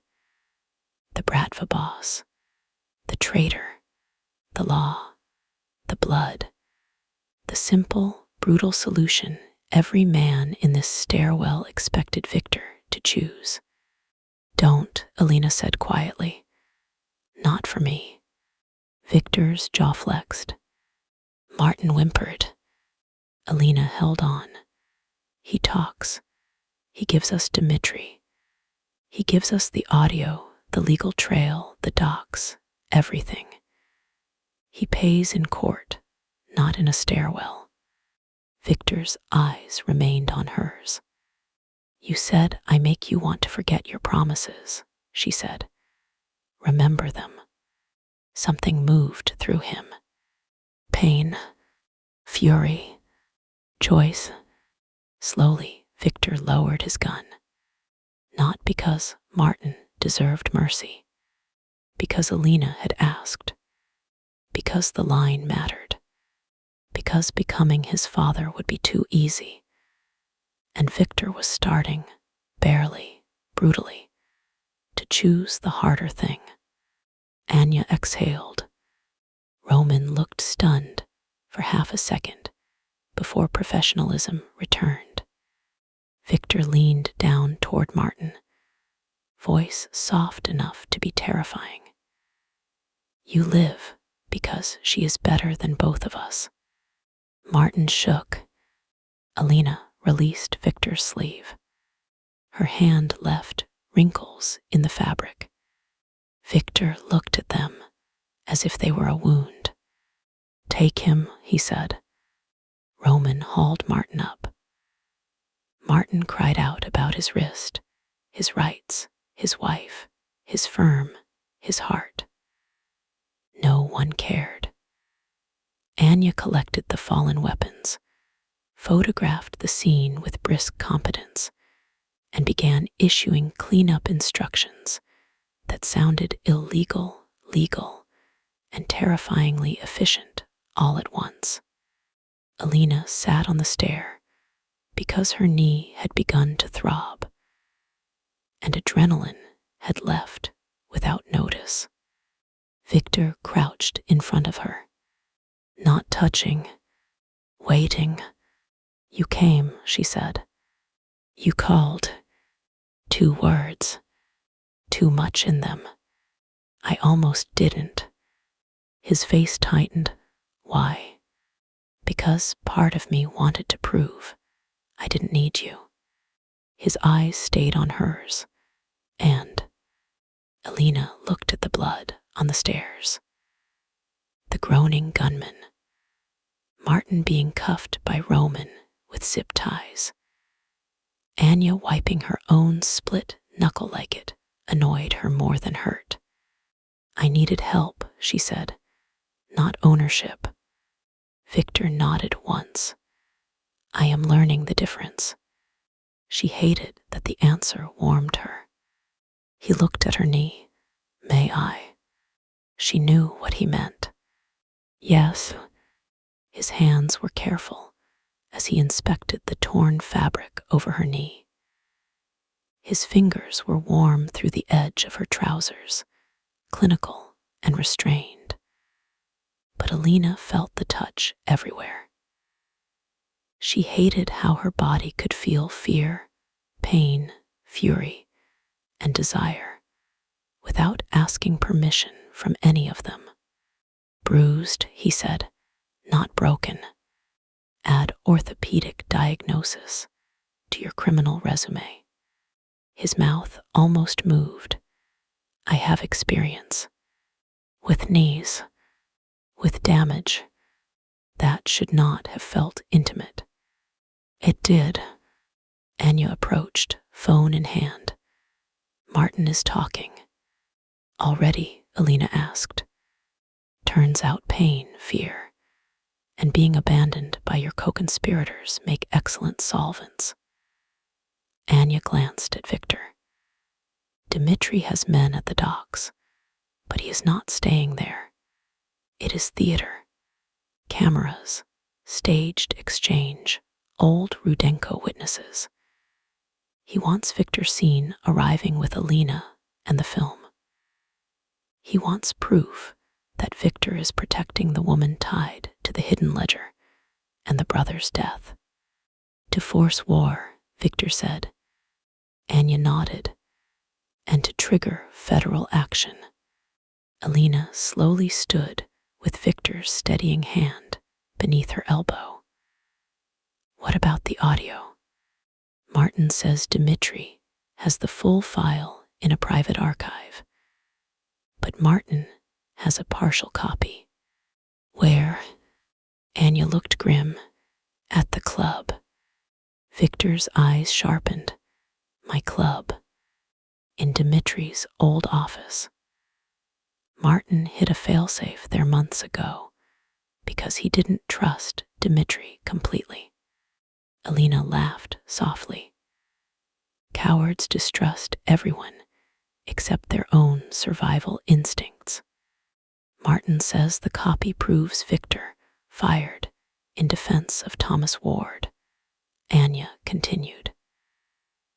It also has names from the original dock operation. Enough to ruin Dmitri if we get it decrypted. Then we get it, Alina said. Victor's face shut down. No. She looked at him. We are not doing this again. You are not going back to the club. Dmitri lured me there once. He won't expect me to go back. Before 9. That is exactly why he may expect it. Martin hid the copy there. We need it. I will send men. And if Dmitri has people watching who move it the second they see your men. If Martin is lying and the copy needs his access phrase. If there are legal documents only I recognize. She stepped closer despite the pain in her knee. You want truth. Here is truth. I am terrified. I am angry.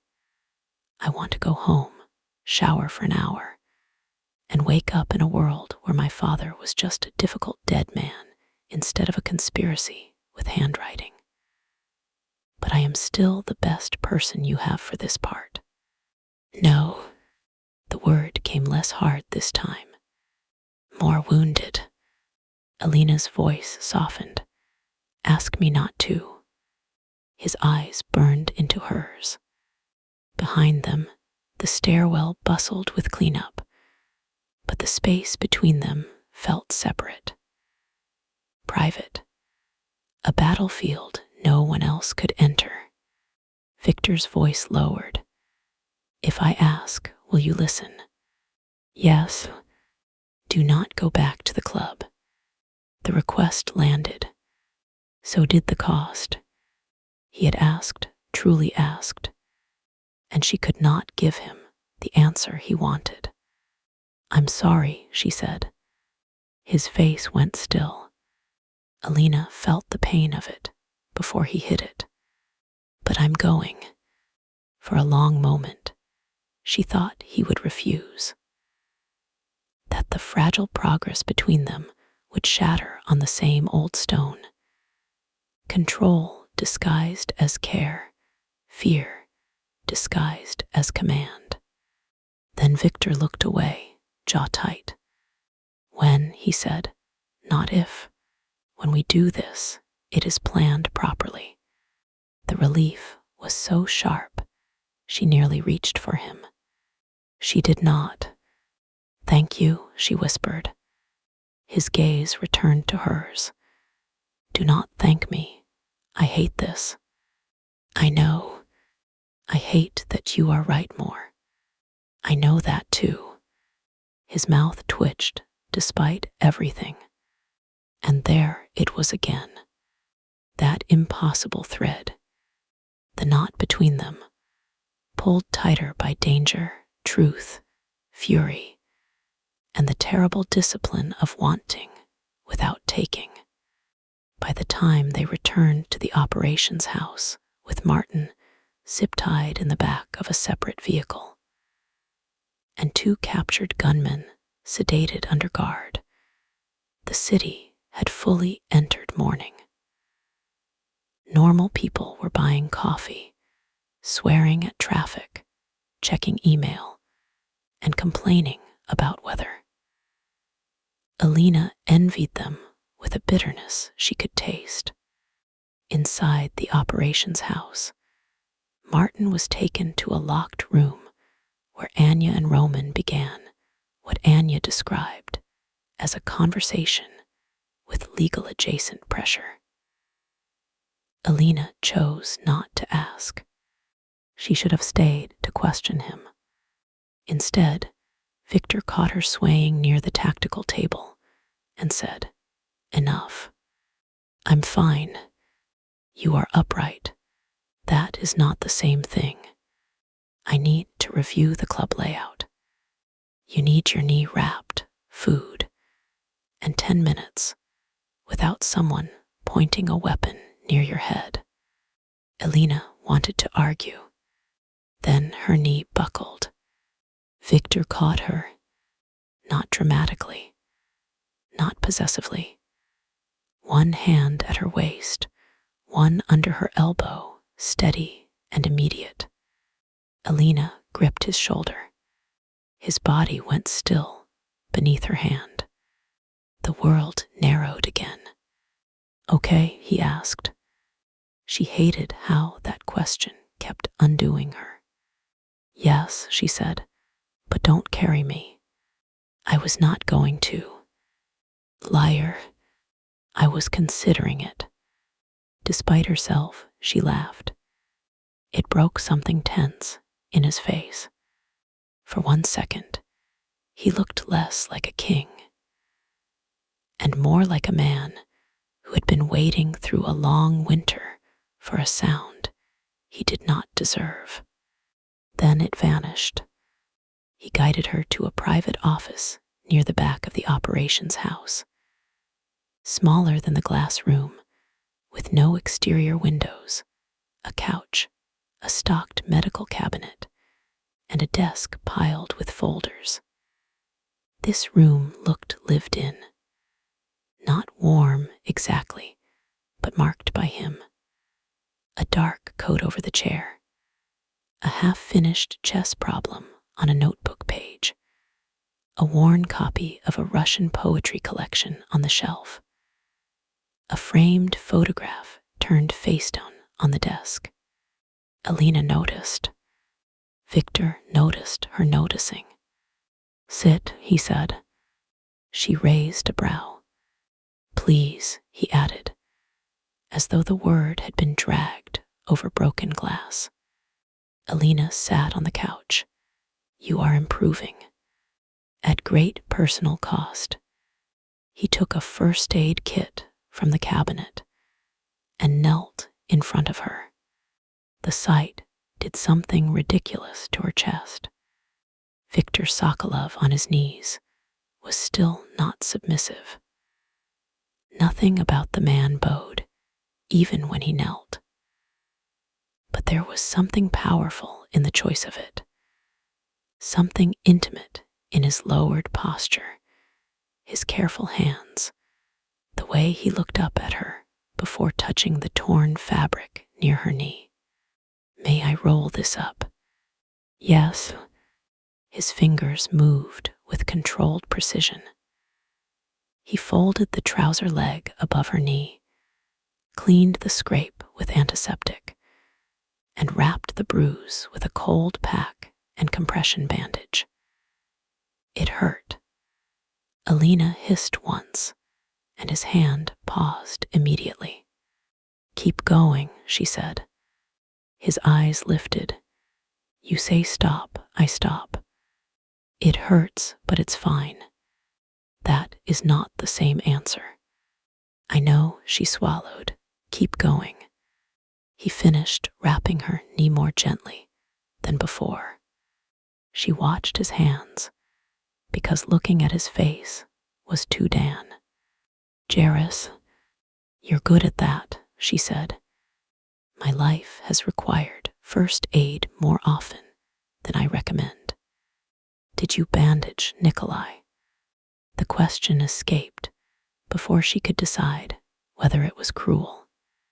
Victor's hands stilled on the bandage. Alina closed her eyes. "I shouldn't have." "Yes," he said. She opened her eyes. His gaze remained on her knee. "I tried. He was already gone, but I tried anyway." The room became very quiet. Alina's anger did not disappear. It folded around something else. Grief recognized grief, even when it wore different crimes. "I'm sorry," she said. His eyes lifted sharply. "Do not." "Do not what?" "Do not give me comfort for killing my brother." "I'm not comforting that. I'm sorry that you had a brother who forced you to make that choice." The words seemed to hit somewhere beneath his ribs. He stood too quickly and turned away. closing the first aid kit with more force than necessary. Alina watched him move to the desk, watched him place both hands on its edge, watched his shoulders rise and fall once. This was how Victor retreated without leaving the room. She should let him. She did not. You said I shouldn't say things that make you want to believe me, she said. His head lowered. I'm going to say another one. Alina, you are not the worst thing you've done. He laughed once. No humor, only pain. You do not know all I have done.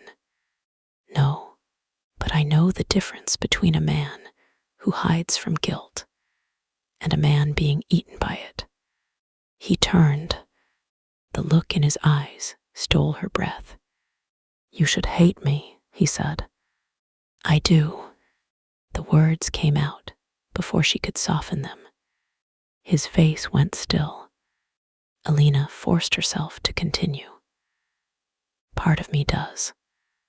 Part of me hates that you knew about the recording and didn't tell me. Part of me hates that my father chose you, trusted you, ruined himself for something tied to you.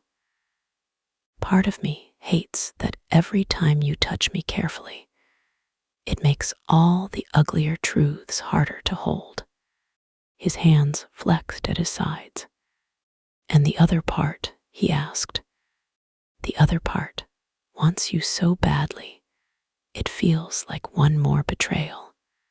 The silence that followed was not empty. It was alive. Victor stared at her, not with triumph, not with satisfaction, with something far more dangerous. Recognition. His voice roughened. You should not want me. I'm aware. I am not safe. I'm aware of that too. No, he said, stepping closer. You are not. Safe is not only whether I ask before touching you.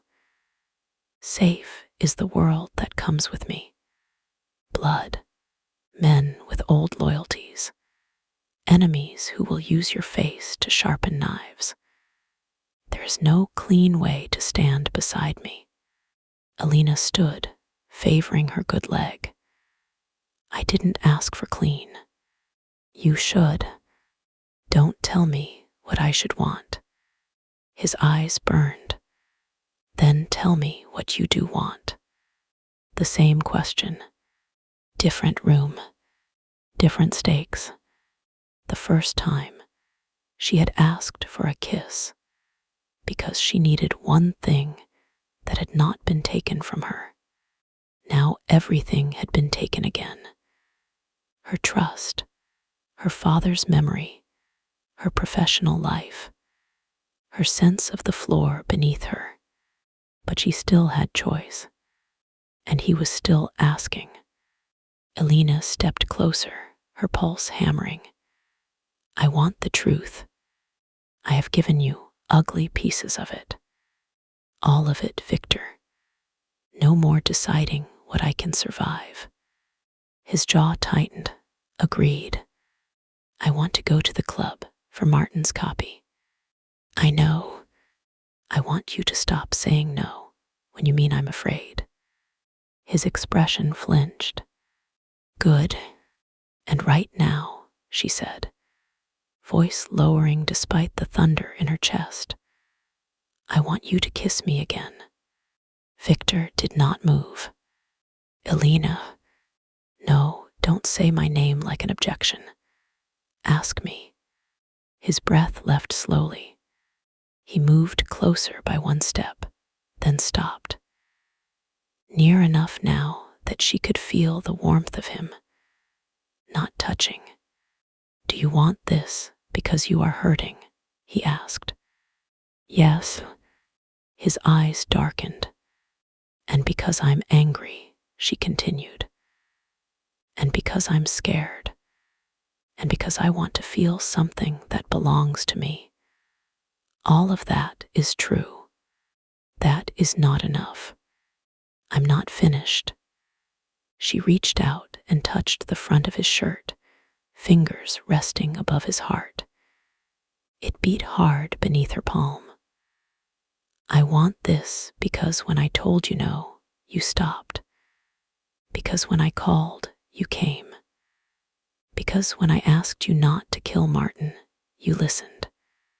Because I don't trust all of you yet, but I trust that part. His control fractured a little. Alina, he said, rougher. My choice, she said. His eyes searched hers. Only kissing. She shook her head, and the room seemed to inhale. I don't know, she admitted. But I know I want to start there. I know I want to decide one breath at a time. And I know if I say stop, you will stop. Yes, he said immediately. Then ask me again. Victor lifted one hand to her face and stopped just shy of her skin. May I kiss you? Yes. He kissed her like the answer hurt him. Not gentle this time. Careful, yes. Always careful, but not soft.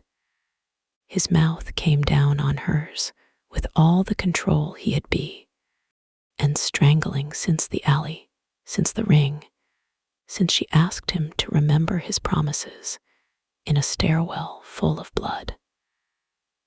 Alina met him with the same force, fingers gripping his shirt, pulling him closer until his warmth surrounded her, and the world narrowed to breath, mouth, hands, the sharp, bright relief of choosing desire instead of being dragged by fear. Victor's hand slid to the side of her neck. He stopped there. Always that stop. Always that question inside the touch. Alina answered by opening her mouth under his. A sound escaped him then, low and raw, and heat flashed through her so fiercely her knees nearly gave. He broke the kiss at once. Your knee.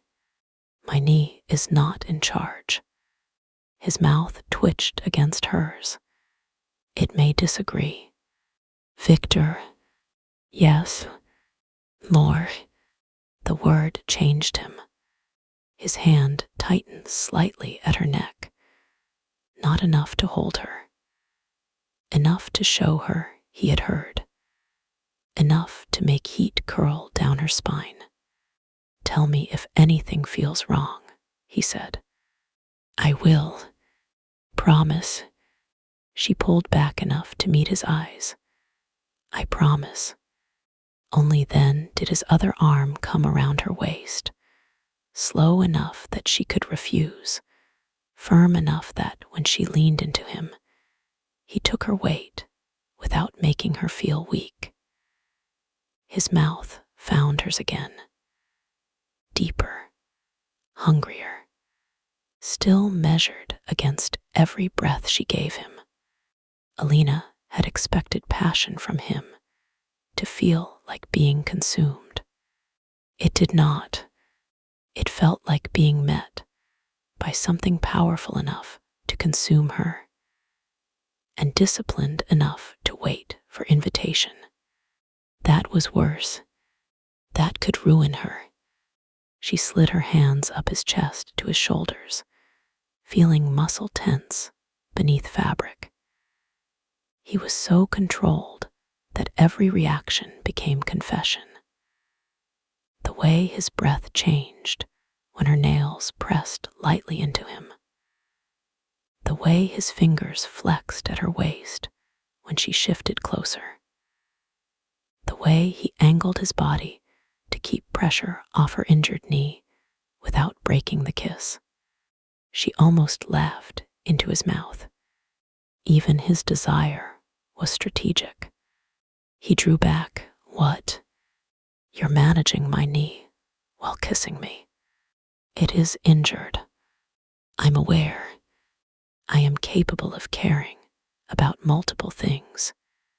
That was almost romantic. His eyes darkened. Almost. Try harder. The words were reckless. His smile was devastating because it barely existed. Then his hand slid from her waist to her lower back, drawing her in with unmistakable intention. And Alina stopped thinking in complete sentences. The kiss deepened until the office disappeared, until the desk, the folders, the hidden weapons, the waiting war all became distant. Victor's mouth moved over hers with controlled hunger, giving and taking in equal measure.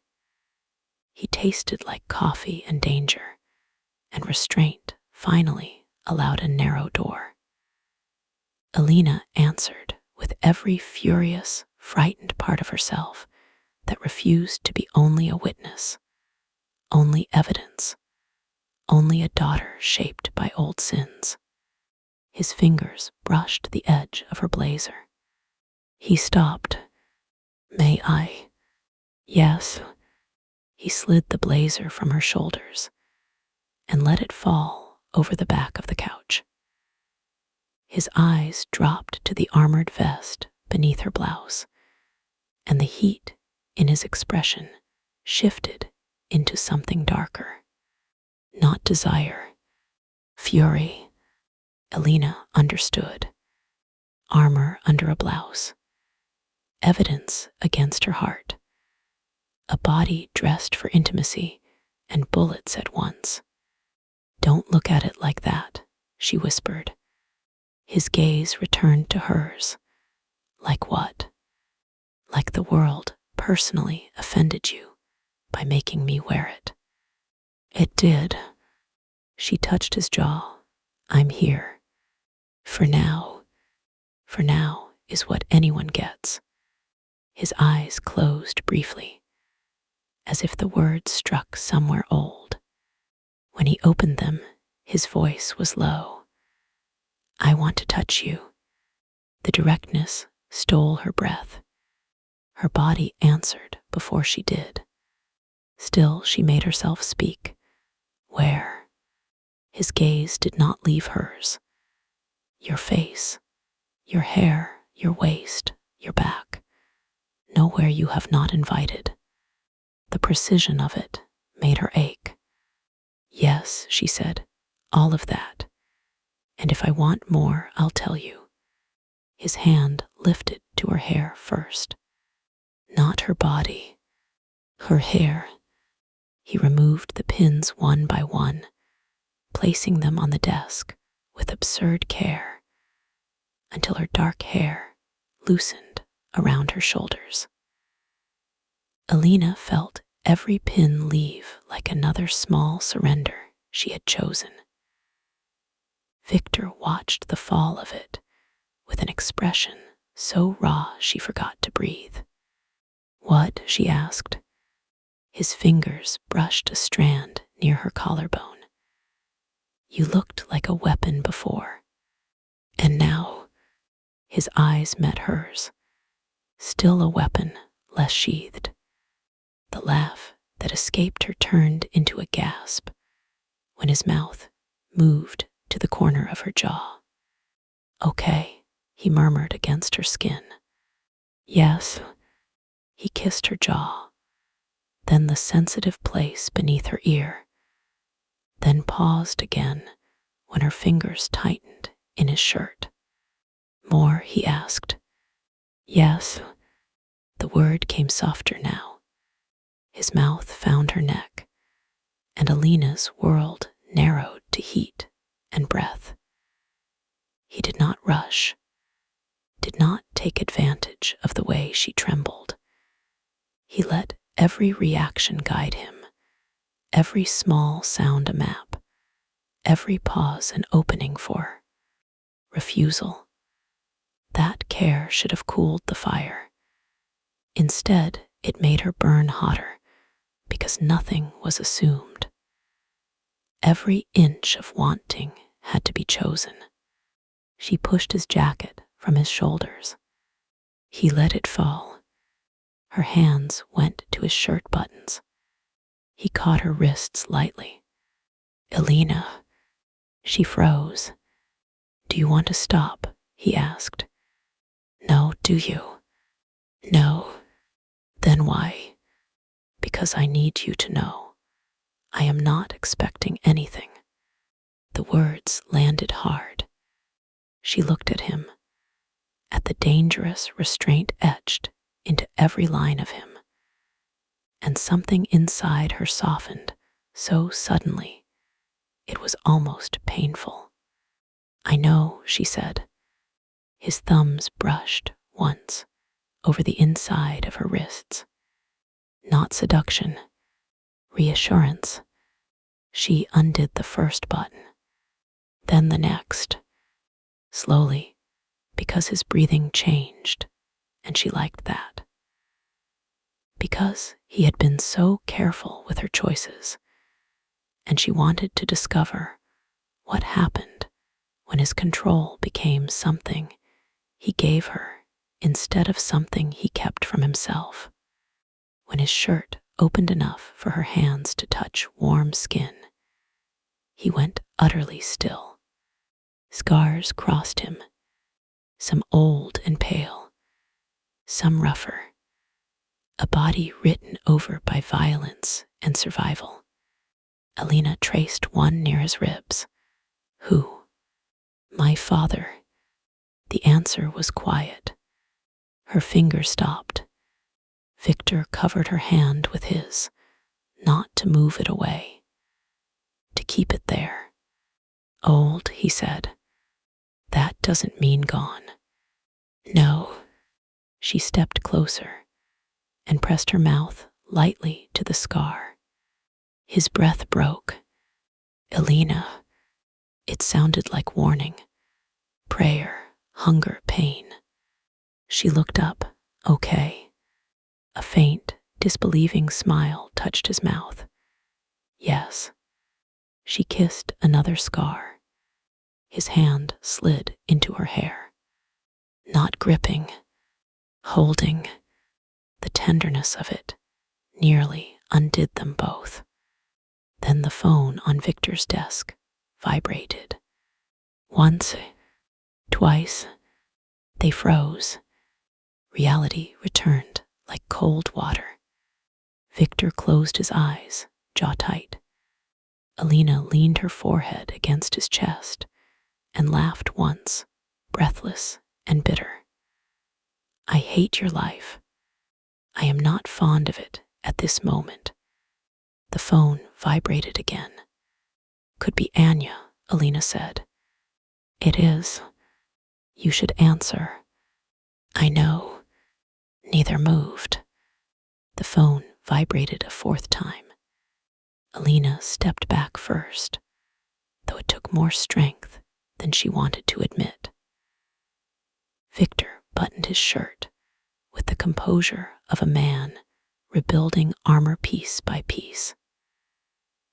Elena retrieved her blazer, smoothed her hair with fingers that were not entirely steady, and tried to look like a woman who had not just kissed the Bratva Boss in his private office while wearing body armor. Victor answered. Speak. Anya's voice carried through the room, sharp and urgent. Martin gave us the failsafe location. It's at the club, but not in Dimitri's office. Victor's eyes lifted to Elena's. Where? He asked. The steel door, Anya said. Service corridor. The same door where you pulled Elena inside. There's a hidden lockbox behind the frame. Martin says Thomas Ward installed it years ago when your father still used the club for meetings. Elena's skin prickled. The steel door. Of course, everything beginning where the first bullet had missed. Victor's voice went cold. Dimitri knows. Martin says no. But Dmitri just sent a message through one of the old channels, addressed to Alina. Victor's face turned lethal. Read it. Anya hesitated. Alina stepped close enough to hear. Anya said, "Ms. Ward, your father's final proof is where Victor first touched you. Come alone to the club before 9, or I send Martin's wife pieces of the truth, and the Rudenko sons the rest." Silence. Then Anya added, "There's a video attached." Victor's hand tightened around the phone. "Send it." The screen lit a moment later. Alina watched over Victor's arm. The video was short. The club's main room, empty under dead blue lights. Tables overturned from last night's chaos. Broken glass glittering near the bar. The camera moved through the space toward the back corridor, toward the steel door. Dmitri stepped into frame. Polished suit, silver hair, calm smile. In one hand, he held a small black device. In the other, a photograph. Alina's father, younger and alive, standing beside Victor near that same steel door. Dmitri looked into the camera. "Thomas loved hiding things in sentimental places," he said. "A ring, a chain, a daughter, a door." His smile sharpened. "Come home, Alina. Let us open what your father closed." The video shifted. Behind him, on the steel door, someone had painted a symbol in black. The circle split by a vertical line. Rudenko's mark. Beneath it, in red paint, were 4 words. "The king bleeds here." The video ended. Alina stared at the dark screen. The office seemed too small for the amount of history trying to crawl into it. Victor lowered the phone slowly. "You are not going alone," he said. "No," Alina replied. He looked at her. The old fight waited between them, ready to return. She did not let it. "I'm not going alone," she repeated. "But I am going." "Alina." "Our way," she said. His eyes held hers. She stepped closer, close enough to touch the shirt she had just unbuttoned, close enough to feel the heat they had not finished, close enough to remind him that desire was not a leash unless they let fear tie it. "Our way," she said again. "We get the copy. We expose Dmitri. We end this before he turns me into proof, and you into the monster he needs." Victor's gaze moved over her face, then down to her mouth, then back to her eyes. "You believe I can still choose not to be that monster," he said. It was not a question. Alina thought of the stairwell. Martin alive because she asked. Victor lowering his gun because her voice mattered.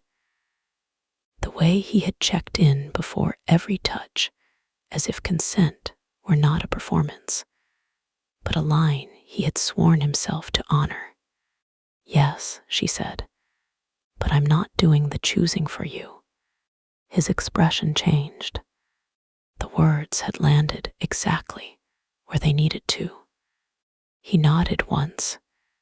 Then he turned toward the door, and the Bratva Boss returned with Alina's terms burned into him like law. "Anya," he said into the phone, "prepare a team. Quiet entry, no visible approach. Alina and I go through the lower service route. Roman holds exterior. No one fires unless fired upon, or unless Alina is threatened. Alina arched a brow. He looked at her, acceptable. A small, impossible smile touched her mouth. Painfully. His eyes warmed for half a second. Then the phone chimed again. Not Anya. Victor looked down. The message came from Dmitri. A single photo.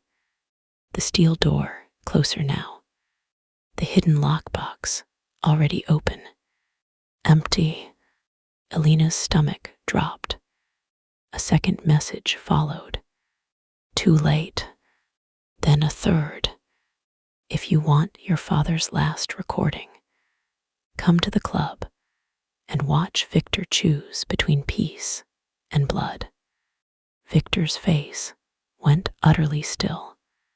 Alina felt the moment shift beneath their feet. The proof was gone. Dmitri had it.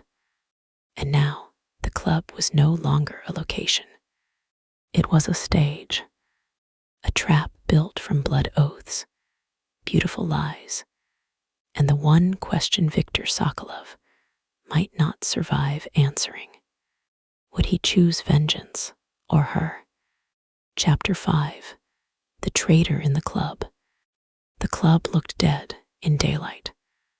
Not ruined, not abandoned, dead. Without music thundering through the walls or bodies moving under blue light. Sokolov's had the eerie stillness of a cathedral after violence. Chairs lay overturned across the main room. Broken glass glittered beneath the bar like ice. A streak of blood marked the polished black floor where someone had been dragged away during the night's chaos. The chandeliers hung low and dark, their crystals catching the weak morning light leaking through covered windows, turning the empty room into a place of ghosts. Alina stood just inside the lower service entrance with Victor at her shoulder and felt the club remember her. The alley, the first bullet, his arm around her waist, the steel door slamming shut, her name becoming a weapon before she understood the war. Now she was back where it had begun, wearing body armor under Anya's blazer, her mother's broken ring secured against her chest, and the knowledge that every step forward had already been anticipated by a man who understood sentimental traps. Dmitri had the recording. Dmitri had the final proof. Dmitri wanted Victor to bleed here. Alina looked across the main room to the corridor, leading toward the steel door. Her pulse tried to become panic. She refused it. Breathe, Victor said beside her. I am breathing. You are plotting legal murder. That counts. His mouth did not smile, but something in his eyes warmed for half a heartbeat before hardening again. He was dressed for war without looking like it. Black suit, black shirt, no tie, gun hidden beneath his jacket, another at his ankle, knife at his wrist. Alina knew about the last two only because Anya had listed them with the weary tone of a woman inventorying a difficult child's pockets. Victor had argued against Alina coming, not with orders this time. That almost made it worse. He had stood in his office after Dmitri's message, one hand braced on the desk, voice low and controlled, and asked her not to walk into the club. Asked, as promised. Asked like the words cost him more than command ever had. Alina had told him no. Not cruelly, not easily. But no, and he had accepted the answer with a look that made her chest ache and her body remember his hands. Now he moved beside her, close, but not touching, every line of him tuned to the building. Roman's team had secured the perimeter without visible approach. Anya was in the surveillance van 2 blocks away, feeding them camera angles through their earpieces. Martin Greaves was locked in Victor's operations house, no doubt sweating through another expensive shirt, while men with very little sympathy asked him questions about passwords, payments, and cowardice. The club itself had been cleared. Supposedly, Elena no longer trusted supposedly. Anya's voice crackled in her ear. Main room is clear. Lower hall is clear. No heat signatures beyond the back corridor. But something is interfering with the steel door camera. I have audio only near that point. Victor touched his earpiece once. Continue scanning. Always. Elena adjusted the cuff of her borrowed blazer. If Dmitri wanted theater, where are his witnesses? Victor's gaze swept the balcony above. Watching from somewhere else. Cameras. Yes. Live stream. Possibly. Federal agents. Possibly. Rudenko loyalists. Yes. She looked at him. You're very comforting. I am accurate. That is rarely comforting. They moved deeper into the club. Every footstep sounded too loud. Elena's boots crossed the same floor where, hours ago, people had danced under lights and ignored whatever empire pulsed beneath the bass. She wondered how many had known the owner's name, how many had whispered it like danger made cocktails taste better. How many would repost that cropped photo of her in Victor's arms and pretend they knew the shape of her life? She used to think reputation was something built in offices, courtrooms, and signatures. Now she understood it could be manufactured from one camera angle and a caption. At the edge of the dance floor, Victor stopped. Elena stopped with him. What? She whispered. His eyes lifted to the upper balcony, where smoked glass separated VIP rooms from the main floor. Curtain moved. She saw nothing, then a faint flicker. Not movement. Light.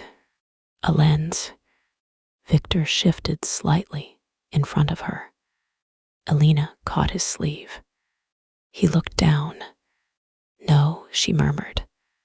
His jaw tightened. Camera. I know. That means I know. If they were being watched, every gesture mattered.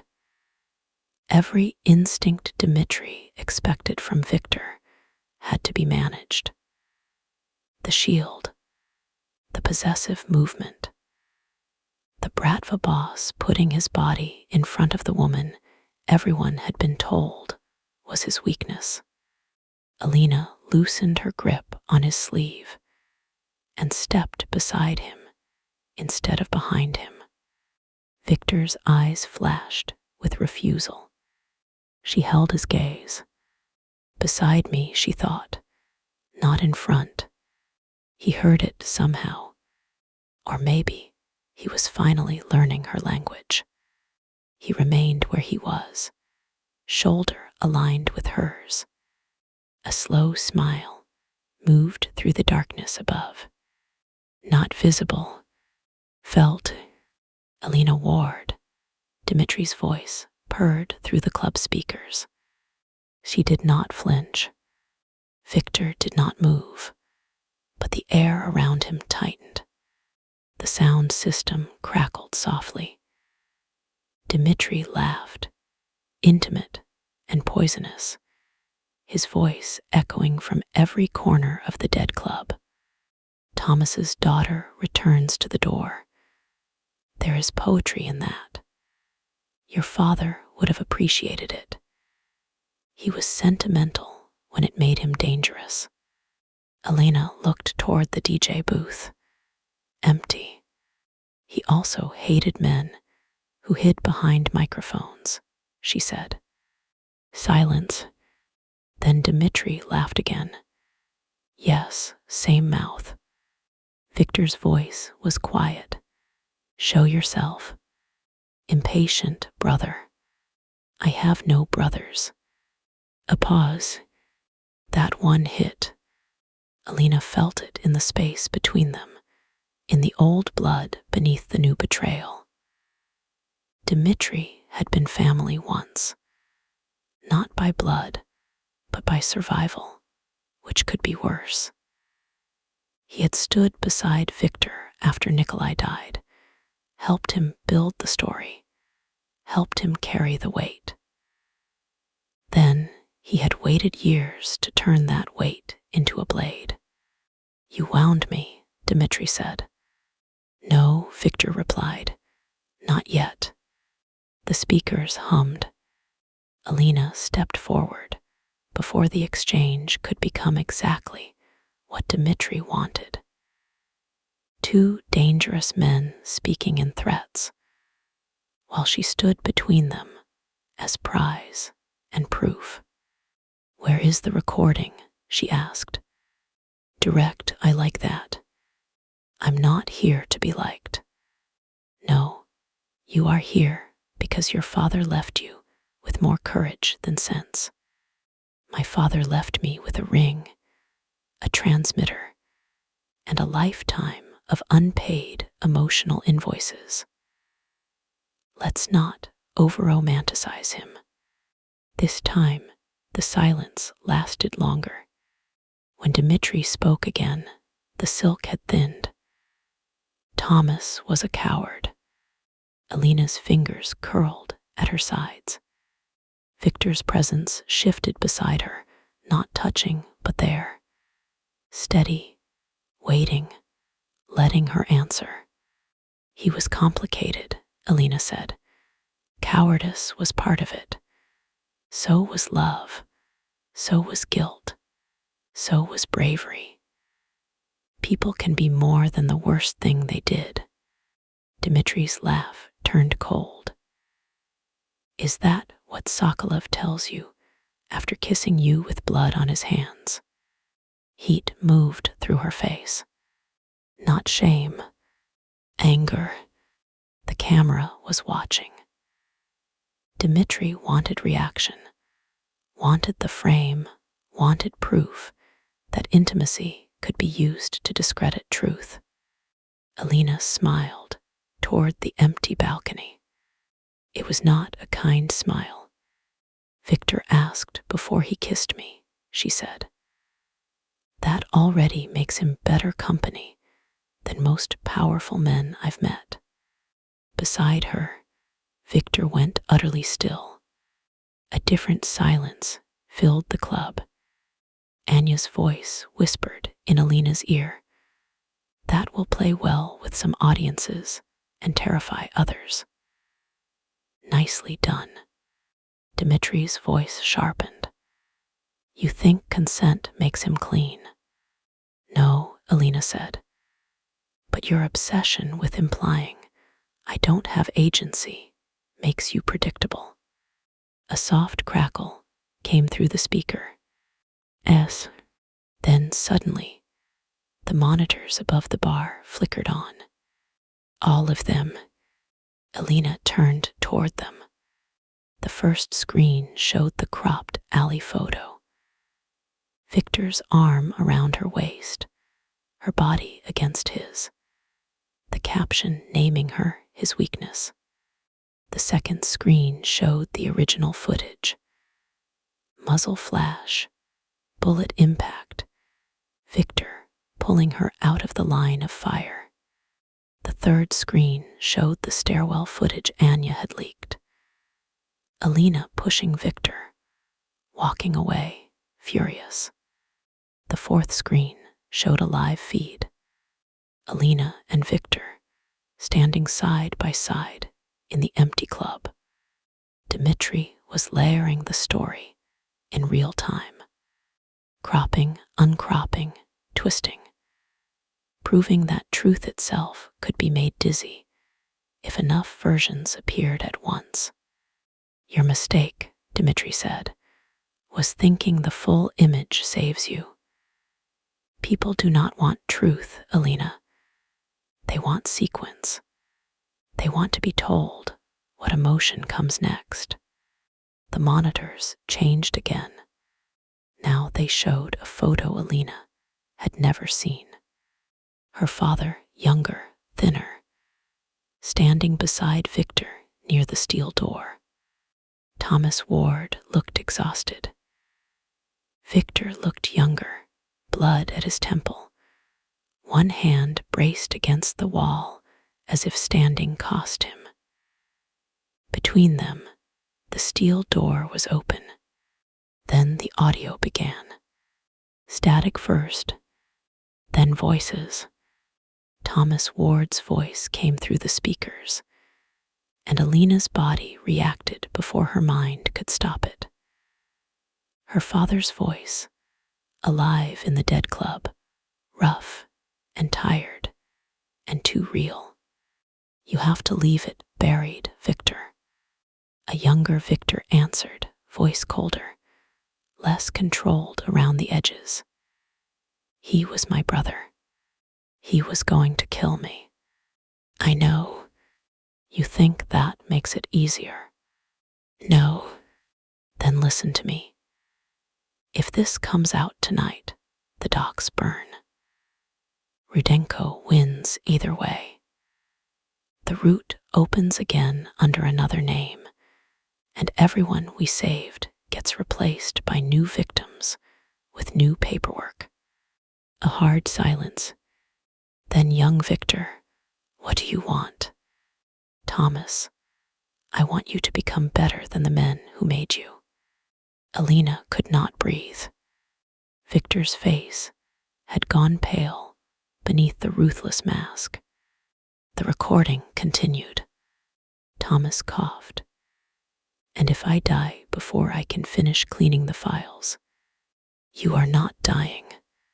Don't insult me. I know rot when I feel it. If I die, my daughter has the key. Victor's voice sharpened. You put her in this. I hid the names with the only beautiful thing I had left. You made her leverage. I made her untouchable. No one is untouchable. I know, Thomas said, voice breaking slightly. That is why I am asking a criminal to do what decent men failed to do. The audio cut. The club rang with absence. Alina stared at the screen until the image blurred. Her father had sounded afraid. Not for himself. For her. It did not forgive him.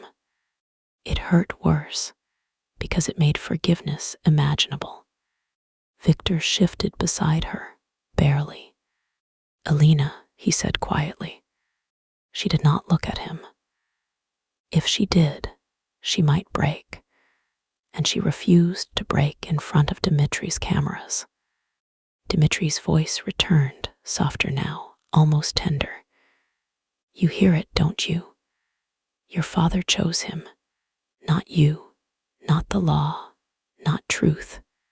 Victor Sokolov, a killer in a blood-stained club. That is the man Thomas trusted with your life. Alina swallowed the taste of grief. Then she looked up toward the dark balcony. No, she said. My father trusted Victor with his guilt. The speakers went silent. She continued, voice steadier now. He trusted me with the proof. Victor turned his head toward her. She did not look at him. Not yet. Alina, Dmitri said, warning in the silk. You want to tell a story, Dmitri? Fine. Here is mine.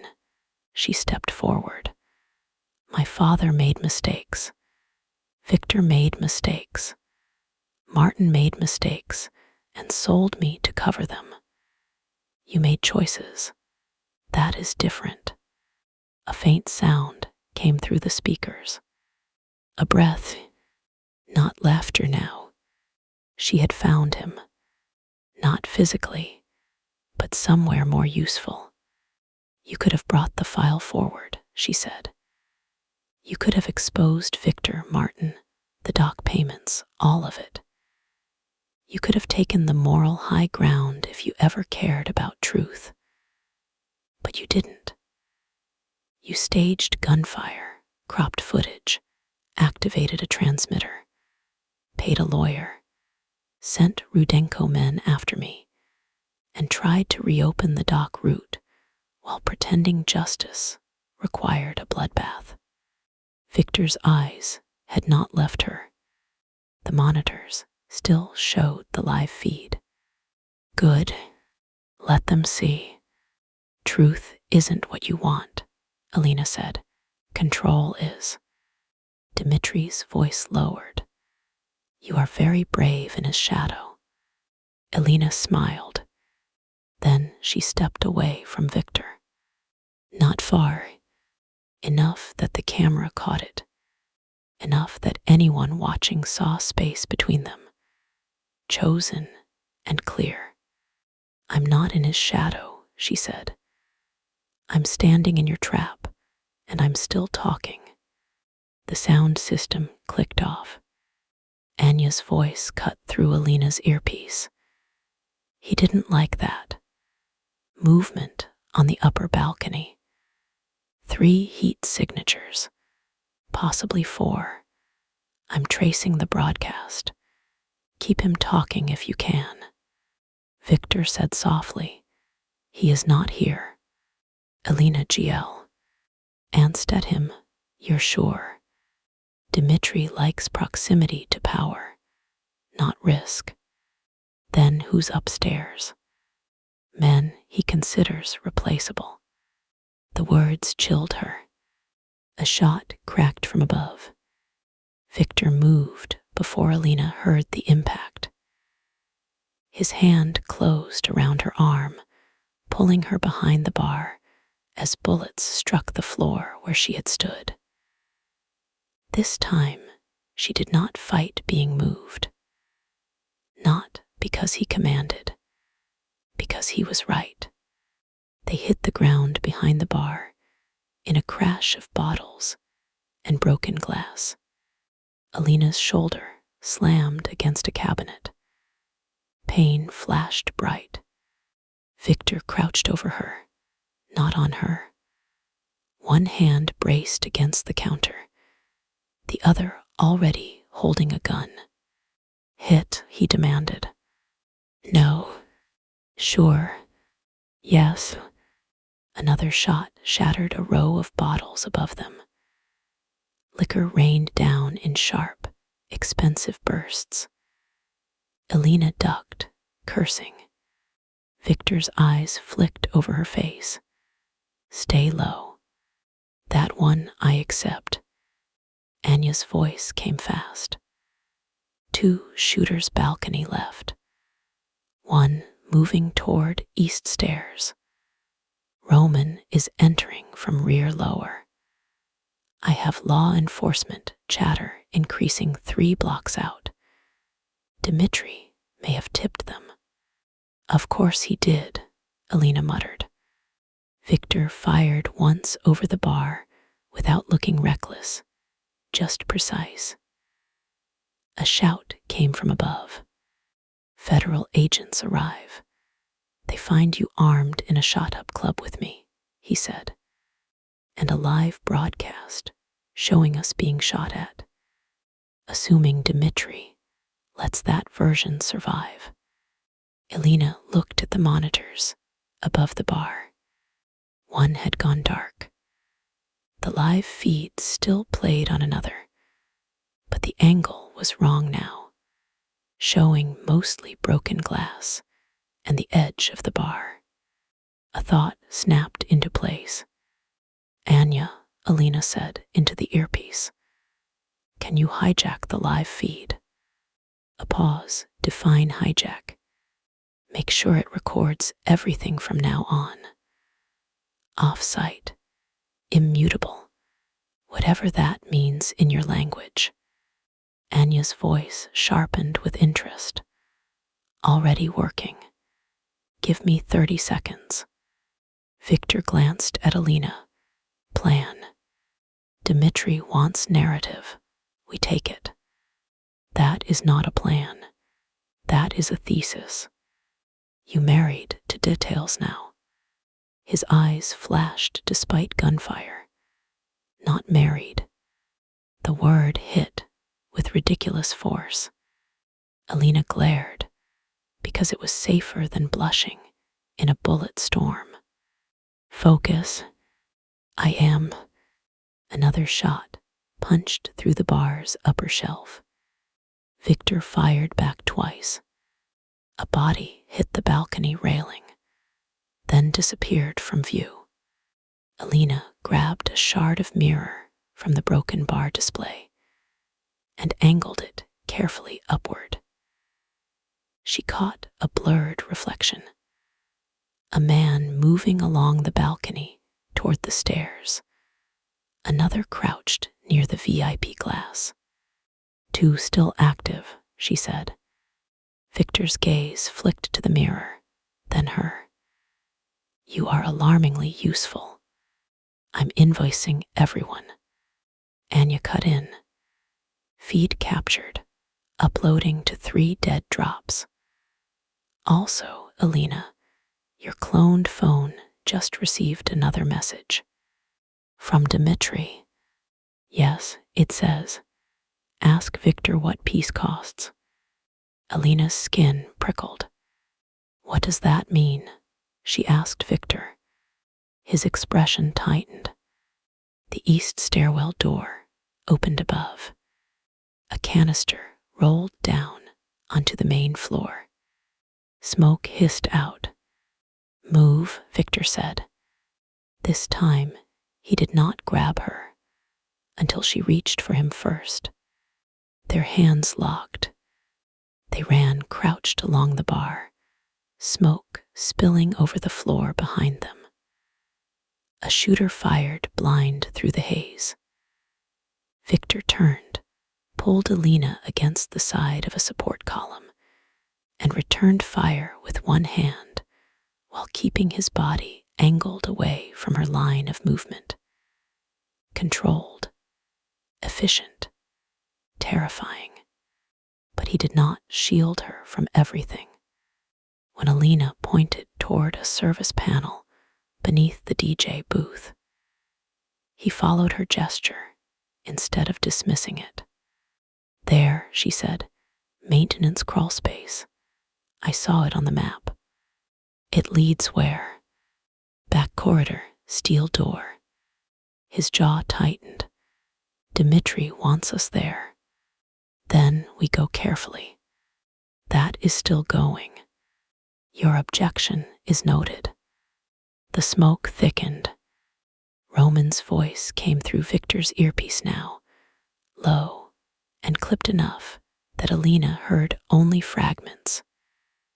"Rear secure. 1 down. Balcony access blocked. Police approaching." Victor looked toward the service panel, then at Elena. "Can you crawl with your knee?" "I can crawl angry." "Not the same." "It'll have to be." He held her gaze one fraction too long. "Ask," she reminded him. The word shifted something in his face, even now. "Will you let me go first?" A laugh almost escaped her. "That is the kind of tactical question I can respect. Yes. He opened the service panel, checked the darkness beyond, then disappeared into it with a flexibility that seemed unfair for a man his size. Alina followed, body armor scraping metal, knee protesting with every movement. The crawl space smelled of dust, wires, and old heat. Behind her, gunfire echoed through the club. Ahead, Victor moved like he had been born in narrow, dark places. Maybe he had. "You okay?" he asked softly. "Yes. Truth. My knee hurts. I smell like vodka. And I am having increasingly hostile feelings toward architecture." A quiet breath, almost amusement. "Good. Good. You still sound like you." That nearly undid her, more than any tender word could have. She kept crawling. The crawl space ended behind a wall panel near the back corridor. Victor eased it open, listened, then slipped out. Alina followed, accepting his hand when he offered it, because independence did not require rejecting useful balance. The corridor was empty. The steel door waited at the end. Black reinforced, familiar. Rudenko's symbol had been painted across it in dark, wet strokes, just as in Dimitri's video. The red words beneath it looked worse in person. "The king bleeds here." A chill moved over Alina's skin. The hidden lockbox behind the frame hung open. Empty. Victor stared at it. Something in his expression hardened beyond anger. This was not just theft. It was violation. Dimitri had reached into an old place, a buried pact between Victor and Thomas, and left mockery where proof had been. Alina stepped beside him. The corridor was too quiet now. Gunfire had faded behind them. Smoke curled faintly near the ceiling. The club seemed to hold its breath again.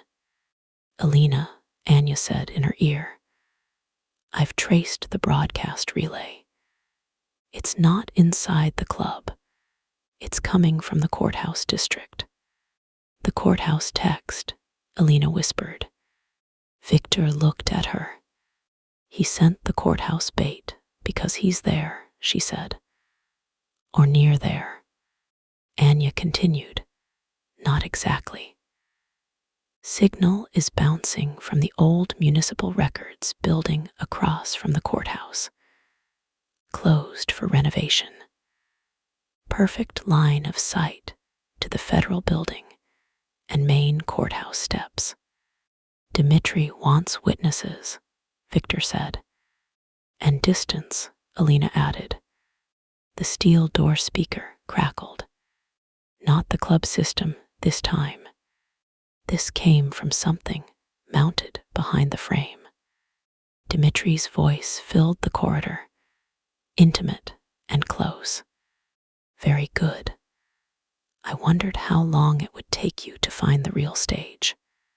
Victor's gun lifted toward the speaker. Alina touched his wrist.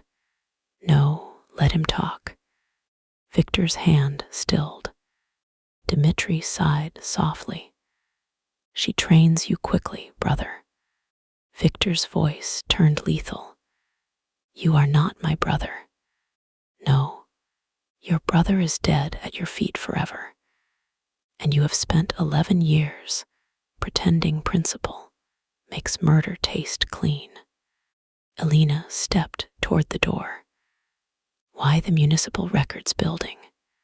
"Because Alina Ward is an officer of the court. Because federal agents love symbolism." because by 9 o'clock, they will receive enough anonymous evidence to believe Viktor Sokolov murdered his brother, bribed your father, buried the dock route, and is now threatening the key witness.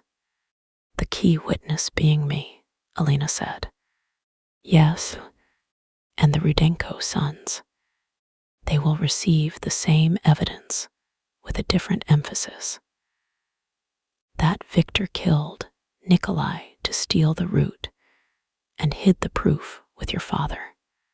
Viktor's voice was flat. You want them to attack me while federal agents move in. I want old debts paid. You want my chair. Dmitri laughed. Your chair is already empty. You left it the moment you pulled her behind that door. The words crawled under Alina's skin.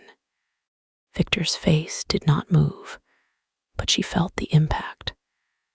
Dmitri knew exactly where to press. Alina as weakness. Alina as proof Viktor had changed. Alina as the thing that could make him look less like a king and more like a man. Less invincible, more killable. Alina looked at the painted words. The king bleeds here. Then she looked at Viktor. Maybe that was the part Dmitri did not understand. Kings bled. Men bled. Monsters bled. Bleeding was not the problem. What mattered was what they chose to do after. Dmitri, Alina said, if you wanted Viktor arrested, you could have sent the evidence already. A pause.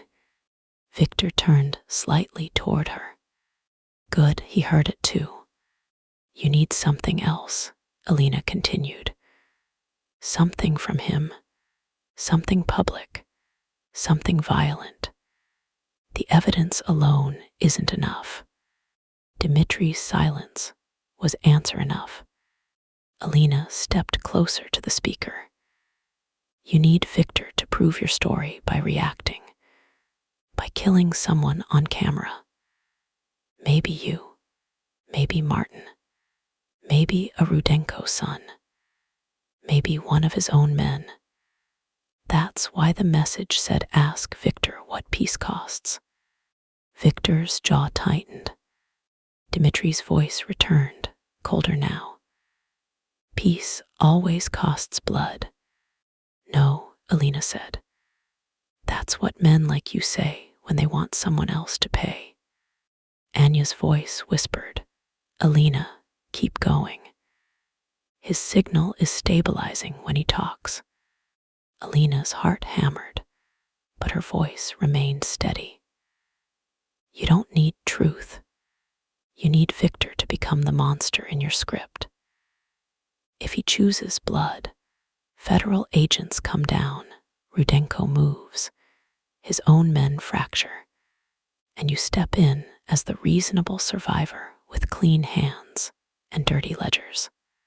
Viktor looked at her then, really looked, not as a woman he wanted to protect, as the woman who had just named the entire trap. Dmitri said nothing. Alina, Anya said, I've got him. Municipal Records Building, 5th. H floor. Northeast Archive Room. He's not alone. At least 6 bodies on thermal, maybe more. Law enforcement units moving toward the courthouse, not the records building. He diverted them. Viktor touched his earpiece. Roman. Roman's voice answered. Already redirecting 2 teams. 4 minutes out. Dmitri laughed softly through the speaker. Too late. The steel doors, inner lock clicked. Alina froze. Viktor pulled her back, but the door did not open. Instead, the screen mounted beside it lit up. A video feed appeared. the Municipal Records Building. An archive room with tall shelves, peeling walls, and plastic sheets hanging from the ceiling. Dmitri stood near a table. Beside him was a man Alina recognized from old articles Anya had shown them on the drive. Lev Rudenko, one of Pavel Rudenko's sons. Older now, heavy around the jaw, eyes cold and pale. His hands were bound in front of him. Blood ran from his temple. Behind him stood armed men in dark coats. Dmitri smiled at the camera. "There you are," he said. "The truth, finally. Victor, here is your piece." He lifted a gun and pressed it to Lev Rudenko's head. Alina heard Victor's breath change. Dmitri continued. "Lev came for you, of course. Rudenko blood is nothing if not predictable. I intercepted him before he could spoil the timing. Now you have a choice. Come to the records building and take revenge on the family that helped destroy yours while every camera watches. Or stay where you are and I execute him using a weapon registered to one of your men." Victor went very still. Dmitri smiled wider. "Either way, Rudenko blood falls. Either way, the war begins. But if you come yourself, I will give Alina the recording. The full one, her father's voice, your brother's last words, the names, everything." Alina's stomach turned. There it was, the hook beneath the hook. Not just Victor's vengeance. Her grief. Dmitri was offering both of them the thing they wanted most. Alina's truth, Victor's enemy, and a chance to step into the story exactly as he had written it. Victor's hand tightened around his gun. Alina touched his wrist again. This time, he did not immediately still. His pulse hammered beneath her fingers. "Victor," she said quietly. His eyes remained on the screen. On Lev Rudenko kneeling beside Dmitri's gun. "He helped Nikolai," Victor said. "I know. He helped build the route. I know. He deserves." "What?" Alina asked. "A bullet from your hand while Dmitri's cameras recorded."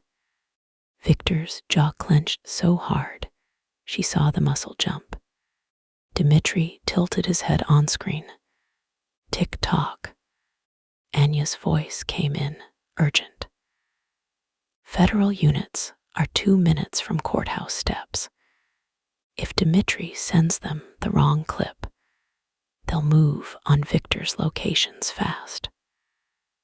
Roman's nearest team is still 3 minutes from records building." Alina looked at the screen. Dmitri's smile. Lev Rudenko's blood. The gun. The cameras. The trap. Then she saw something behind Dmitri. Plastic sheets hanging from the ceiling. Archive boxes. A sprinkler head. Renovation. "Alina," Victor said, because he heard her breathing change now too. She pressed her earpiece.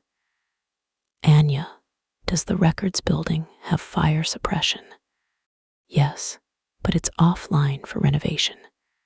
"Are you sure?" A pause. Checking. "Main system offline. Temporary system on floors 1 through 3. 5th floor has old sprinklers capped, but not removed. Water pressure. Probably none. Probably. Why?" Alina stared at the screen. Because Dmitri is standing in a room full of old paper, plastic sheeting, exposed wiring, armed men, and cameras. Victor's eyes shifted to hers. She said he built a stage. Stages can burn. Dmitri's voice came through the speaker. I can hear you thinking, Alina. Good, she said. I hope it's distracting. Victor's mouth almost curved. Almost, Anya said. I can trigger a fire alarm remotely, but not sprinklers. It would pull law enforcement toward the building. Maybe evacuation, maybe chaos. Do it, Alina said. Victor shook his head. He kills Lev. Not if he thinks smoke ruins his recording. He needs the image clean. Dmitri's eyes narrowed on screen. He was listening. Alina smiled slowly. You do need it clean, don't you? Perfect angle. Perfect sound. Victor arriving. Victor choosing blood. Alina watching. Federal agents receiving the clip. Rudenko men receiving their proof. You don't want chaos. You want choreography. Dmitri pressed the gun harder to Lev's head. You are overestimating my patience. No, she said. I'm estimating your vanity. His smile vanished. Alina, Victor murmured. Warning and admiration tangled together. She ignored the heat that moved through her at the sound. Anya, she said, alarm. A second later, the video feed filled with flashing red light. No siren came through the speaker, but Dmitri's head turned sharply. One of his men moved toward the door.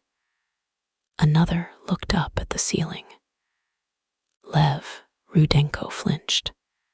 Dmitri's control cracked for exactly 1 second. That was all Victor needed. He touched his earpiece. Roman, 5th floor northeast. Fire alarm active. Use the east stair. Dmitri wants clean footage.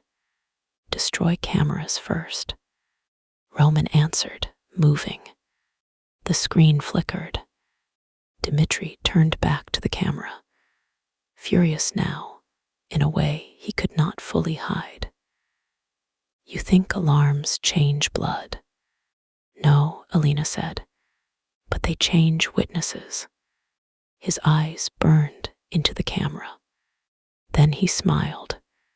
Slowly, Alina, he said, you really are Thomas Ward's daughter. The video feed cut. The speaker went dead. For 1 second, the corridor fell silent. Then every monitor in the club changed. Not to Dmitri, to Alina, a younger Alina, 19, caught on grainy station security footage. Wet hair, cheap coat, phone pressed to her ear. She looked exhausted, angry, scared in a way she had forgotten ever allowing her face to be. The audio played over it. Her younger voice, Dad, I need you to answer me. What is going on? Thomas's voice, frantic and low. Ellie, listen carefully. If I don't call back, the ring is not the secret. You are. Younger Alina, what are you talking about?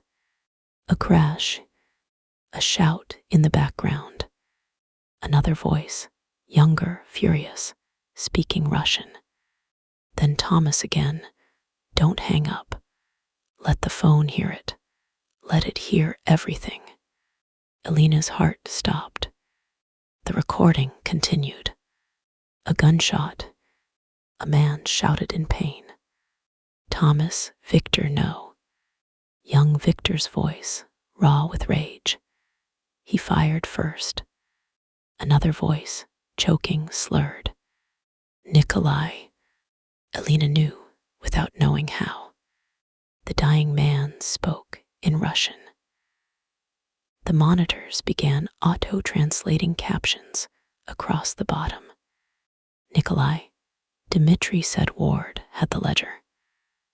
Dmitri said we could take the docks before Victor chose weakness. Alina's breath caught. Dmitri. Young Victor, what did you say? Nikolai, gasping. Ask your loyal dog. The audio dissolved into chaos. Thomas breathing hard. Victor cursing. A thud. Then Dmitri's younger voice. Suddenly clear. Suddenly present in the recording. Dmitri, give me the gun. Victor, give me the gun. You did what had to be done. Young Victor, he said your name. Dmitri, he is dying. Dying men spit poison. Thomas, no, Victor, listen to me. He knew. Dmitri, the lawyer, is in shock. Thomas, he knew. Another sound, movement. Then Dmitri, lower now, closer to the phone. Dmitri, Thomas, think carefully. Your daughter is on this call. Alina's body went cold. Thomas went silent. Dmitri continued, his voice soft as a blade. Help us bury this, and she stays a grieving daughter. Make trouble, and she becomes a witness. The recording cut. The monitors went black. Alina stood frozen before the steel door. Her whole body locked around the echo of Dmitri's younger voice. Not Victor. Dmitri. Dmitri had been there. Dmitri had threatened her father with her life. Dmitri had steered Nikolai. Dmitri had helped bury the truth. Dmitri had waited 11 years to finish the crime he started.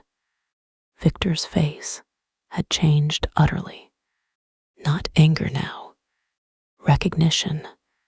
Horror. The final beautiful lie breaking open in his hands. He knew, Victor said. The words were barely sound. Alina looked at him. His eyes were fixed on the dark monitors, but she did not think he saw them.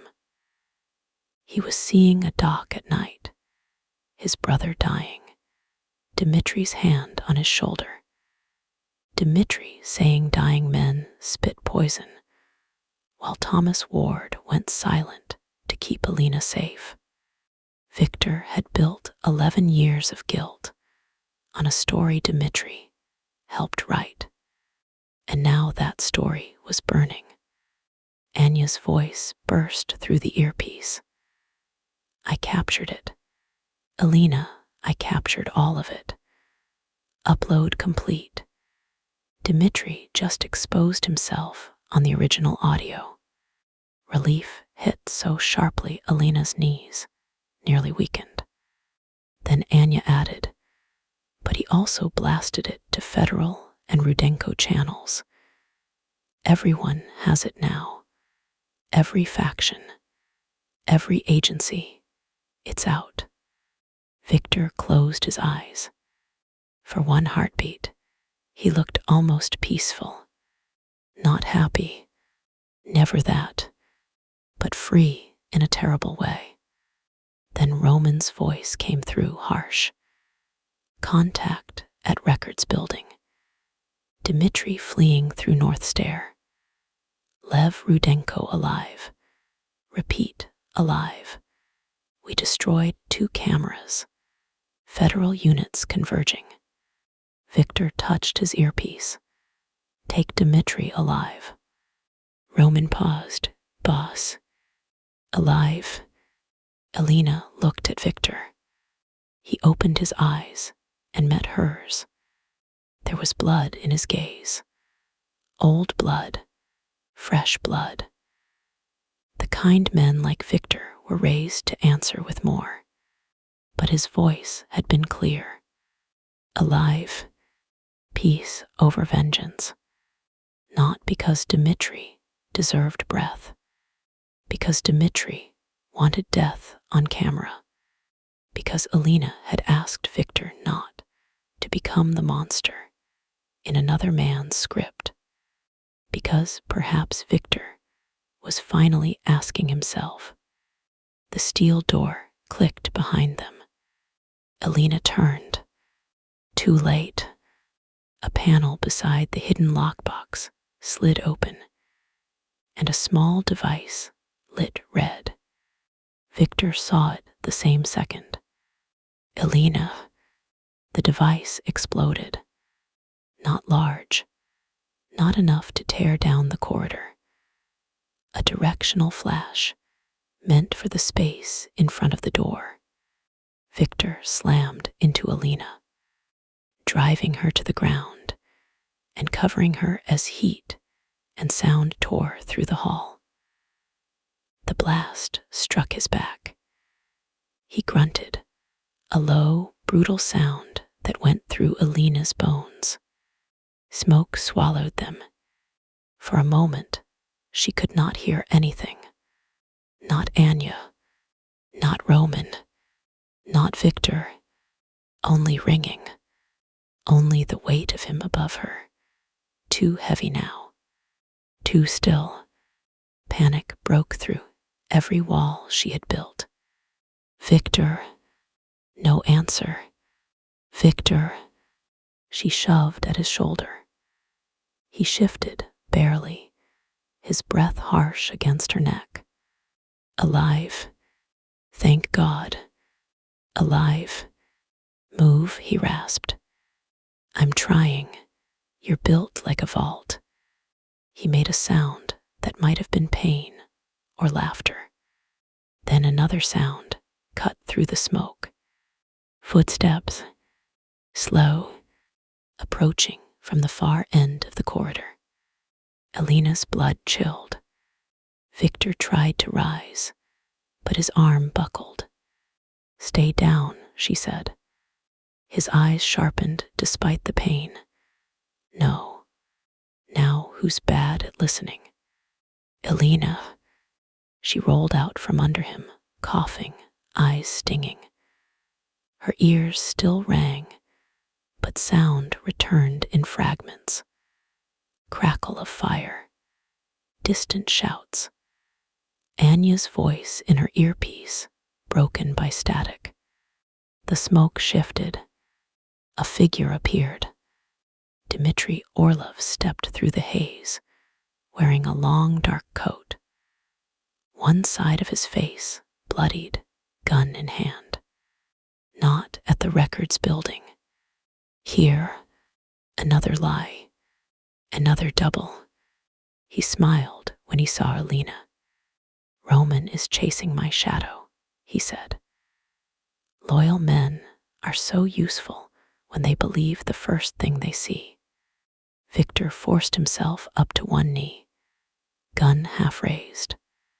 Dmitri fired. The bullet struck the wall beside Victor's head. Next one is not a warning, Dmitri said. Drop it. Victor's hand tightened. Alina moved before he could make the choice Dmitri wanted. She stepped between them. Victor's voice turned savage. Alina. Dmitri's smile widened. There she is. Alina lifted both hands slowly. You want me in the frame? Fine, look. The smoke curled around her. Her blazer was torn at one sleeve. Dust coated her hair. Her knee throbbed. Her throat burned. Her heart hammered so hard she felt every beat in the place where her mother's ring lay against armor. But she was standing. Dmitri's gun aimed at her chest. Victor behind her, wounded and furious. The steel door at her back, the camera above the corridor, its red light blinking. Still recording, Alina prayed Anya had control of it. Dmitri noticed her glance. "Do not hope for your blonde guard," he said. "I cut the internal line before I came down." Alina smiled faintly. "Anya doesn't strike me as the kind of woman who relies on one line." The smile faded from his face. "Good. Let uncertainty in. Let it rot him from the inside." Victor's voice was low behind her. "Move." "No, Alina." She did not look back. "You chose alive. I'm holding you to it." Dmitri laughed. Touching, naive, but touching. "Why?" Alina asked. His gun remained steady. "Why what? Why all of this? The docs, Nikolai, my father, Victor. 11 years of loyalty while you waited. If you wanted power, you could have challenged him years ago." Dmitri's face hardened. "You were already his second," she continued. "Trusted, respected, rich, feared. Why reopen the one wound that could expose you?" Victor shifted behind her, but did not fire. Dmitri's eyes flicked to him, then back to Alina. "Because Victor was going to let the empire become legitimate," Dmitri said, and the contempt in his voice was absolute. "He dressed cowardice as reform. He cut roots, ended profitable arrangements, made enemies of men who understood the old ways. He traded fear for paperwork, blood for clean money, power for approval from people who would still spit on him if he stood in daylight." Victor's breath was harsh behind Alina. Dmitri stepped closer. His father built a throne. Victor turned it into a boardroom. "And you missed the rot," Alina said. "I missed honesty. You missed permission to hurt people." Dmitri's eyes flashed. There he was again. The truth under the polish. "You think you are different because you wear a blazer and speak of consent," he said softly. "Power is always taken, Alina. Your father knew that. Victor knew it before guilt made him soft. You will know it too when the men outside this room decide your body carries evidence and your voice carries danger." Victor made a low sound behind her. Dmitri's gun shifted toward him. "Careful." Alina stepped with the movement, keeping herself in the line, trusting the armor, trusting Anya, trusting Victor not to break the promise she had not spoken aloud. "Do not become what he needs." "Power can be taken," Alina said, "but trust can't." Dmitri sneered. "Trust is what fools call leverage before it turns. Is that what you told yourself all these years? That Victor was a fool for trusting you? Or did you hate him because he trusted you and still became something you couldn't control?" Dmitri's smile vanished. Victor was silent now. Alina felt him, listening behind her. Good. This mattered as much as tea. He gun, maybe more. "You wanted him to be like his father," she said. "Like yours. Like every man who taught you cruelty was inheritance. And when he refused, you called it weakness because the alternative was admitting he outgrew you." Dmitri's hand tightened on the gun. "Alina," Victor warned softly. "No, not yet." Dmitri took another step forward. You know nothing about inheritance. I know my father left me a ring full of secrets and a chain full of fear. I know he thought hiding truth would protect me. I know every man in this story thought deciding for someone else was love, loyalty, strategy, or survival. Her voice shook now, but she let it. I know I am done paying for that. Dmitri stared at her. For 1 second, something like admiration passed over his face. Then he lifted the gun toward her head. Victor moved, not forward, not into vengeance. His hand shot out to the wall panel beside him, the one controlling the emergency steel lock.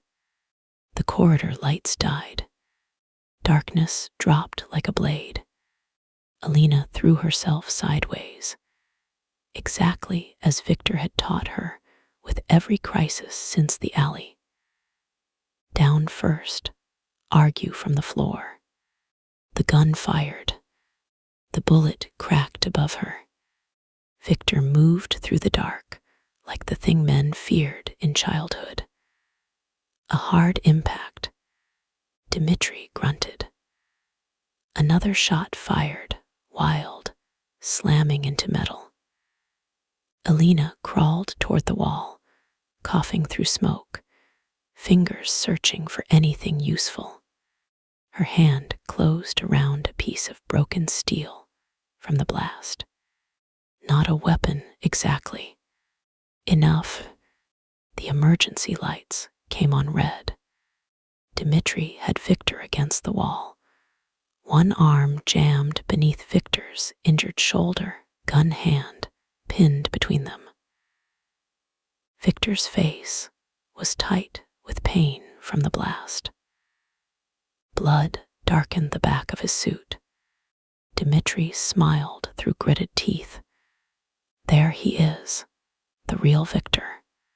Victor's hand closed around Dmitri's throat. Not enough to kill, enough to end the fight if he chose. Alina saw the choice arrive. In his eyes, in Dmitri's smile, in the camera light blinking above them. Dmitri wanted it, begged for it without words. Victor's fingers tightened. Alina rose. Victor, her voice cut through the red-lit corridor. His eyes shifted to her. Dmitri whispered, "Do it."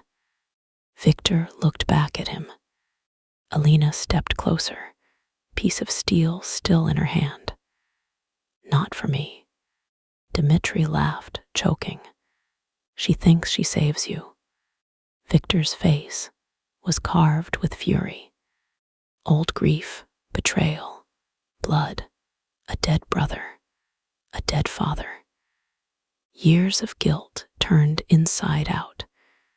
Everything in him had been trained for this ending. His hand tightened once more, then stopped. Victor leaned close to Dmitri. Voice so quiet Alina barely heard it. "You do not get my soul because you failed to keep yours." He released him. Dmitri's eyes widened. Alina moved. She struck his wrist with the steel edge as hard as she could. The gun clattered to the floor. Victor kicked it away, then drove Dmitri face first into the wall and pinned him there with one arm twisted behind his back. Efficient, brutal, alive. Alina grabbed the gun from the floor and aimed it with both hands, though her grip shook. Dmitri laughed against the wall, breathless and ugly. "You think this changes anything? The file is out. The Rudenko sons will come. Federal agents will come. Your men will question why you spared me." Peace will make you look weak. Victor's voice was steady. Let them question. Dmitri turned his head enough to see Alina. And you? You think standing beside him makes you free? He will build a prettier cage. Men like him always do. Alina kept the gun trained on him. No, she said. Men like you always do. Men like him ask before touching the lock. Victor's eyes flicked to her. Even now, even here, the heat between them sparked through smoke and blood. Dmitri spat a curse. Footsteps thundered from the main room. Anya appeared first, gun raised, blonde hair half loose, face cut near the cheek, fury making her look almost luminous. She took in the scene in one breath. Alina holding the gun, Victor pinning Dmitri, Dmitri alive, the camera blinking. Anya smiled slowly. Beautiful, she said. Alina lowered the gun a fraction. Tell me you recorded it. Anya's smile sharpened. Every second, multiple angles, off-site, federal inboxes, Rudenko channels, insurance dead drops. Your father would be proud of the chain of custody. Alina almost laughed, almost cried. She did neither. Roman entered behind Anya with 3 men, all weapons raised. His eyes widened faintly at the sight of Dmitri pinned and breathing. Alive, he asked. Victor looked at him. Roman lowered his weapon. Alive. Anya moved to Dmitri and zip-tied his wrists herself, pulling them hard enough that he hissed. Careful, Dmitri snapped. I'm still. Anya hit him once across the mouth. Not hard enough to break anything. Hard enough to make a point. You are still talking too much, she said. Alina lowered the gun completely and set it on the floor. Her hands began to shake violently the moment she let go. Victor saw. Of course he saw. He moved toward her, then stopped himself, blood darkening his suit. One shoulder held too stiffly. Alina. She looked at him. Smoke curled between them. Behind him, Dmitri was being dragged upright. Beyond him, the steel door stood scarred by paint, blast marks, and history. The hidden lockbox hung open and empty, but for the first time since the alley, Alina did not feel empty with it. The truth was out. Ugly, incomplete, dangerous. But out. Are you hurt? Victor asked. His voice was rough. Not from smoke, from restraint. She looked at his shoulder. I should ask you that. I asked first. Competitive, even bleeding. Alina. She stepped toward him before pride could stop her. One step, then another. He remained still, letting her close the distance. When she reached him, she did not throw herself into his arms. She wanted to. God, she wanted to. She wanted to bury her face in his chest, feel his hands around her, let the world narrow to his heat, and the proof that they were both still alive. But Dmitri had tried to make every touch a story. She would not let him write this one either. She lifted her hand toward Victor's face and stopped just short of touching him. May I? She asked. Something broke open in his eyes. Yes. She touched his cheek. His skin was warm beneath her palm. Dust and smoke clung to him. A faint cut marked his jaw. His breath shuddered once, barely, but she felt it. Only then did he lift his hand to cover hers, not holding it there, just feeling it. Anya's voice softened behind them. We need to move. Federal units are entering the building. Alina did not look away from Victor. What happens now? Now, Victor said, we tell the truth before anyone can sell another lie. And Dmitri, his gaze moved past her, to the man being held by Roman. For a moment, the old violence flickered. Then Victor looked back at Alina. Dmitri goes to prison if the law can hold him, he said. If the law fails, he still does not get the war he wanted. Dmitri laughed through bloodied teeth. You think prison keeps men like us? Victor's expression turned almost calm. No, he said, but sunlight changes what shadows can hide. Anya murmured, that was almost poetic. I hate it. Alina's laugh came out broken. Victor's thumb brushed once against her knuckles. Then the first federal voice boomed from the main room. Federal agents, weapons down. Roman swore softly. Anya lifted her hands away from her weapon and turned toward the main room. This is going to be annoying. Alina looked at Victor. Are we about to be arrested? Possibly. That's not comforting. I remain accurate. A hysterical laugh threatened her again.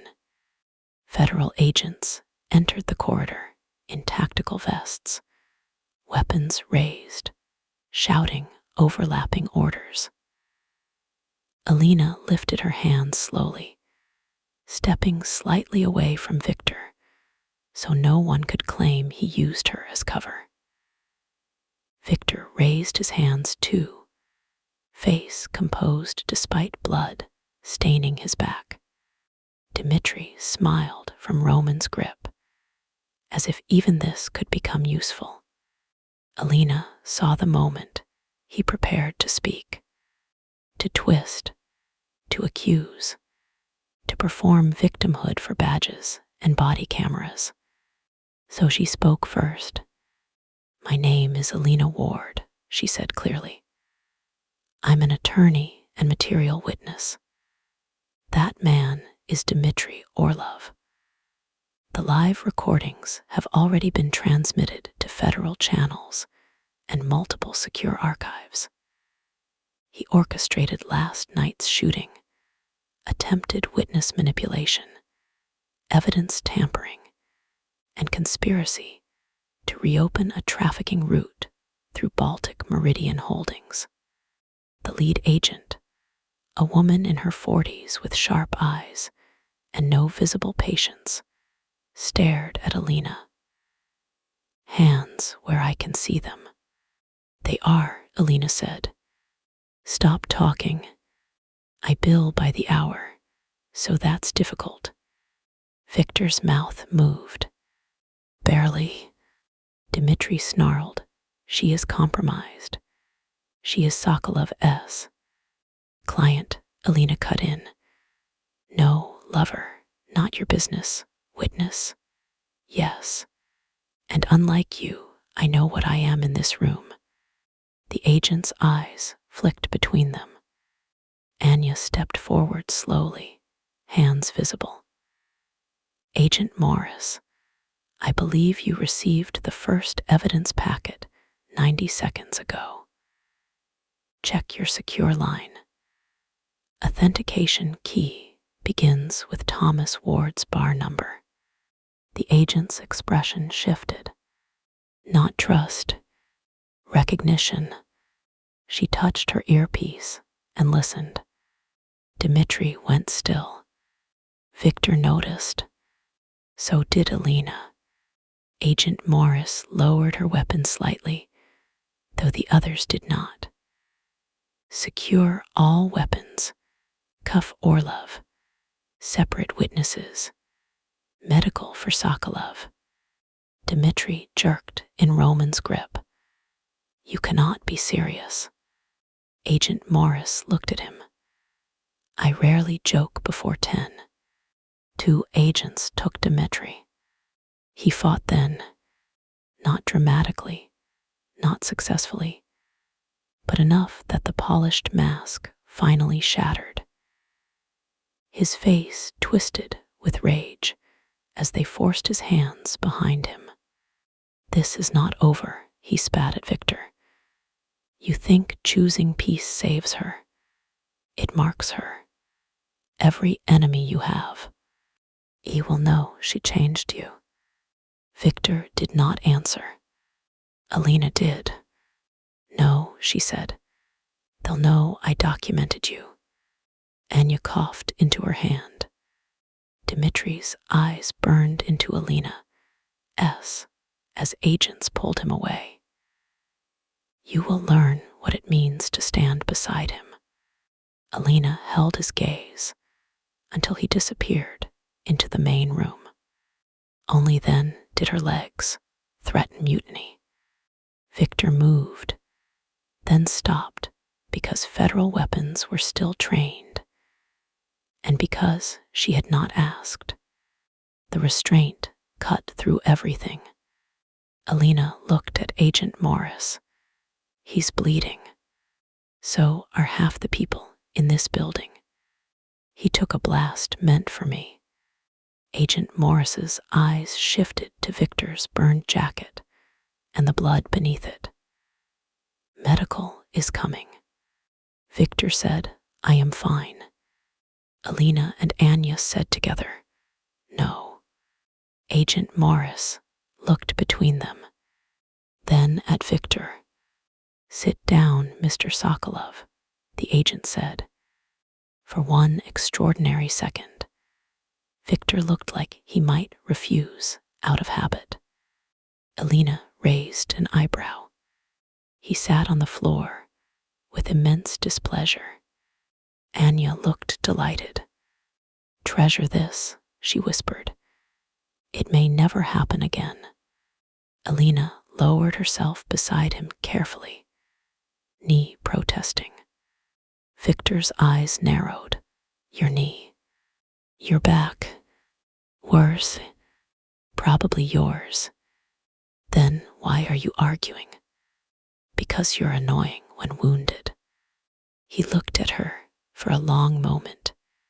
Then quietly, you stood between us. Yes, you should not have. Probably. Alina.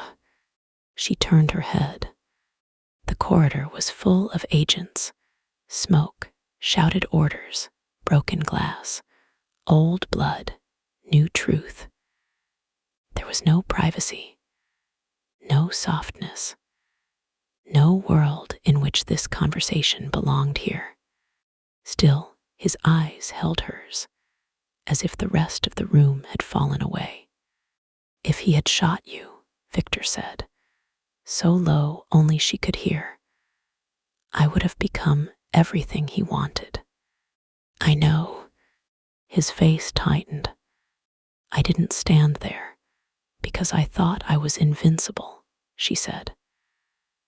I stood there because I trusted you not to let him turn your fear into his weapon. His throat moved. You trusted me, he said. A question hidden inside a statement. Alina looked at the steel door, at the blast marks, at the place her life had split, then back at him. Some of you, she said. It was not enough. It was everything. Medical arrived then, ruining the moment with scissors, gauze, and brisk authority. Victor objected to the cutting of his jacket. Alina told him he owned several. He told her she was making assumptions about his wardrobe. She told him all his clothes were black and therefore interchangeable. Anya laughed so hard an agent told her to step back. For a strange few minutes, reality became absurd. Viktor Sokolov, feared Bratva Boss, sitting on the floor of his own damaged club, while a medic examined burns and shrapnel cuts across his back. Alina Ward, attorney and accidental living proof, sitting beside him with a bruised knee and vodka in her hair. Federal agents collecting evidence from a steel door that had witnessed more truth than any courtroom she had entered. Then Agent Morris crouched in front of Alina. "Ms. Ward," she said, "I need you to come with me." Victor's head lifted. Alina felt his reaction before he spoke. "No," he said. Agent Morris's eyes went flat. "Excuse me." Alina touched Victor's arm. He looked at her. "Not now," her eyes said.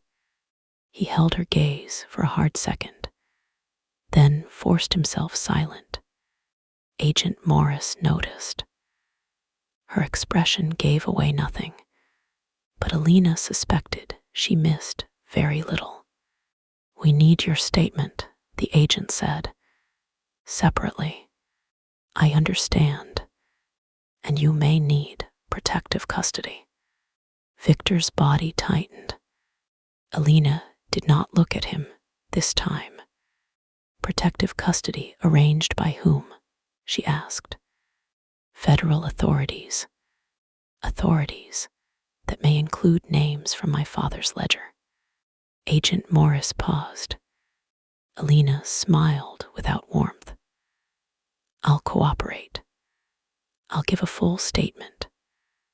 I'll preserve evidence, testify if necessary, and provide every chain of custody detail I have. But I'm not entering blind protective custody under a system Dmitri may have partially compromised until I speak with independent counsel. You are counsel. Then I advise myself to be difficult." Anya whispered, "I love her." Agent Morris looked annoyed, but not unsympathetic. "You're in danger." "I know. Mr. Sokolov cannot be your legal shield." "No," Alina said, "but neither can a badge automatically become my moral one." Something like respect flickered in Agent Morris's eyes. "I can arrange independent counsel," she said. "I have names." "Of course you do. I also want Anya present for digital evidence handling." Agent Morris looked at Anya. "Ms. Volkova," Anya said, "security consultant." Agent Morris's expression suggested she doubted the simplicity of that title. "We'll discuss," Victor said quietly. "Alina." She turned to him. He was paler now. The medic had cut away the back of his shirt, and white bandaging crossed one shoulder beneath the black ruin of fabric. He looked furious about needing C, and more furious about her leaving his sight. But he did not tell her not to go. He asked with his eyes this time, "Are you choosing this?" Alina answered softly, "I'll give the statement." His jaw tightened. "I'll come back," she said. The words left her before she fully understood them. Victor went very still. So did she. Come back. Not to the club. Not to the operation. To him. The the promise was not romantic enough to be safe or legal enough to be defensible. It simply sat between them, undeniable. Agent Morris pretended not to hear. Anya absolutely heard, and looked like she would be unbearable later. Victor's voice was low. "I will be here." Alina glanced around the wrecked corridor. Maybe choose a room with less smoke. A faint, pained smile touched his mouth. Then she stood, accepted Agent Morris's steadying hand because her knee objected, and walked toward the main room. At the threshold, she looked back. Victor was watching her. Of course, even wounded, even surrounded by agents, even with his empire cracked open under federal lights. His attention followed her like a vow. He had not yet earned the right to speak. Alina touched the place beneath her blazer, where the ring halves rested against armor. Her father's secret, her mother's ring, her own choice. Then she turned away. The statement took 47 minutes. Alina knew because Agent Morris placed a recorder on the table, announced the time, and Alina's lawyer brain clung to procedure like a lifeline. They used Victor's private upstairs office because federal agents had swept it, declared it secure, and posted 2 guards outside. Alina sat across from Agent Morris with a bottle of water, a legal pad, and enough exhaustion to make the walls breathe if she stared too long. She told the story from the beginning.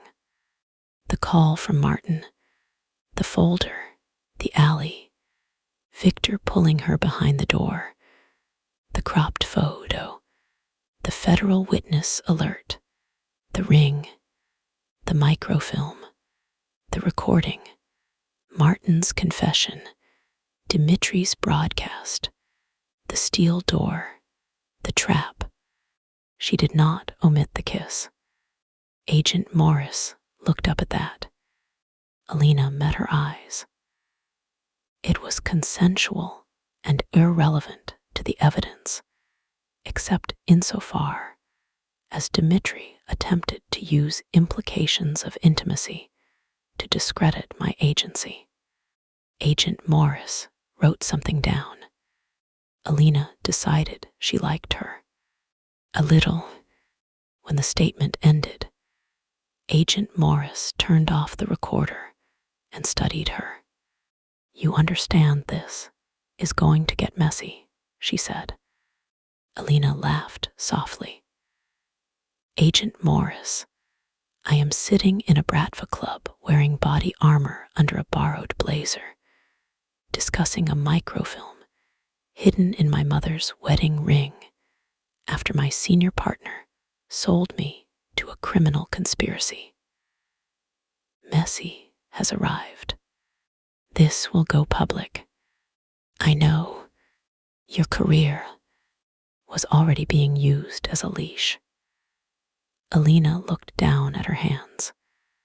They were steady now, which felt suspicious. Maybe it's time I stop begging corrupt institutions to invite me upstairs. Agent Morris leaned back. "Do you trust Sokolov?" Alina looked toward the closed office door. A simple question. No simple answer. "No," she said, "not completely. But you returned to the club with him." "Yes." "You stood between him and Orlov." "Yes." "You plan to return to him after this statement." Alina's eyes returned to the Agent S. "I plan to decide for myself where I go next." Agent Morris held her gaze for a moment, then nodded, "Good answer." The office door opened after a knock. Anya stepped in before anyone invited her, because apparently doors were suggestions in Victor's world. "Sorry," she said, sounding not sorry at all. "Dmitri is in custody. Martin is being transferred. Rudenko men are making noise, but not moving yet. Victor is refusing transport to the hospital." Elena closed her eyes. "Of course he is." Agent Morris stood. "He needs medical treatment. He needs to win an argument with biology," Anya said. "He won't." Elena pushed herself up. Her knee screamed. She ignored it. Agent Morris said, "Ms. Ward, I'm going to tell him to go to the hospital." Anya stepped aside. "Please do. It will be very entertaining." Victor was in the main room, standing near the bar, despite the medic's obvious frustration.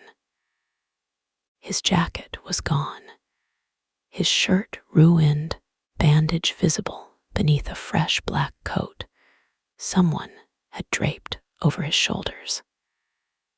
He looked like a wounded prince of a criminal underworld, pretending pain was a scheduling inconvenience.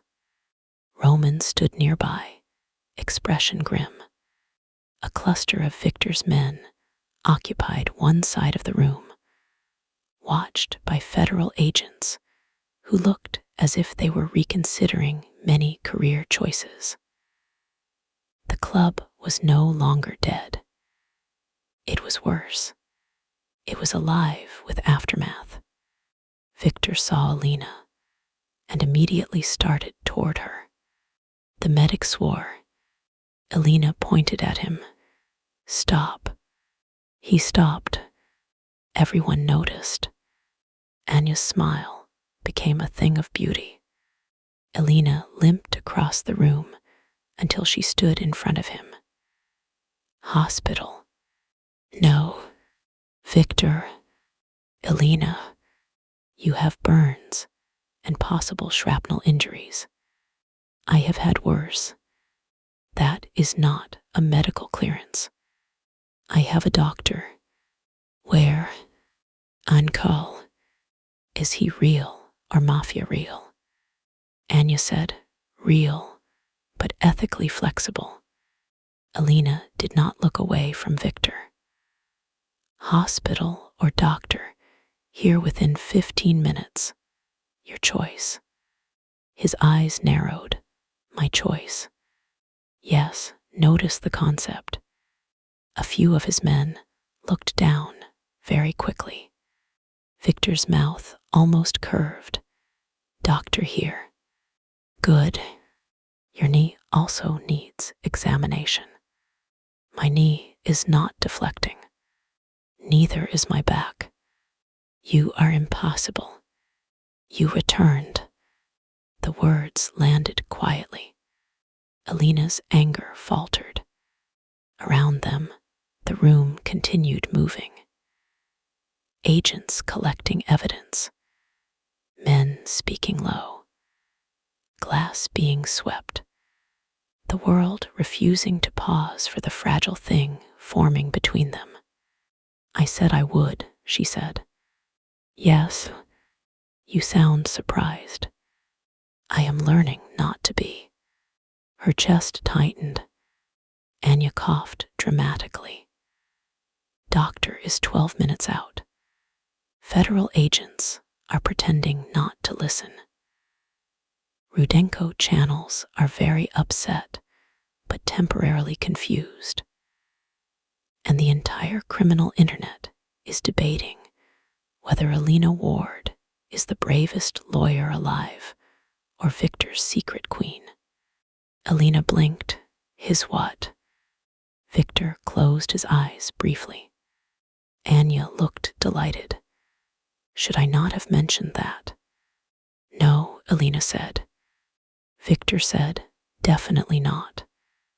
Agent Morris approached before Elena could decide whether to be horrified, amused, or furious.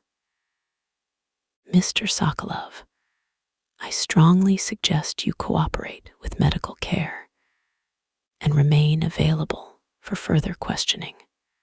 I am available. That is not the same as cooperative.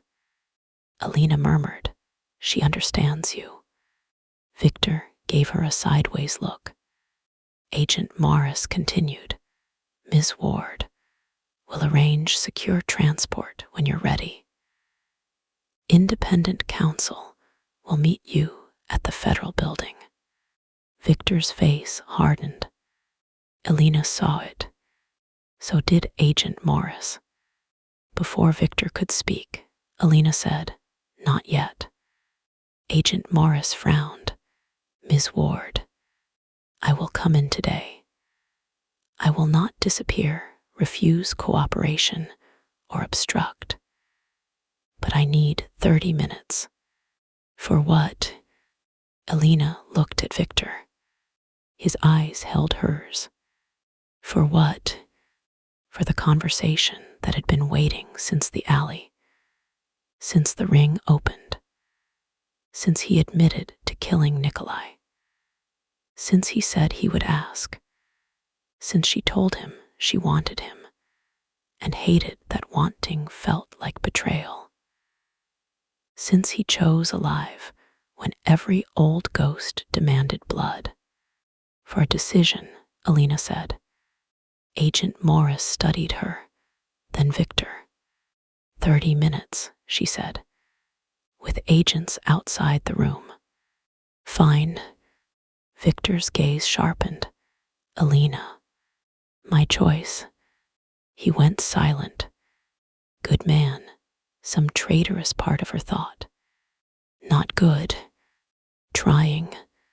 They used the back office, not Victor's private one upstairs. Too many memories there now. His hands on her hair, scars beneath her mouth, the unfinished heat interrupted by Dimitri's message. This office was smaller, windowless, functional, with a desk, 2 chairs, and a cracked leather couch. An agent stood outside. Anya promised not to listen unless gunfire, shouting, or obvious romantic stupidity occurred. Alina shut the door. For a moment, neither spoke. The quiet felt different now. Not like a trap, not like safety either. Like a room where truth had finally caught up and was waiting to be paid. Victor stood near the desk, because sitting apparently offended him. Alina sat on the edge of the couch, because her knee had earned more respect than her pride. You're bleeding again, she said. I know. Does it hurt? Yes. Good. His eyes lifted. She held his gaze. I'm still angry. I know. Good, she repeated. He nodded once. No defense. No argument. No bargain. Alina looked down at her hands. Agent Morris asked if I trust you. What did you say? No, not completely. A muscle tightened in his jaw, but he accepted it. Good. Her laugh was small and tired.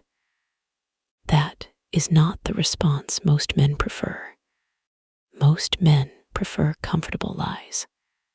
And you, I have had enough of those. She looked up. He was watching her with that impossible attention again. But there was something different in it now. Not less hunger. If anything, the wanting between them had become sharper because survival had stripped away pretense. But there was more space in it. Room for her anger. Room for his guilt. Room for the fact that wanting him did not solve anything, and refusing to want him would not make the truth cleaner. Alina, he said. I should have told you about the recording. Yes, I should have told you. I suspected your father's call made you more important than the documents. Yes, I told myself I was waiting until I knew enough. That was true.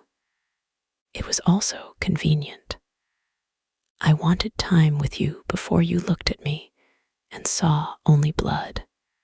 Her chest tightened. That doesn't make it better, she said. No, it might make it honest. His eyes held hers. I am sorry. The words were simple. No excuses. No polished speech. Just sorry. Alina had received many apologies in her life. Most were inchoate, ease disguised as remorse. Sorry I missed your birthday, but work was impossible. Sorry I snapped, but you were being difficult.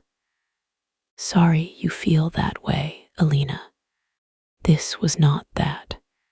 Still, apology did not erase harm. I don't forgive you yet, she said. I know. I may someday.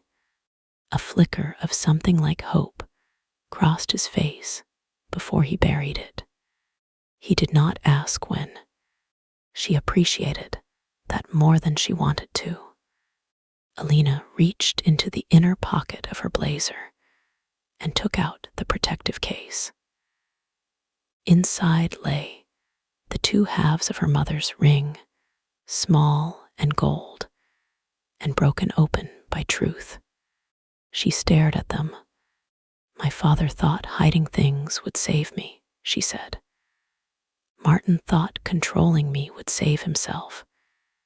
Dmitri thought exposing me would destroy you.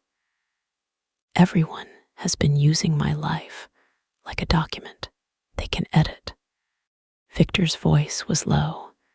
I did too. She looked at him. He did not look away. You were a problem to solve, he said. A threat to contain. A woman to protect. Then more. But even when you became more, I still tried to manage the danger around you without giving you all the truth. His hands flexed at his sides. I am not certain I know how to love without reaching for locks. Love, the word did not land softly. It struck. Neither of them moved. Victor's face went still, as if he had not intended to say it, or had intended it so deeply that speaking it felt like blood loss. Alina's breath caught. Is that what this is? She asked. His eyes darkened. For me. The room seemed too small. Yes. He did not dress the answer in romance. No poetry. No vows. No promise that danger was over or that he had transformed in a single night because a woman kissed him and asked him to choose peace. He simply said, yes. Alina closed her eyes for a moment. The worst thing was that she believed him. The better thing was that belief no longer felt like surrender. When she opened her eyes, he was exactly where she had left him. Not closer. Not using the confession to close distance. Waiting, like he had with his hand open beside the steel door. What do you want from me? She asked. His mouth tightened. Everything. Her pulse kicked. Then he added, rougher, freely given or nothing. The answer moved through her like heat, like grief, like the first clean breath after smoke. Alina, he said, I will not pretend I can become a simple man. I will not insult you with promises that enemies vanish because truth is out. The Rudenko sons may still move. Federal agents will dig. My own people will question what today means. Your career will change. Your name will travel through rooms it should never have entered. I know, if you choose to walk away, I will make sure you are protected without being watched by me. I will give Agent Morris every document, every ledger, every name. Anya will ensure your digital life is secured. You will not owe me anything. The words hurt more than possession would have. Because he meant them.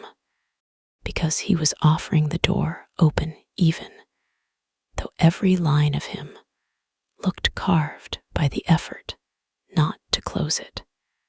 And if I don't walk away, she asked. His breath changed.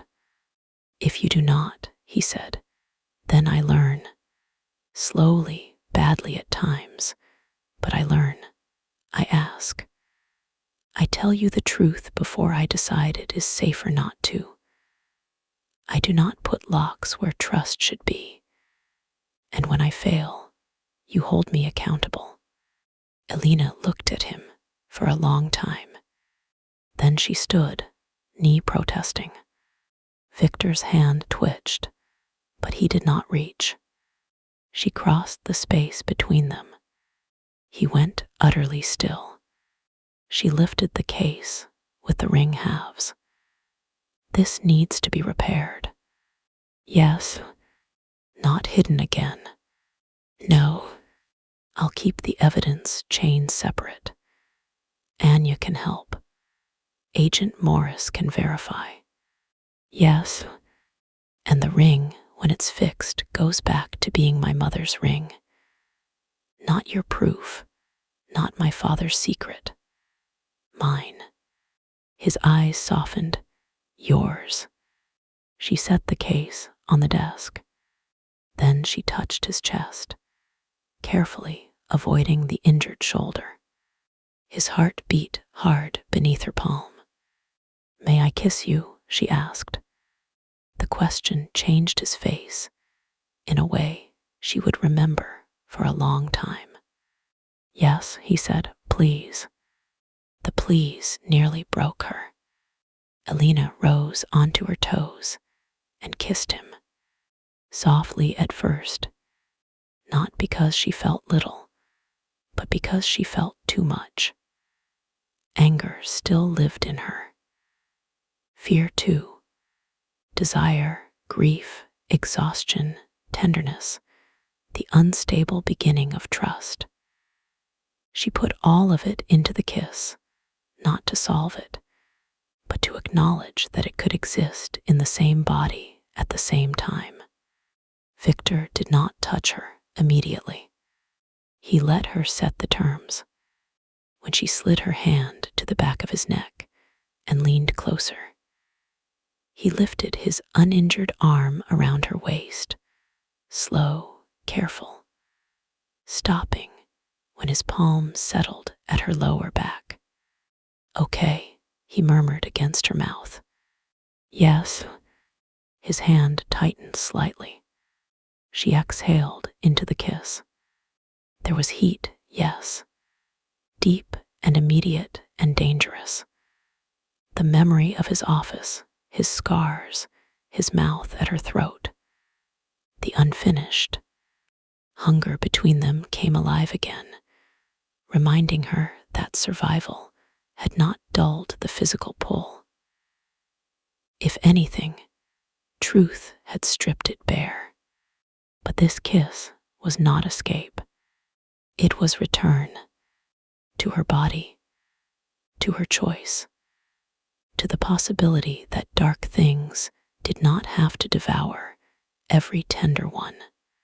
Victor broke the kiss first, breathing hard, forehead resting lightly against hers. Elena, he said. Yes, if we continue, I will want more than I should ask for in a room with federal agents outside. A laugh broke from her, quiet and real. He closed his eyes at the sound. "I'm not ready for more," she said. "I know, but I want to be, eventually, with you." His eyes opened. The hunger in them was controlled, but the emotion was not.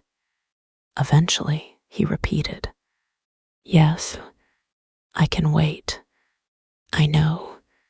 A small smile touched her mouth. "That's one of your better qualities." "I have several. Don't ruin the moment." His mouth curved, barely, painfully because of the bruises, beautifully because it was real. A knock sounded at the door. Anya's voice followed. "I hate to interrupt what I deeply hope is responsible emotional growth, but the doctor is here. Agent Morris is impatient. And Roman says one of the Rudenko sons is requesting a conversation instead of a bloodbath, which is new and suspicious." Alina closed her eyes. "Your life is exhausting." "Our life," Victor said, then went still as if the word had slipped. Alina looked at him. He waited for correction. She should have given one. Instead, she stepped back slowly, smoothing her blazer, her lips still warm from his. "Maybe," she said. His eyes held hers. "Eventually," she added. The word had become a promise and a boundary at once. Anya knocked again. "Also, if you are kissing, please stop before I open this door, because I deserve warning." Alina opened the door herself. Anya looked between them, then at the repaired distance, then at Alina's face.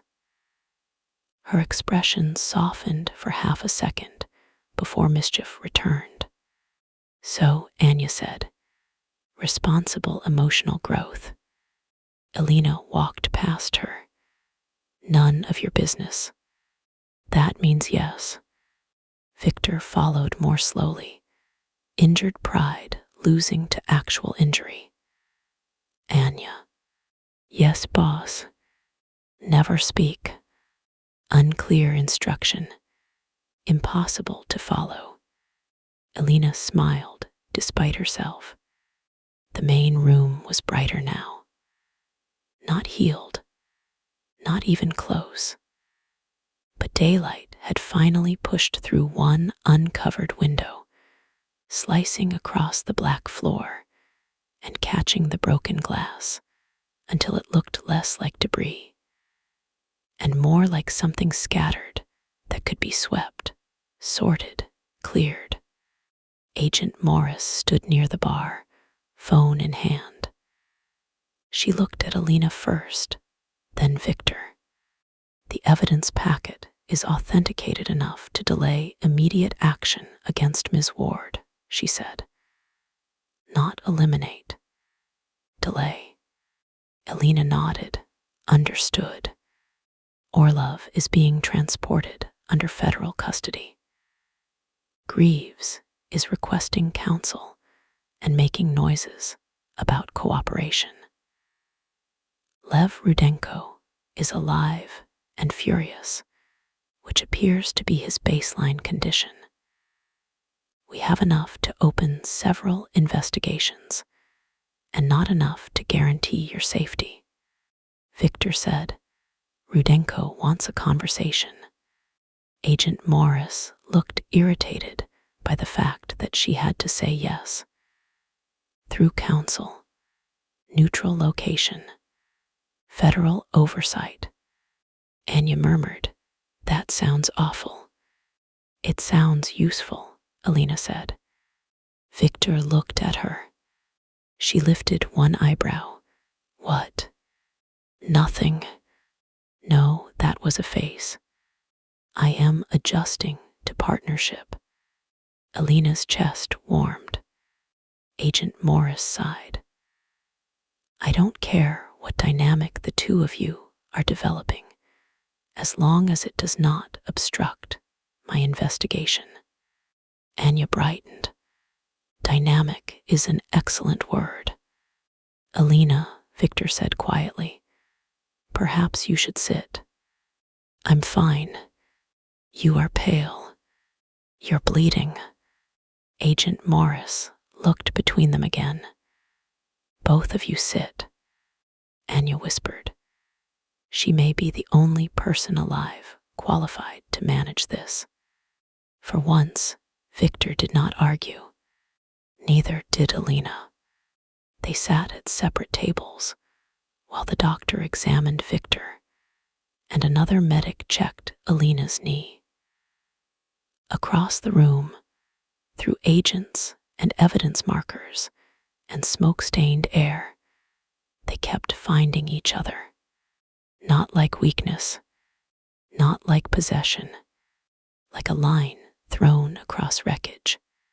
Something held. An hour later, Agent Morris escorted Alina outside through the back entrance, where the alley had been cleaned, but not erased. Bullet marks still scarred the brick. The steel door was propped open now, federal tape around it. No longer the private mouth of Victor's world, but evidence under daylight. Alina stopped at the exact place where the first bullet had struck near her face. She looked at the mark. Victor came to stand beside her, against medical advice and everyone's patience. Neither spoke for a moment. The city moved beyond the alley. Sirens in the distance.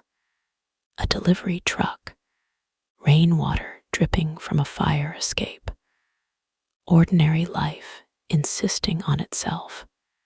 I almost died here, Alina said. Yes, you saved me. Yes, you lied to me. Yes, you chose not to kill Dmitri. Yes, she looked at him. You see how complicated you are. His eyes softened. I am beginning to. Alina touched the bullet mark in the brick. Rough dust came away on her fingertips. I don't know what happens next, she said. Neither do I. That must be uncomfortable for you. Deeply. She smiled faintly. Then the smile faded. If I stay near you, it has to be because I choose it every day. Not because danger makes it practical. Not because your world circles mine. Not because people already think I belong to you. His face hardened at the phrase, but he nodded. You do not belong to me, he said. No. His voice lowered. But I would like to belong with you. The words were not smooth. That made them better. Alina looked up at him. The Bratva Boss. The man with blood on his history and restraint in his hands. The man who had failed her and listened anyway. The man who had lowered his gun in a stairwell and released Dmitri's throat under the camera's eye. The man who looked at locks like instinct and was learning painfully to open doors. She reached for his hand, not because cameras watched, not because enemies waited, because she wanted to. Victor looked down as her fingers slid through his. Then he closed his hand around hers with the same brutal care he had shown at the beginning. Not trapping, holding. Alina, Agent Morris called from the waiting car. We need to go. Alina squeezed Victor's hand once, then released him. I'll give my statement, she said. I'll meet counsel. I'll handle the law. You handle not bleeding through fresh bandages and not starting a war while I'm gone. His mouth moved, demanding, accurate. He looked at her for a long moment. Then he said, I will choose peace. The promise landed heavier than any vow. Elena nodded. Good, she said, because when I come back, I'd prefer not to step over bodies. When, he repeated softly. She heard it. So did he. Elena got into the federal car before the word could become too large for the alley. As the car pulled away, she looked back through the tinted window. Victor stood beside the steel door, injured, watchful, alive in the daylight. For the first time, he did not look like a king guarding a throne. He looked like a man standing at the edge of a future he had not expected to survive long enough to want.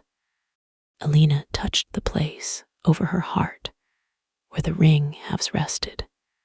The past was open now. The war was not over. Dmitri was alive.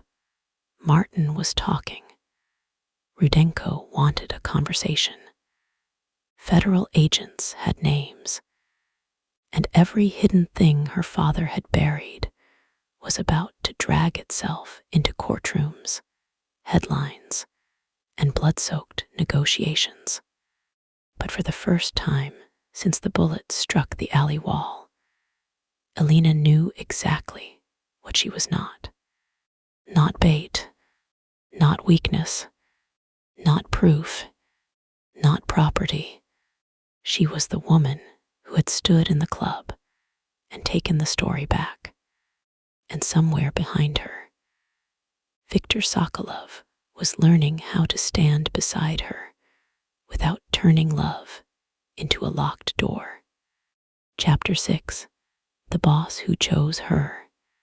By noon, Elena Ward's name had crossed 3 federal desks, 2 sealed investigative channels, 1 criminal message board, and a news producer's inbox.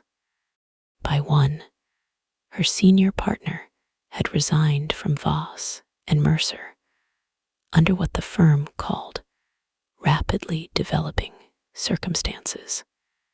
By 2, someone had leaked the cropped alley photo again, with a new caption calling her Viktor Sokolov's secret lover, government witness, legal fixer, or hostage, depending on which corner of the internet needed attention more than accuracy. By 3, Elena had given 2 sworn statements, corrected 1 federal agent's misuse of hearsay, refused protective custody twice, demanded independent counsel once, and thrown away a paper cup of coffee so terrible she briefly considered confessing to crimes she had not committed just to end the day. By 4, she understood something very clearly. Truth did not arrive like justice. Truth arrived like weather. It soaked everything. It damaged clean rooms. It exposed rot and drowned the innocent alongside the guilty, unless someone had the nerve to start building channels before the flood became another disaster. Elena sat in a windowless conference room inside the federal building, with a legal pad, 3 empty water bottles, her bruised knee propped on a second chair, and her mother's broken ring resting in a sealed evidence sleeve on the table before her.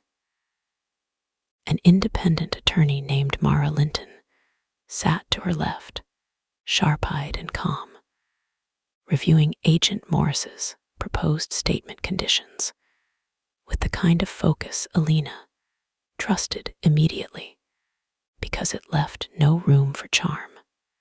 Agent Morris stood near the wall, phone in hand, reading updates with a face that gave away nothing except increasing irritation with everyone alive.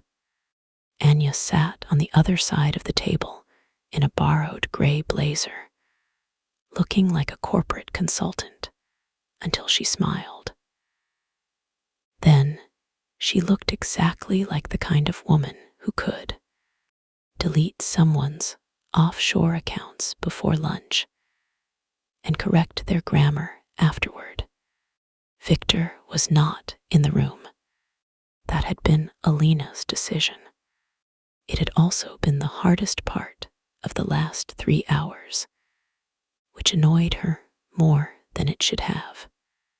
She had insisted on giving her statements without him beside her, not because she rejected him, not because she wanted distance for the sake of punishment, but because the truth needed to stand without his shadow touching every edge of it. Agent Morris had agreed. Mara had approved. Anya had raised one elegant brow and said nothing, which Alina was beginning to understand meant she approved, but planned to be smug later. Victor had accepted the boundary in silence, not happily, never happily, but he had accepted it. He had stood outside the federal building, beside Roman, burned shoulder bandaged under a fresh black coat, face pale from blood loss and fury, held on too tight, and listened while Alina said, "I need to do this part without you." For 1 second, the old instinct had risen in him. She had seen it. The urge to argue, to place a guard inside the room, to tell Agent Morris what was and was not acceptable around Alina's safety. Then he had looked at her face, not at the agents, not at Roman, not at the street full of cameras and risks, at her, and he had said, "I will wait." No command, no condition, no luck, just 4 words, rough enough to scrape. Alina had carried them into the building like something warmer than armor. Now, 3 hours later, she stared at the ring sleeve and tried not to think about him waiting outside. Mara tapped her pen once against the table. "You understand, they may still designate you a protected witness. I understand they may try." Agent Morris looked up. "Ms. Ward." Alina looked back. "Agent Morris, you are in genuine danger." "I know. I'm not discussing optics. I'm not discussing your relationship with Sokolov. I'm telling you that Orlov's broadcast reached hostile channels before we contained it. Some names on the ledger are dead. Some are not. Some hold offices. Some hold grudges. Some will decide you are easier to silence than litigation is to survive." Mara's pen stilled. Anya's expression cooled. Alina absorbed the words. She had been absorbing danger all day, one official sentence at a time. Each warning should have made her smaller. Instead, it sharpened the shape of what she already knew. "I'm not refusing protection," Alina said. "I'm refusing blind custody, controlled by agencies my father's file directly implicates." There's a difference. Agent Morris's jaw tightened, but her eyes showed the faintest hint of respect. "There is." "Then work with me." That requires you not vanishing into Sokolov's world. I'm not vanishing into anyone's world. Alina touched the edge of the evidence sleeve, not the ring itself. I'm building my own position from inside the wreckage everyone else left me. The room went quiet. Mara glanced at her, approving. That should go in writing. Anya murmured, possibly on a mug. Despite the exhaustion, Alina almost smiled. Agent Morris sat across from her at last. Here is what I can offer today. Temporary secure residence, not undisclosed to your counsel. Rotating protection team vetted against names in the initial ledger. Your own attorney has access. Ms. Volkova may assist with digital security under supervision, not command. You submit devices for forensic review.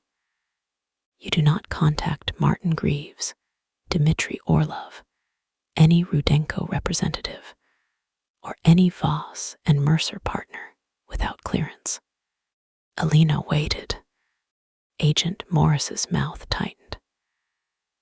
And if you insist on communicating with Sokolov, those communications may be discoverable, monitored, or restricted, depending on the investigation.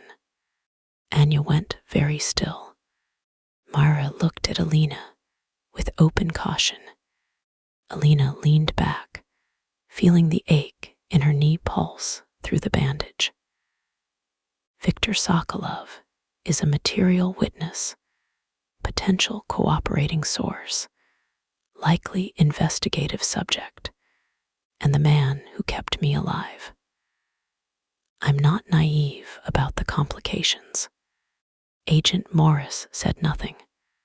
I won't interfere with your investigation, Alina continued. I won't pass messages. I won't obstruct. I won't become his lawyer, because that would be stupid and probably impossible after today. But I'm not going to pretend my personal choices are evidence of compromised judgment, simply because a criminal tried to frame my desire as leverage. Agent Morris studied her. Mara's mouth curved faintly. Anya looked like she was mentally applauding. Alina held Agent Morris's gaze. I know what Victor is. I also know what he chose not to do when Dmitry put a throat under his hand and a camera above him. I'm not asking you to trust him. I'm asking you not to confuse the existence of danger with the absence of consent. The words settled. Agent Morris finally looked down at her notes. You argue like your father. Alina went still. The room changed around the sentence. Agent Morris not. Iced instantly. I read his old statements this afternoon. Alina's throat tightened. You knew him. No, but I know his work now. Agent Morris slid a folder across the table. Your father tried to reach our office before he died. The intake was buried. Not by me. Not by anyone currently on my team. But buried. Alina stared at the folder. Her fingers did not move. What is that? Copy of the original intake summary. He requested protected disclosure status. He named Baltic Meridian, Rudenko Maritime, Dmitry Orlov, Martin Greaves, and 3 federal contacts. The request was diverted. Mara leaned forward sharply. By whom? Agent Morris's face hardened. One of the names on the ledger. Alina looked down at the folder. Her father's truth, arriving late again. Always late. Always expensive. She opened it. The first page held a scanned intake form. Her father's handwriting filled the margins, angry and urgent. Thomas Ward had never been able to leave forms alone. He edited menus, birthday cards, hospital instructions. He had once corrected the punctuation on a parking ticket before paying it. Alina pressed 2 fingers to the page. Not sentimental, she told herself, but her eyes burned anyway. Mara placed a hand near Alina's wrist, not touching. Take your time. Alina shook her head. I'm done letting dead men set the pace. She read. The intake was exactly what Agent Morris said. Specific, damning, too detailed to be dismissed as paranoia, though apparently someone had managed it. Her father had named the dock route, the shell companies, the payments, the buried case files. He had noted that his daughter does not know and must not be contacted except through counsel of her choosing. Alina nearly laughed. Even then, even while hiding everything, he had imagined her needing counsel. He had imagined her alive. The last line of the summary was written in her father's hand. If I fail, Alina will believe I chose silence over her. I did, but I choose her now. Alina closed her eyes. For 4 years, she had sharpened her anger into something almost clean. It had kept grief manageable. It had made him small enough to carry. Now he was becoming complicated again. She hated him for it, loved him for it, missed him so suddenly that it felt like a second bullet, quieter than the first and harder to survive. Damn you, she whispered. No one asked who she meant. Maybe everyone knew. When Alina opened her eyes, she folded the folder shut. This goes into evidence. Agent Morris nodded. Already copied. I want a copy for my counsel. You'll have it, and I want to know every name involved in burying it. You will know what we can disclose. Alina smiled without warmth. I'm going to be very annoying about that. I assumed. Anya's phone vibrated once. She checked it, and her expression changed. Alina noticed, because by now she knew Anya's versions of stillness. This one had teeth. What? Alina asked. Anya looked at Agent Morris, then at Alina. Lev Rudenko has formally requested the meeting be moved up. Tonight. Agent Morris stood. Absolutely not. Agreed, Mara said. Alina looked at Anya. Why? Anya's eyes moved briefly to the evidence sleeve with the ring. Because someone released the second half of the ledger. Not ours. Dimitri's failsafe. It names Lev as an early financier, but removes all references to Dimitri. Rudenko thinks Victor did it. Agent Morris cursed under her breath. Alina felt the room tilt toward the familiar pattern.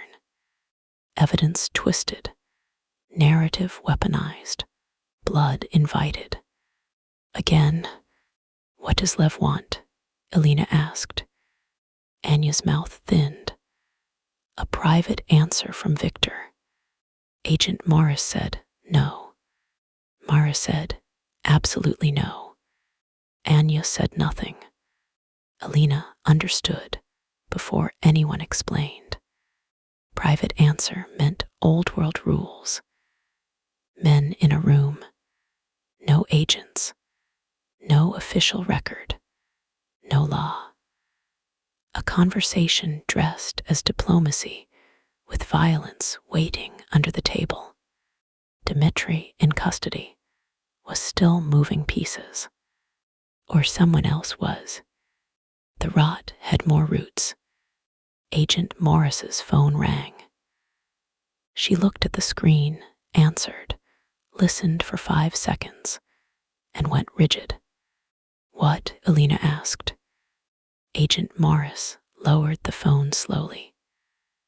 Transport carrying Orlov was hit 6 minutes ago. Anya stood so fast, her chair scraped back. Alina's pulse dropped, then surged.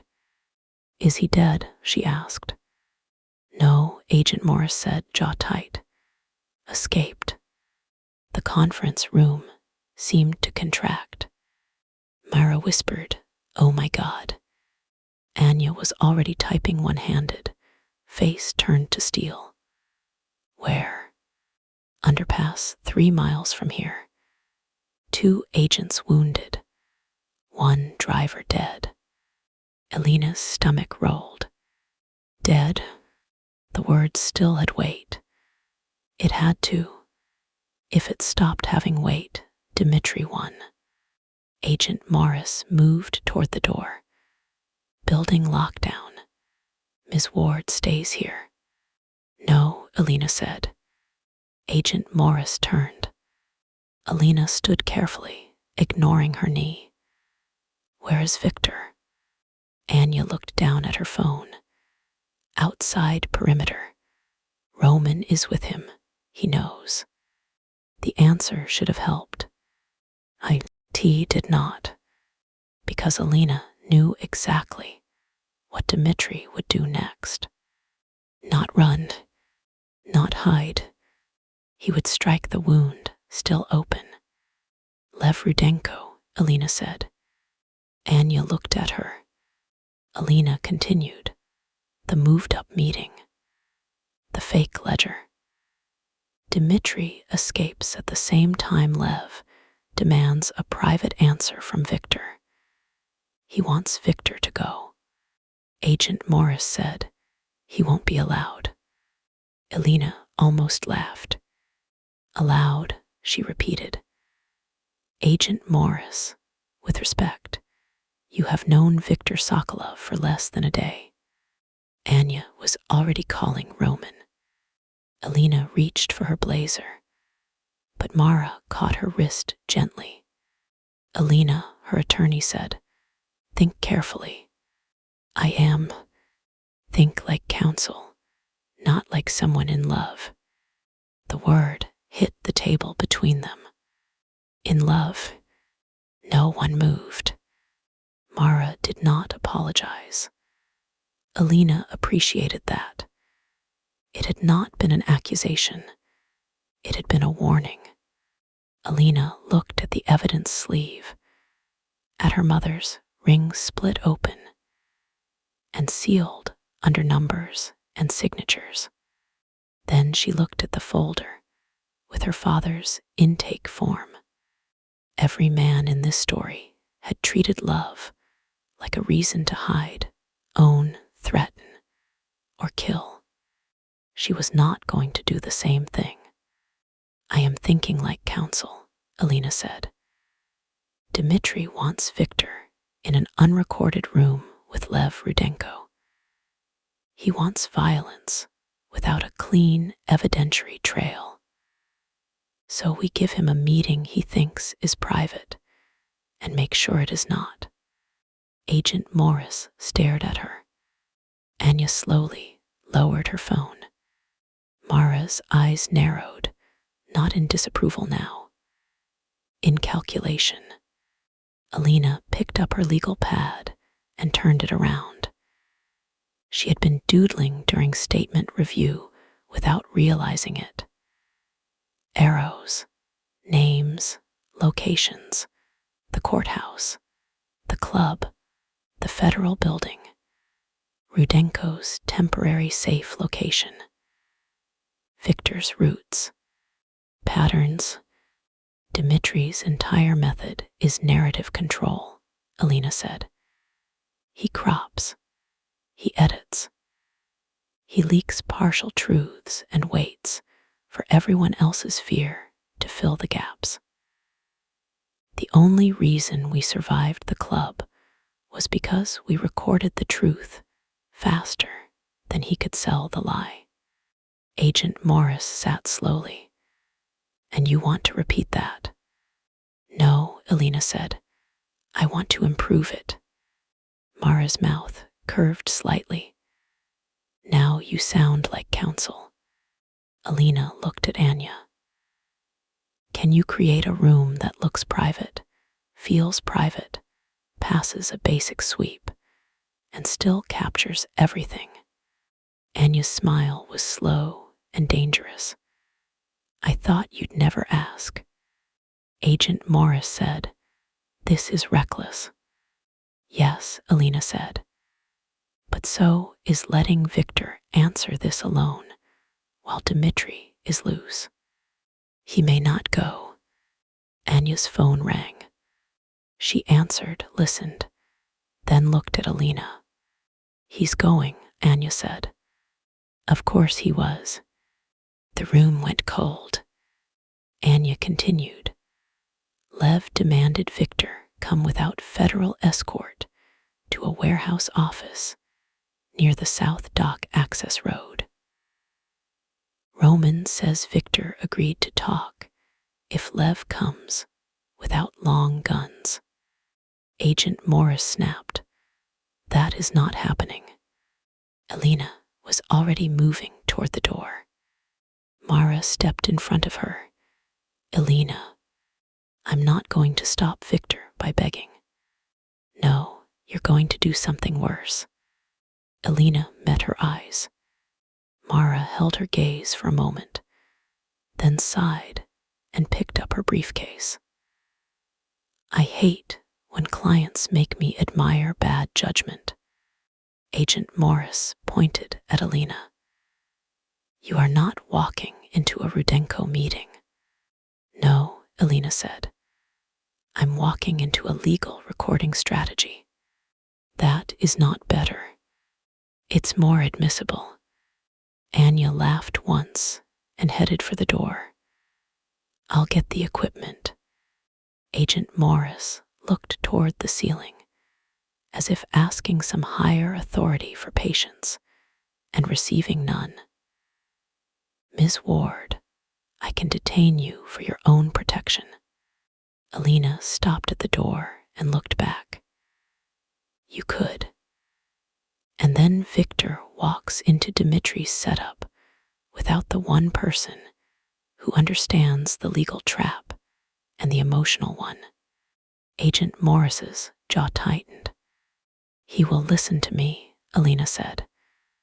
Not because I control him, because he chose to. The room fell silent again. Agent Morris stared at her for a long moment. Then she grabbed her jacket. I am going to regret this. Mara muttered, almost certainly. Alina said, then let's make it worthwhile. The South Dock Access Road smelled like rain, diesel, and old rust. Alina arrived in the back of an unmarked federal SUV with Agent Morris driving, Mara beside her, and Anya in the second vehicle behind them, with enough illegal-looking equipment to give the Constitution heartburn. The sky had turned the color of wet steel. Dusk pressed low over the warehouses, the cranes standing black and skeletal against the clouds. Alina had spent the ride reviewing one page of notes, not because she needed them, because her hands needed something to do besides shake. She had also called Victor. He had answered on the first ring. For 1 second, neither of them spoke. Then he said, Alina. The sound of her name in his voice nearly undid her. Not not because it was soft. It was not. It was tight with everything he had promised to manage. And everything he was on the verge of losing see. Entrell over. You're going to Lev, she said. Yes. Ask me to stay away. A pause. He understood. Of course he understood.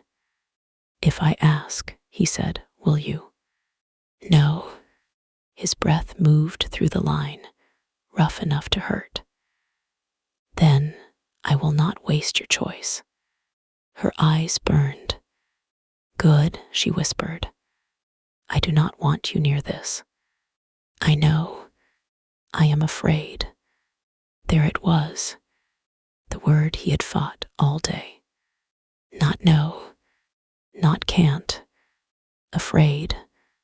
Alina closed her eyes in the moving SUV and let the truth of it settle inside her. So am I, she said. Come with Anya, not alone, not exposed. And if I tell you to leave, I'll consider whether you're right. He made a sound that might have become a laugh in a kinder life. I will take that, he said. The call ended without goodbye. Now, at the edge of the dock district, Alina saw Victor's black SUV parked near a warehouse office with broken windows and a working generator humming beside a side door. Roman and two of Victor's men stood near the vehicle. Across the lot, 3 Rudenko men waited beneath a flickering security light. No long guns visible. That meant nothing. Victor stood alone in the center of the lot. A black coat moved around him in the wind. His posture was straight despite the injuries. His face was unreadable beneath the bruised sky. The sight of him there, between old enemies, federal shadows, and Dmitri's invisible knife, sent anger and tenderness through Alina, so fiercely she had to breathe through it.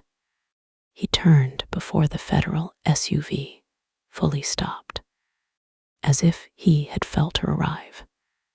Agent Morris parked out of sight behind a stack of shipping containers. You stay in the vehicle until I say otherwise. Alina looked at her. You know that won't hold. I know. I wanted to experience saying it. Mara opened her briefcase.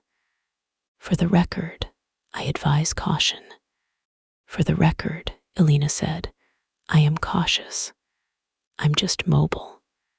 Anya appeared at Alina's door and opened it. Room is almost ready. There's an office inside the warehouse with old wood paneling, 1 table, terrible lighting, and enough dust to discourage deep inspection. I planted 3 devices, 2 decoys, and 1 extremely insulting backup in the coffee machine. There's coffee. No, that's why it's insulting. Alina stepped out. Victor was already walking toward her. Agent Morris swore softly. Roman looked as if he had expected this, and wisely chose not to intervene. Victor stopped 3 feet from Alina, not touching, not in front of her. Before, he would have stepped too close, shielded too much, turned his body into a command. Now he stopped and let the space remain hers. Progress, Alina thought. Painfully. You should not be here, he said. Try again. His jaw tightened. Then he said, I am glad you are. The answer pierced her cleanly. Damn him. She looked at his shoulder. How bad is it? Manageable. Truth. It hurts. Good. His mouth moved. You keep saying that. I keep meaning it. Anya approached with a small pin in her palm. Wear this. Audio and location. Also stylish. If your aesthetic is witness protection, but make it couture. Alina took the pin and fastened it to her blouse beneath the blazer. Victor watched, then looked at Anya. Does she need to be inside? No, Anya said. Alina looked at her sharply. Anya continued, but she should be. Victor's eyes narrowed. Anya lifted a hand. You need legal pressure. Lev needs someone who isn't you to explain what happens if he mistakes Dimitri's bait for evidence. And Alina needs to be seen choosing the room, not being smuggled into it. Victor looked at Alina. She held his gaze. I'm not going in as your weakness, she said. I'm going in as the person with the cleanest understanding of the evidence. And if Lev threatens you, then we find out whether Rudenko men understand federal conspiracy exposure. Alina, and if that fails, she added, you can be terrifying after I finish speaking. His eyes warmed with reluctant admiration. Acceptable. Agent Morris walked up with 2 agents behind her. Nothing about this is acceptable. However, I have received authorization to observe, preserve evidence, and intervene if violence becomes imminent. Victor looked at her. You will not enter first. Agent Morris stared. I do not take instructions from you. No, Alina said, stepping between their lines of sight before the old pattern could flare. But tactically, he's right. Lev will bolt if federal agents lead. Victor enters first because this is the meeting Lev requested. I enter second as an independent attorney and material witness. Mara enters as my counsel. Agent Morris observes from the exterior feed until legal necessity overrides strategy. Agent Morris stared at her. Mara said, I concur annoyingly. Anya smiled. I also concur gleefully.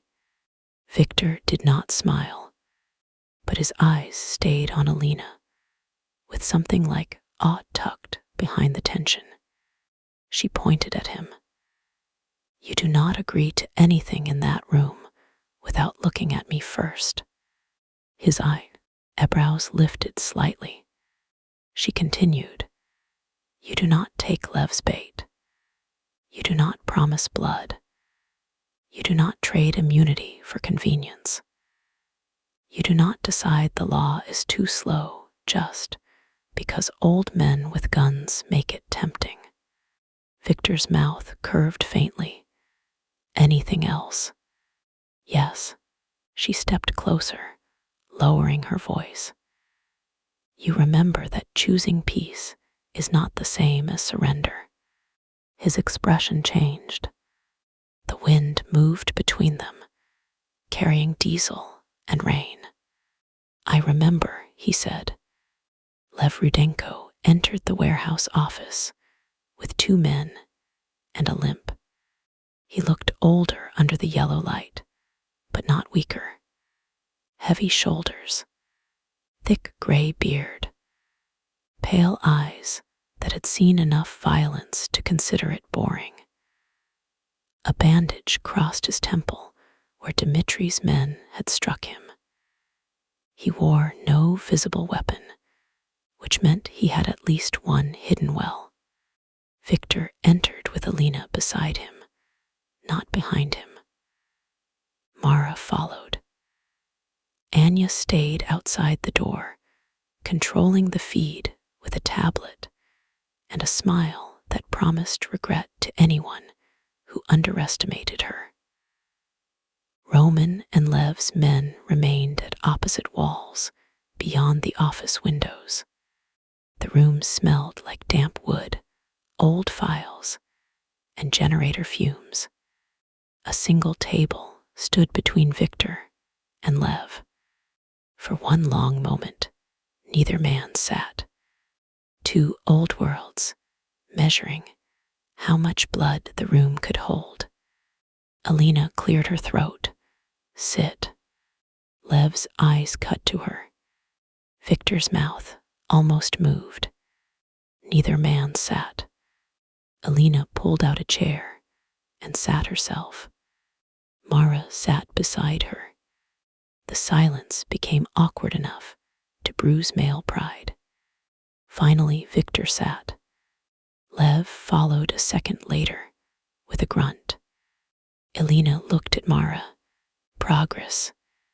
Lev's gaze settled on Alina. Thomas Ward's daughter. Alina Ward, she corrected. He smiled without warmth. The difference matters to you. Yes. Good, it should. That surprised her. Lev turned his attention to Victor. Your traitor sent my men proof. Your men were sent bait, Victor said. My brother believes otherwise. Your brother believes what helps him shoot fastest. Lev's mouth twitched. True. Alina leaned forward. Which brother? Lev's eyes returned to her. Mikkel. Anya's voice murmured in Alina's earpiece, confirming. Mikkel Rudenko, younger brother, more volatile, current control over 2 dock crews. Alina nodded slightly. Lev noticed. Wearing a wire, he asked. Yes, Alina said. Mara stiffened. Victor went still. Lev laughed. It was a rough sound, not kind, but real. Honest. You asked for a private answer. You didn't ask for an unrecorded one. His eyes sharpened. Alina continued. Dmitry Orlov is escaped. He has already sent altered evidence to your side, federal channels, and likely multiple criminal factions. If we have a conversation that cannot be verified, he wins before anyone fires. Lev's gaze moved to Victor. You let her speak for you. Victor's voice was calm. She speaks for herself. Alina felt the words like a hand at her back. Not pushing, supporting. Lev studied him for a long moment. Maybe Orlov was right. Maybe you are changed. Victor did not flinch. Yes. The single word landed like a thrown knife. Lev's expression shifted. Victor continued. I changed when I killed my brother. I changed again when I learned the man who helped Barry that night had sharpened it for 11 years. If you came here to insult me with truth, choose a better blade. Lev leaned back. Mara wrote something down, though Alina suspected no legal note required the phrase, choose a better blade. Lev's mouth hardened. My father backed Nikolai. Yes, Victor said. My family helped open the route. Yes, my brother Mikkel says your evidence makes us dead men. Either way. It makes you exposed men, Alina said. There's a difference. Lev looked at her. She held his gaze. Dead men can't cooperate. Exposed men can choose. You offer me federal cooperation. Lev asked, amused. I offer nothing. I'm not a prosecutor, but I understand leverage, and right now yours is terrible. Mara whispered, careful. Alina ignored her gently. Lev's eyes narrowed. Explain. Dmitri sent you edited evidence because he wants you to attack Victor. If you do, federal agents treat you as active violent conspirators tied to a trafficking route and witness intimidation. Victor's organization responds because your people moved first. Dmitri disappears behind the smoke while you and Victor bleed each other into irrelevance.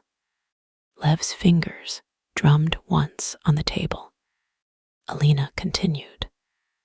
If you don't move, Dmitri loses the immediate war he is trying to buy with your anger. Lev looked at Victor. And what does Sokolov lose? Victor's answer came without hesitation. Revenge. The room went very still. Lev stared at him. Alina turned her head slightly, watching Victor's profile. The hard line of his jaw, the bruising near his temple, the exhaustion he refused to admit, and the wound in his shoulder that probably hurt worse than he allowed. He looked like a man carved from every violent answer he had ever been given. And there, in front of Lev Rudenko, he chose a different one. I lose the pleasure of putting Dmitri in the ground myself, Victor said. I lose the old satisfaction of answering betrayal with blood. I lose the respect of men who confuse restraint with weakness. Lev's eyes stayed on him. And what do you gain? Victor looked at Alina. Only once, not long enough to make her the answer, long enough to acknowledge she was part of it. Then he looked back at Lev. A future not written by my father, your father, or Dmitri Orlov. The words settled into the dusty room. Alina's throat tightened. Lev's expression changed in a way she could not read. For a moment, the office seemed balanced on the edge of something older than law. Not forgiveness, not peace, something more practical and harder one. Exhaustion with inherited war. Then Lev said, my father would call you weak. Victor's mouth curved without humor. My father would agree. And you no longer care. I care, Victor said. I choose differently anyway. Lev looked down at his hands. Large hands. Scarred hands. Hands that had likely signed orders and held weapons and buried family. Alina wondered if every man in this world eventually reached a room where legacy sat across from him and demanded another body. Lev looked at Alina. Your father had courage. He also had arrogance, guilt, and a talent for making decisions that ruined my life. Lev's laugh was sudden and brief. Yes, he had that too. You knew him. I met him once. Pavel wanted him frightened. Ward was frightened. But he lied badly about it and asked for tea. Alina felt a reluctant smile tug at her mouth. That sounded like Thomas. Did your father hurt him? She asked. Lev's face closed. Truth, then. All truth but truth. Yes, Lev said. Not that night, earlier. Victor went still. Lev looked at him. Ward took copies from my father's office. Pavel broke 2 of his fingers, and told him lawyers should learn the cost of touching another man's books. Alina looked down at her hands. Her father had worn a splint once when she was 17. Said he had jammed his fingers in a cabinet. She had believed him because daughters believed fathers until disbelief became safer. "Why tell me?" she asked. Lev's pale eyes held hers. "Because Dmitri will use true pieces. Better you hear one without his poison." Alina nodded slowly. "Thank you," she said, though the words tasted strange. Lev turned back to Victor.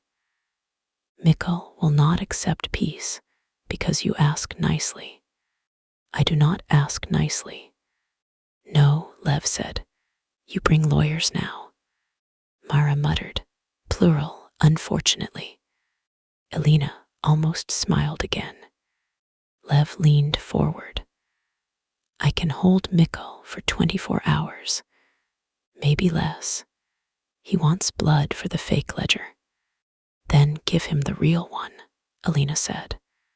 Everyone looked at her. She continued before caution could catch up. "Not the whole file. Not publicly.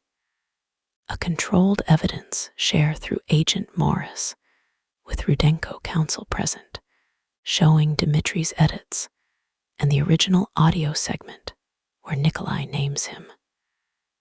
Enough to prove Dmitri manipulated your side too. Enough to make Mikkel's revenge point toward the right target, legally restrained before it becomes street war." Lev stared. Legally restrained revenge. It's less satisfying, but has better survival rates. Victor's eyes warmed faintly. Lev looked between them. "You two are strange." "Yes," Mara said. Alina ignored her. Lev leaned back. "If I agree." "Then you meet with Agent Morris under counsel," Alina said. "You offer a ceasefire for 48 hours. You provide names of anyone who received Dmitri's altered packet. You keep Mikkel away from Victor's people. Victor keeps his people away from yours. Everyone stops feeding Dmitri the violence he needs to disappear." Lev looked at Victor. "You accept a ceasefire." Victor's gaze remained steady. "Yes. A Rudenko still breathes because you do not kill him." "Yes. My father would laugh from hell." "Let him." Lev smiled then. Not warmly, but not with war either. He extended one hand across the table. The room froze. Victor looked at the hand. For a heartbeat, Alina saw every ghost in him rise. Pavel Rudenko, Nikolai, Thomas Ward, Dmitri's voice, his father's shadow. Every lesson that said a hand offered by an enemy was either insult or trap. Then Victor looked at Alina. She did not nod. She did not command. This choice had to be his. Victor reached across the table and shook Lev Rudenko's hand. No affection, no trust, no forgiveness. A truce made of pressure, exhaustion, and the mutual recognition that dead fathers had already taken enough. Anya's voice whispered in Alina's ear, unusually soft. Recorded. Alina exhaled. Lev released Victor's hand and stood. 48 hours. 72, Alina said. Lev looked at her. 48 gets us through panic, she said. 72 gets counsel, evidence review, and federal structure in place. If Mikkel is as volatile as everyone says. He needs a longer leash or a locked room. Lev's mouth twitched. You negotiate like a debt collector. My student loans were excellent training. Victor looked at her with open amusement this time, however brief. Lev nodded. 72. If Dmitri touches my family before then, all promises break. If Dmitri touches anyone, Victor said, we will both have reason to keep him breathing long enough to testify. Lev studied him, then nodded once. The meeting ended without blood. In Victor's world, Alina was beginning to understand. That counted as a miracle. Outside, Agent Morris looked torn between relief and fury. I cannot decide whether to arrest all of you for inventing diplomacy under surveillance, she said. Mara said, please don't arrest my client until I've billed the day. Anya smiled. The room held. Files are secured. Lev's counsel is calling your office. Also, Dmitri's altered packet is being dissected in real time. Agent Morris looked at Alina. And Orlov. Anya's smile faded. Still gone. Victor had stepped away with Roman, speaking in low Russian near the SUV. Alina watched him from beside the federal vehicle. He looked tired now, not weak. Victor did not know how to look weak, but the day had carved itself into him. Burn bandages beneath his coat, bruises shadowing his face, the aftermath of choosing peace sitting heavier than any weapon. Mara stood beside Alina. You know this is not over. Yes, you know proximity to him will complicate every legal aspect of your life. Yes, you know wanting someone does not make them safe. Alina turned to her. Are you always this comforting? No, sometimes I charge more first. Alina smiled faintly. Mara softened. I'm serious. So am I. Alina looked back at Victor. I don't think he's safe. I think he's trying to become trustworthy in the places that matter most to me. That's not the same thing. No, it is. I also know I may decide tomorrow, or next month, or next year, that trying isn't enough. Mara nodded. Good. Good. That means you are not confusing chemistry with consent to a whole life. Alina looked down at the ring case in her hand. Anya had returned it after the federal imaging process. The ring still split in two until it could be repaired under documented evidence handling. The halves looked fragile in the case. Two arcs that could become a circle again, but not by pretending they had never broken. Consent to a whole life, Alina repeated. That's what most people forget to ask for. Across the lot, Victor looked over. Alina felt it like touch. She held his gaze across wet concrete, federal vehicles, armed men, legal consequences, and the ruins of inheritance. Mara sighed. Oh, this is going to be a nightmare. Probably. At least make him sign paperwork. Alina laughed. A real laugh this time. Victor heard it. His face changed. Not much, but enough.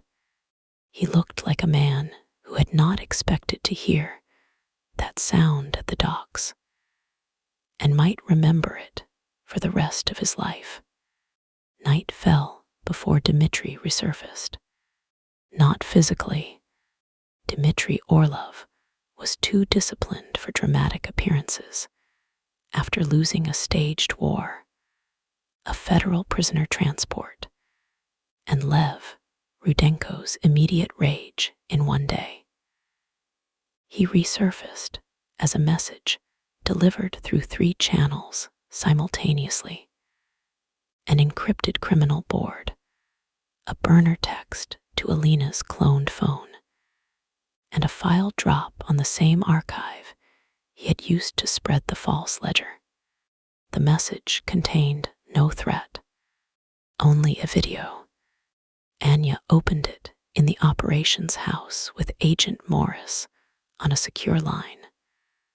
Mara standing behind Alina, Roman near the door, and Victor sitting, because Alina had pointed at a chair and said, "Do not make me embarrass you in front of federal witnesses." He had sat, with dignity, barely. The video showed Dmitri in an unknown room.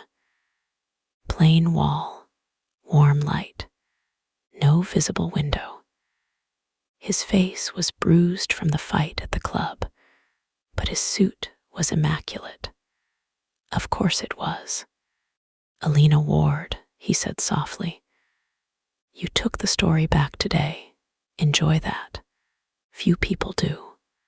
Victor went still beside her. Alina remained standing. Dmitri smiled faintly. "Victor, you chose peace. How noble. How temporary. You think sparing me proved you are free of old blood. But old blood is patient.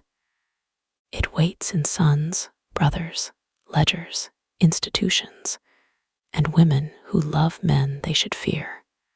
Alina's jaw tightened. "Thomas hid truth in a ring," Dmitri continued.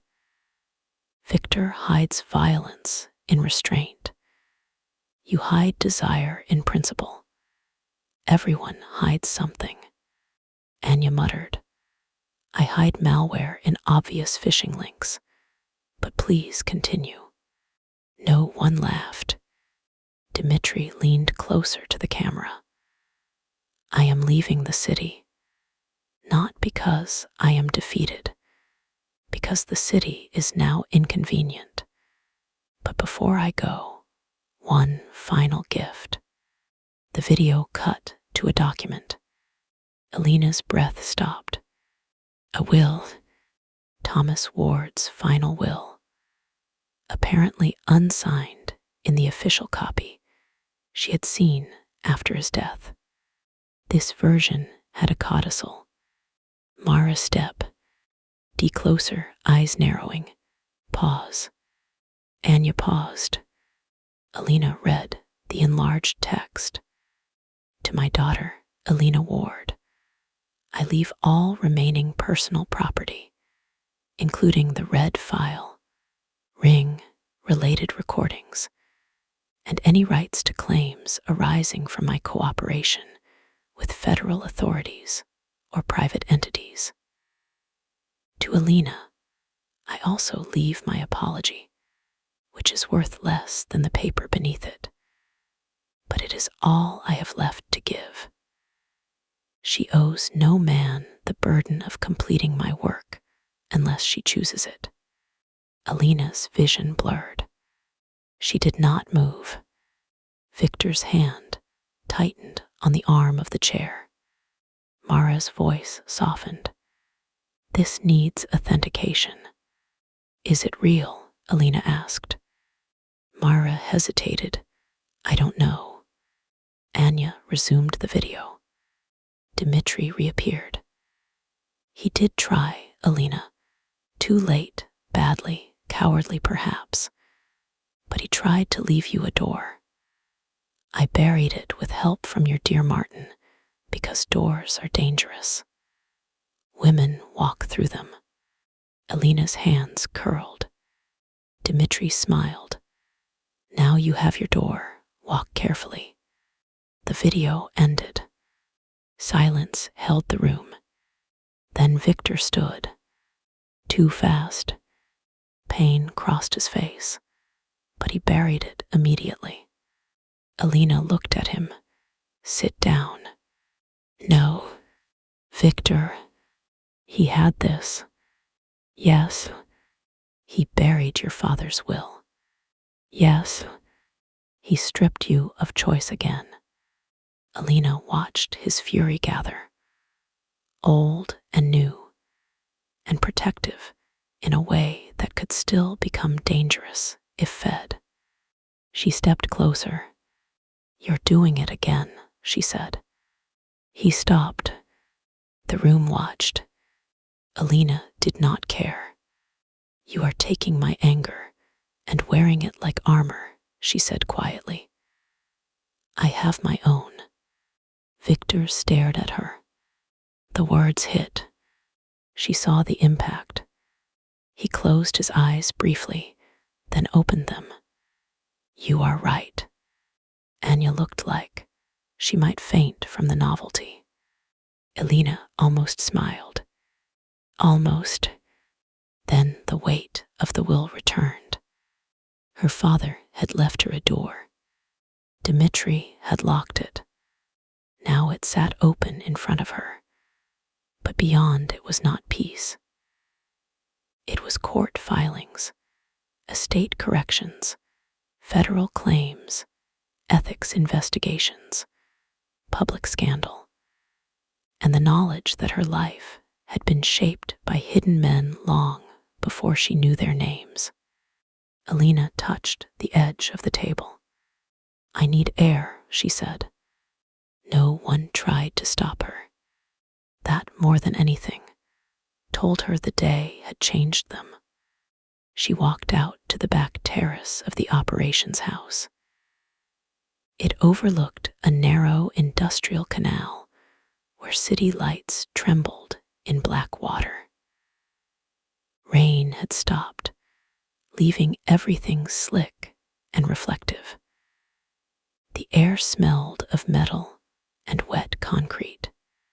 Alina stood at the railing and let the cold settle around her. She heard the door open behind her. One set of footsteps. Slow, careful. Victor stopped several feet away. May I join you? He asked. Her throat tightened. Yes. He came to stand beside her at the railing, leaving space between them. His hands rested on the metal bar. His knuckles were bruised. His bandage was hidden again under clean black fabric, because apparently Victor would rather suffer infection than look less than composed for 10 minutes. Neither spoke. The canal moved below them, carrying broken light. Finally, Alina said, My father tried to leave me a choice. Yes, and everyone after him took turns stealing it. Yes, including you. Victor's eyes remained on the water. Yes. She appreciated that he did not flinch from it now. She hated that there was comfort in the shape of his accountability. I don't know what to do with all this anger, she admitted. His voice was low. I can have a room destroyed. A startled laugh broke from her. She looked at him. His face was serious. Mostly, do not tempt me, she said. I mean it. I know, that's why it's funny. His mouth curved slightly. The smile faded quickly. Alina, he said, Dmitri will be hunted now. By federal agents, Rudenko, my people, and everyone named in the file who fears what he can trade. He is dangerous, but he is also isolated. Men like him don't stay isolated forever. No. Will you hunt him? Victor looked at the water, For a long moment, there it was, the question under everything. Peace had been chosen in rooms full of witnesses. But what did he choose in the dark? Finally, he said, "I will search for him." Alina's chest tightened. He turned to her. Not to kill him, to prevent what he does next, to gather what remains, to make sure when he is found, the record is stronger than revenge. She studied his face. Is that true? Yes. Would it still be true if he came for me again? His eyes darkened. The wind moved between them. That, Victor said quietly, is where I will need help remembering. The honesty frightened her. It also mattered more than a perfect lie. Alina nodded slowly. Then you ask. His gaze held hers. I ask, he agreed. She turned back to the canal. I don't want to become your conscience. No, I don't want to be the reason you choose peace. That's too much weight. I want you to choose it because you decide you can live without blood answering every wound. Victor was quiet for a long time. Then he said, when I released Dimitri's throat, I thought of you. Alina closed her eyes. But not only you, he continued. I thought of Nikolai, of my father, of Thomas Ward asking a criminal to become better than decent men, of my own men watching to see which law I would teach them next. I thought of every door I could lock, and every war that would teach boys like I was to become men like my father. His voice lowered. Then I chose. Alina opened her eyes. He was watching her now. I will need reminders, he said. But the choice was mine. Something in her chest loosened. Not healed, not fixed, loosened. Good, she whispered. Victor's eyes moved over her face. May I touch you? He asked. The question warmed her more than his hand would have. Where? His mouth softened at the echo of her earlier question. Your hand. She extended it. He took her hand gently, turning it palm up. The crescent marks from the broken ring had faded, but not vanished. He traced near them without pressing, his thumb careful over her skin. Alina Ward, he said quietly. You are the most dangerous person I have ever failed to control. The laugh that left her was softer this time. You say beautiful things in alarming ways. I am learning. Yes, she said, you are. His fingers tightened slightly around hers. Come home with me tonight. Her heart kicked. His eyes changed instantly. Not to my bed, unless you want that. Not because you owe me. Not because the safe residence is mine.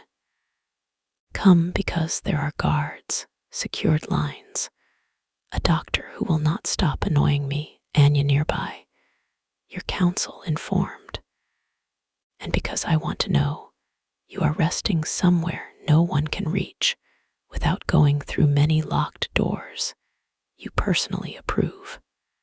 Alina stared at him. Then she began to smile. He frowned. What? You almost made it romantic. Then you added operational details. They are important. They are, she said, and very you. I can try again. No, she stepped closer. Don't polish it. His gaze dropped to her mouth, returned to her eyes, still asking, always now, asking. Alina looked down at their joined hands. I don't want a cage. You will have keys. I don't want guards deciding my life. You will choose them. I don't want to be hidden. Then you will not be hidden. I don't want people calling me your secret queen. His mouth tightened. I will have Anya destroy the internet. That's not possible. She enjoys challenges. Alina laughed, and this time Victor smiled fully. It was brief. It was devastating. It made him look younger. Not innocent, never innocent, but alive in a way that did not require blood. Alina's smile faded into something quieter. I'll come tonight. His hand stilled.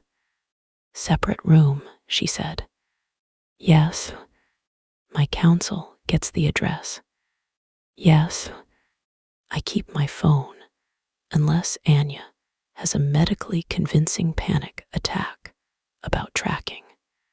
Yes. If I want to leave, I leave. Victor's voice softened. Yes. She stepped closer still. And if I want to kiss you goodnight. His breath changed. Then I will ask if you are sure, he said. I am sure. His eyes darkened. Now. Yes. He lifted his free hand to her cheek and stopped just short.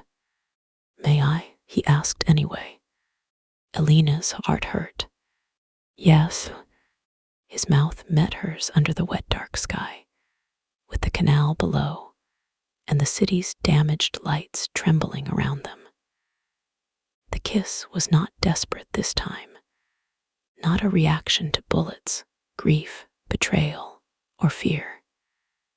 It had heat, God, it had heat, a slow burn that moved through Alina's body and reminded her of the unfinished hunger in his office, of scars beneath her mouth and his hands pausing for permission. But it also had patience. That was new. Victor kissed, like a man who understood waiting could be a form of devotion. Alina leaned into him carefully, mindful of his injuries and her knee. His hand slid to her waist, then stopped. She smiled against his mouth. Okay. His fingers settled more fully, warm and firm through her blazer, still not claiming, holding. The difference had become a language between them. More, he murmured. The word sent a shiver through her. She could say yes and mean it. She could say not tonight and know he would step back. The knowledge itself became heat, low and deep and hers. More kissing, she said. His mouth curved against hers, very precise. I'm a lawyer. Yes, he said, and kissed her again. This time the kiss deepened slowly. Alina's hands moved up his chest, careful of the bandage, and his breath caught when her fingers found the collar of his shirt. The desire between them pulled tight, knotting not around her freedom, but around every choice they made carefully, deliberately together. A bond not forced, not fated, not written by fathers or enemies or cropped images. A knot tied by consent, loop by loop, breath by breath. When they broke apart, Alina rested her forehead lightly against his chest, avoiding the wounded shoulder. His heart beat hard beneath our ear. I'm exhausted, she whispered. His hand smoothed once over her back. I know. I'm still angry. I know. I still want you. His breath shuddered. I know. She lifted her head. "You're very confident." "No," he said, very hopeful. The answer stripped the joke from her mouth. Alina touched his face. "Eventually, Victor." He turned his mouth slightly into her palm. "Not a kiss." "Almost." "Eventually," he agreed. Victor's safe residence that night was not the penthouse. "This is less dramatic," Alina said. When the SUV entered the underground garage beneath a stone-fronted townhouse tucked onto a quiet street 3 neighborhoods away from the club, Victor looked offended. "It is very secure." "I said less dramatic, not disappointing. It has a garden, a Bratva safe house with a garden," Anya insisted. From the front seat, Anya said, "Men with trauma need plants." They resist at first. Roman made a low sound that might have been agreement. Victor ignored both of them with kingly dignity. Alina smiled out the window. The house was not soft, exactly. It still carried Victor's preferences: dark wood, clean lines, locked doors, security panels hidden in plain sight. But there were books on shelves, not staged by color. A bowl of oranges on the kitchen counter. A dark green couch with a throw blanket folded over one arm. A window overlooking a small walled garden where rain clung to leaves in silver beads. It looked like a place someone might actually sleep, maybe even heal. Mara had the address. Agent Morris had the address under seal. Anya had inspected every room, muttered insults at 2 cameras she considered poorly placed, and disappeared to the security office after telling Alina there were 3 exits, 2 panic buttons, and 1 pantry full of tea because romance heroines are always being given whiskey when what they need is hydration. Roman stationed men outside.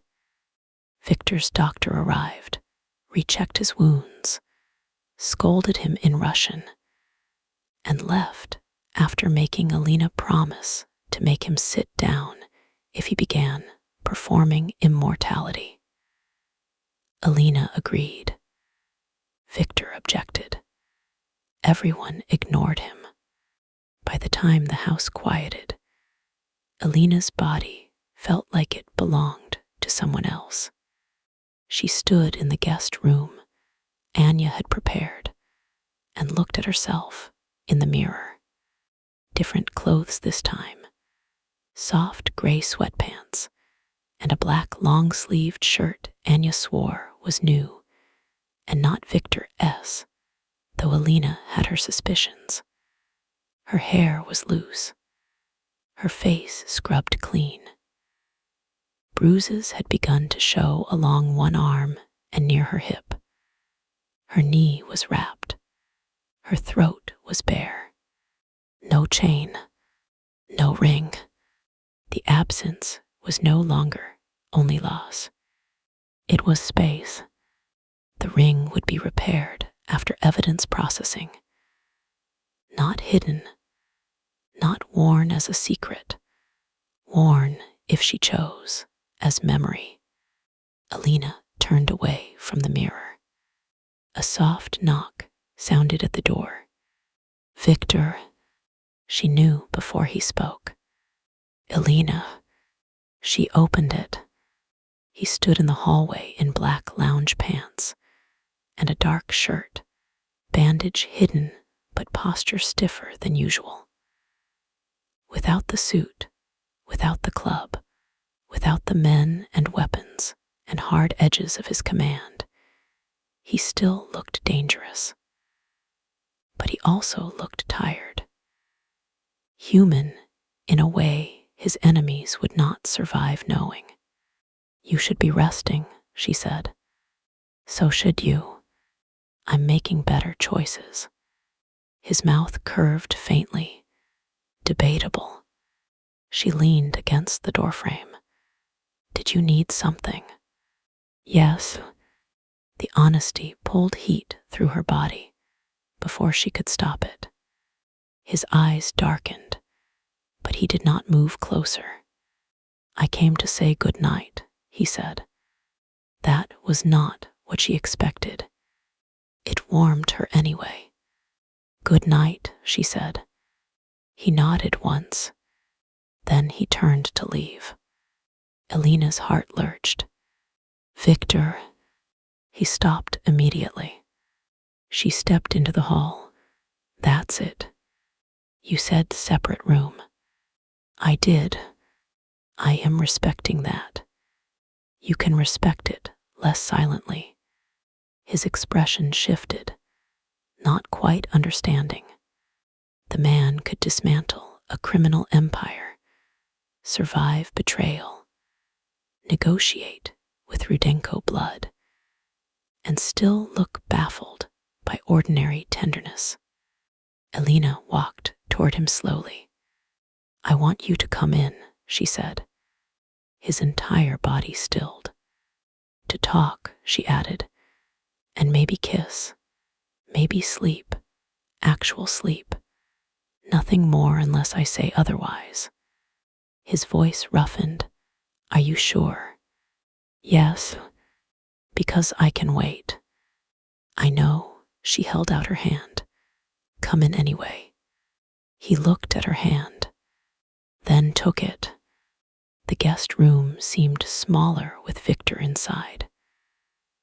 Not because he tried to fill it, because his presence had gravity, and Elena's awareness of him had stopped pretending otherwise. He sat in the chair near the window, leaving the bed untouched. Elena stared at him. "Really? You said maybe sleep." Most people interpret that as a bed-related activity. I am not most people. I noticed. His mouth softened. Elena sat on the edge of the bed. The space between them felt both respectful and ridiculous. For a few minutes, they simply existed in the quiet. No gunfire, no agents, no Dmitri on screens, no fathers speaking from old recordings, only rain ticking softly against the window, and the muted hum of the security system downstairs. Finally, Elena said, "Tell me something true that doesn't matter legally." Victor looked at her. "I hate olives." She blinked, then laughed. He seemed pleased with himself. "That's your truth. You asked for legally irrelevant. I expected something darker. I can be unpredictable. Apparently." He leaned back carefully, wincing despite himself. Elena narrowed her eyes. "Pain." "Yes." "Do you need medication?" "I took it. On schedule." "Elena." "Answer." A pause. "Not exactly." She stood. His eyes tracked her. She pointed at him. "Do not move." He looked almost amused. "Now you give orders." "Correct." She found the medication bottle on the dresser where the doctor had left it, checked the label, checked the time, poured water from the bedside carafe, and handed him both. Victor looked at the pills in his palm. "You do not have to take care of me.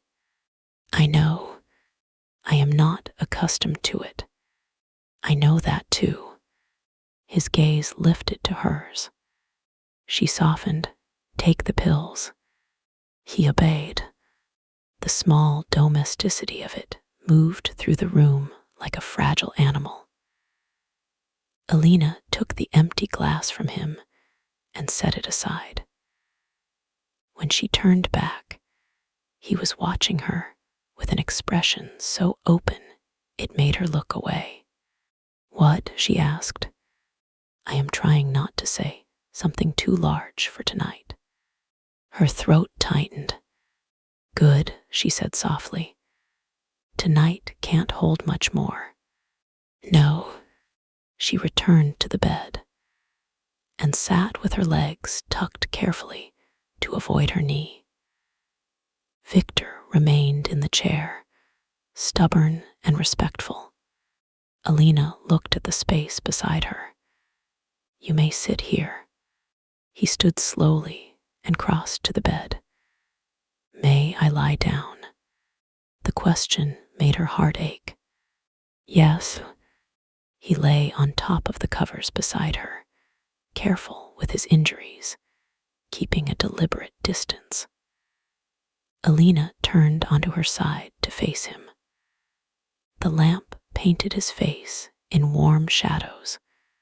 Without the hard overhead lights of clubs, offices, and interrogation rooms, she could see the exhaustion around his eyes.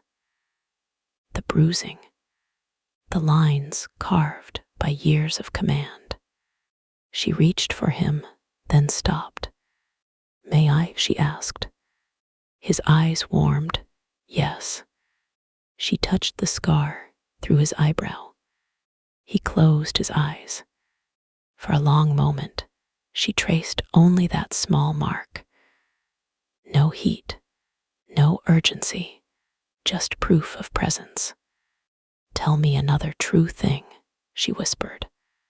His eyes opened. "I kept your father's last letter."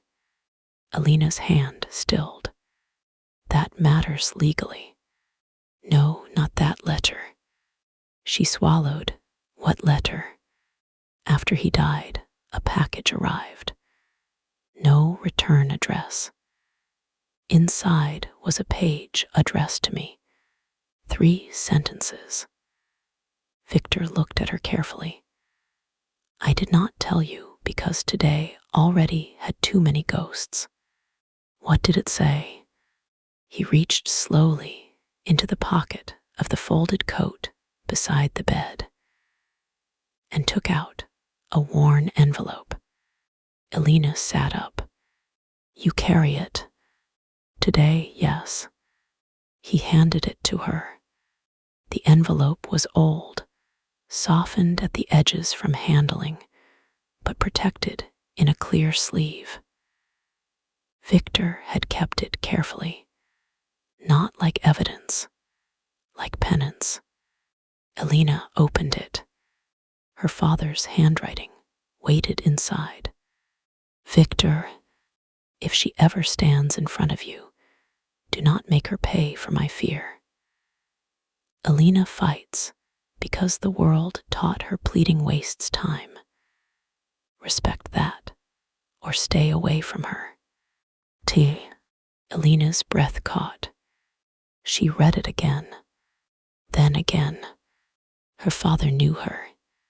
Beneath all the secrets, all the failures, all the cowardice and love tangled into damage, he had known her. Alina pressed the letter to her chest and cried. Not loudly, not beautifully. She simply broke where no camera could frame it, and no enemy could use it, and no courtroom could make it relevant. Victor did not touch her at first. He waited. That made her cry harder. Finally, she reached for him blindly. He came immediately, gathering her carefully against him with his uninjured arm, adjusting so her face rested against his chest and not his shoulder.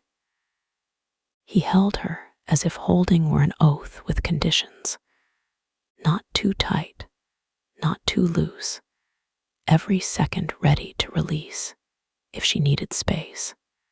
Alina gripped his shirt and let grief move through her.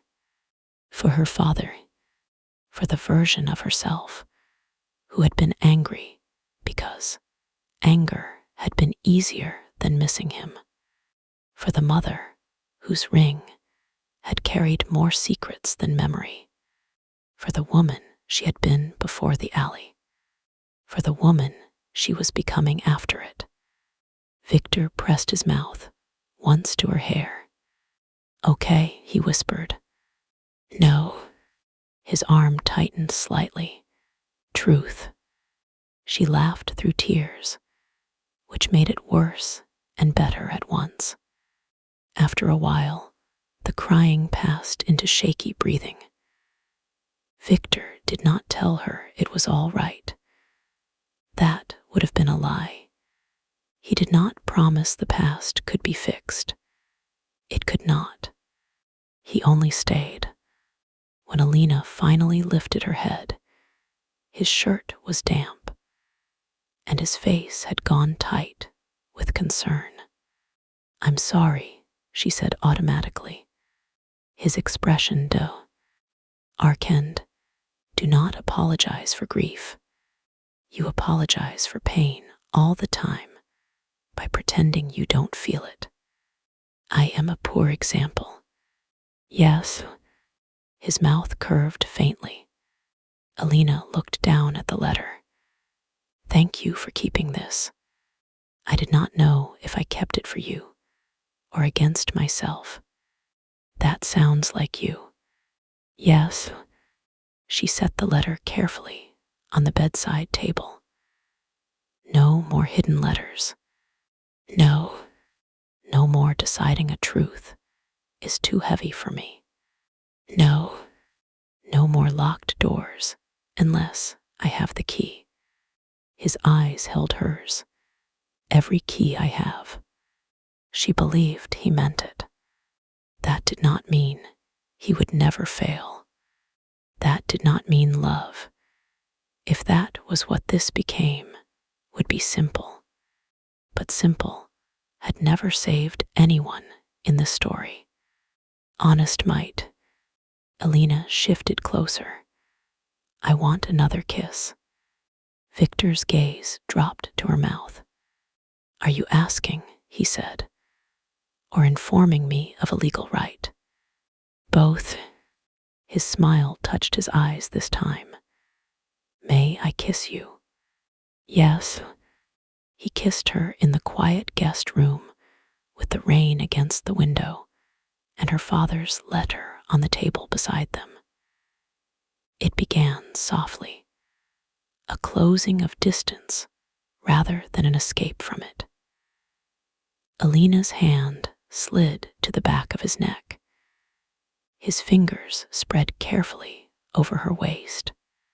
The heat built slowly, not like fire thrown on dry wood, like coals finding air. Alina shifted closer, and Victor stilled. "Your knee," he murmured. "Fine. Truth." Annoyed, not injured. He huffed a quiet breath against her mouth. "Acceptable." She smiled and kissed him again. This time, when his hand moved along her back, he paused at every change in pressure, every shift in her breath. It should have frustrated her. Instead, it made the wanting deeper, safer, more intense, because she could feel the discipline in him. The way desire did not erase listening. The way hunger did not cancel care. Her fingers slipped beneath the edge of his shirt, touching warm skin above his waist. He inhaled sharply. "Okay?" she asked. His eyes were dark. "Yes." "More?" "Yes," he said, voice rough. "But only if you want." "I do." She explored him carefully, avoiding injuries, learning the lines of him without urgency. Scars beneath her fingers, heat under skin, muscle tensing when she touched places he was not used to having touched gently. Victor's control trembled at the edges, not because he meant to take more, but because receiving tenderness seemed to cost him almost as much as giving it. Alina understood that. She touched a scar near his ribs and kissed him softer. He made a low sound and rested his forehead against hers. "Too much?" she asked. "No, Victor." His eyes opened. "It is not too much. It is unfamiliar." That answer went straight through her. She took his hand and placed it over her heart, where the ring had rested for years, and where now there was only her pulse. "This is unfamiliar too," she whispered. His palms spread there, warm and reverent. The moment turned intimate in a way that had nothing to do with clothing.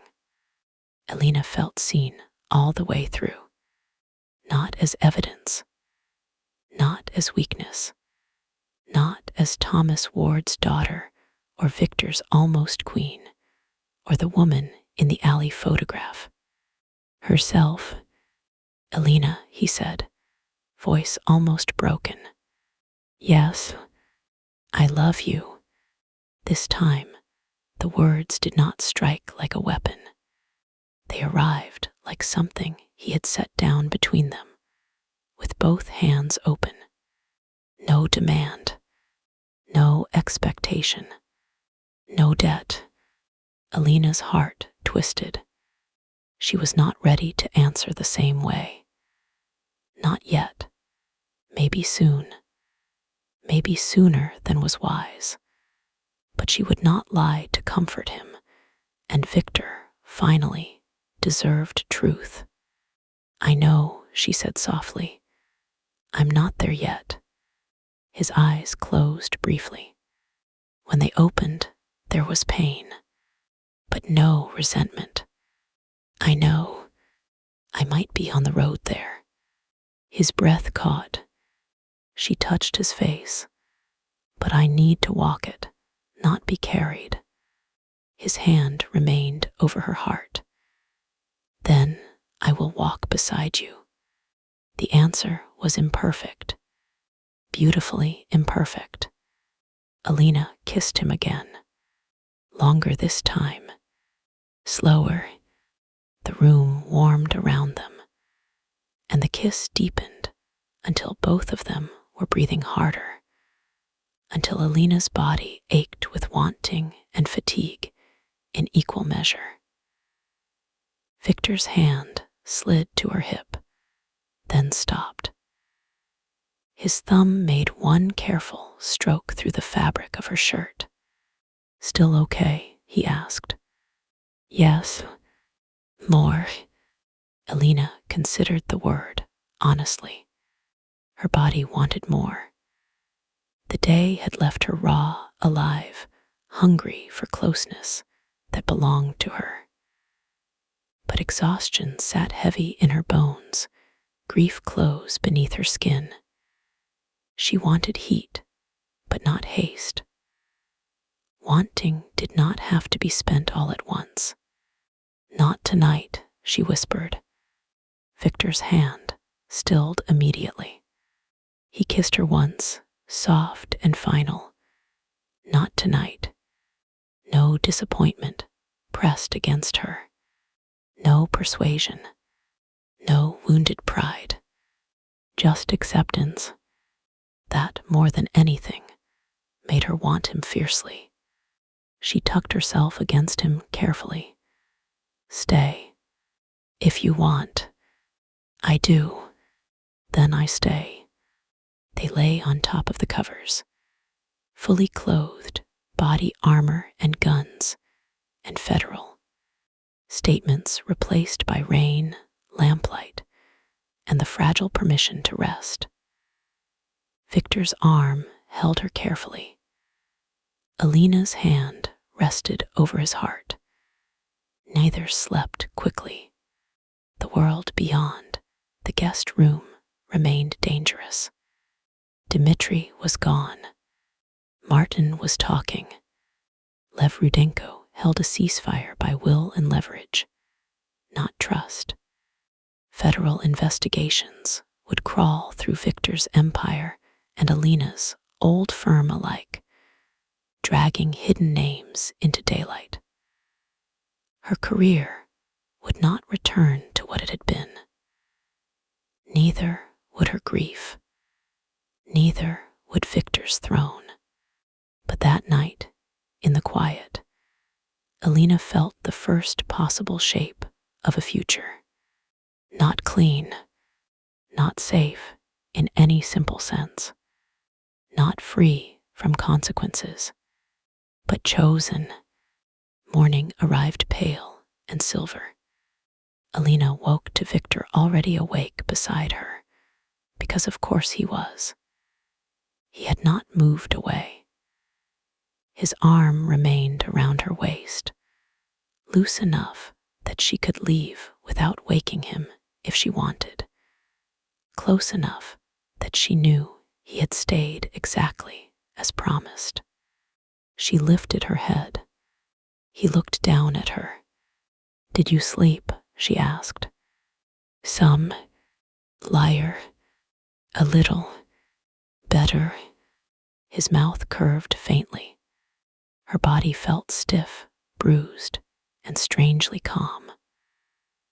Not healed, not even close, but calmer than it should after a day that had opened graves and started investigations. Sunlight filtered through the curtains, softening the edges of the room. No gunfire, no voices over speakers, no men deciding for her. Alina sat up carefully. Victor's arm fell away at once. She noticed, she appreciated. On the bedside table, her father's letter lay beside the sealed ring case. The past and the choice. Alina picked up the case. The broken ring halves glinted inside. "I want to repair it today," she said. Victor sat up more slowly, hiding a wince badly. "I know a jeweler who can do it under supervision." "Of course you do. She is 83 and more frightening than most captains. I like her already." He watched her. "Will you wear it?" Alina looked at the ring. "Yes," she said, "but on a new chain. One I choose. One Anya scans until she's bored. Anya does not become bored. Then until I become bored. More likely." Alina smiled. Then she looked at him. "After the ring," she said, "I go to Agent Morris. Then Mara. Then I start ethics complaints against Voss and Mercer partners who helped bury my father's intake." Victor nodded, and after, "I don't know." He accepted that. No flinch, no attempt to insert himself into the blank space. Alina set the ring case down and turned fully toward him. "What will you do?" His gaze shifted to the curtained window. "Meet with my captains. Explain the ceasefire. Release internal records to Agent Morris through counsel. Remove anyone tied to Dmitri's accounts. Prepare for those who will call peace weakness. And if they do," his eyes returned to hers, "then I show them peace has teeth." That sounds ominous. It is. Legal teeth, Victor. A faint smile, mostly. "Victor, legal teeth," he said, as if the words tasted strange but possible. Alina nodded, Good. He reached toward her, stopped halfway. She took his hand. His fingers closed around hers. What do we do with us? He asked. The question was so direct, so unlike the hidden doors and half-truths that had brought them here, that Alina felt the answer rise clearly. We don't make promises big enough to become cages, she said. We don't let enemies define what this is. We don't pretend danger is romance, and we don't pretend romance makes danger manageable. His thumb brushed her knuckles. And what do? We see each other, by choice, in daylight, with counsel informed when needed, and Anya being unbearable about security. She will enjoy that. She enjoys everything suspiciously. Yes, Alina's voice softened. We go slowly where it matters and stop pretending the wanting is small. His eyes darkened. No, he said, it is not small. Heat stirred again, quiet but certain. Alina leaned forward and kissed him once. A promise, but not a cage. A beginning, not an ending disguised as possession. When she drew back, Victor's expression was softer than she had ever seen it. You should know, he said. My world will call you mine. Alina lifted an eyebrow. Your world can learn. His mouth curved. What should they call you? She thought of all the names placed on her in one day. Witness, weakness, girl, lawyer, daughter, lover, proof, problem, bait. Then she thought of the club, the steel door, her voice in the smoke, and Victor lowering his hand from Dimitri's throat. Alina Ward, she said, that's enough.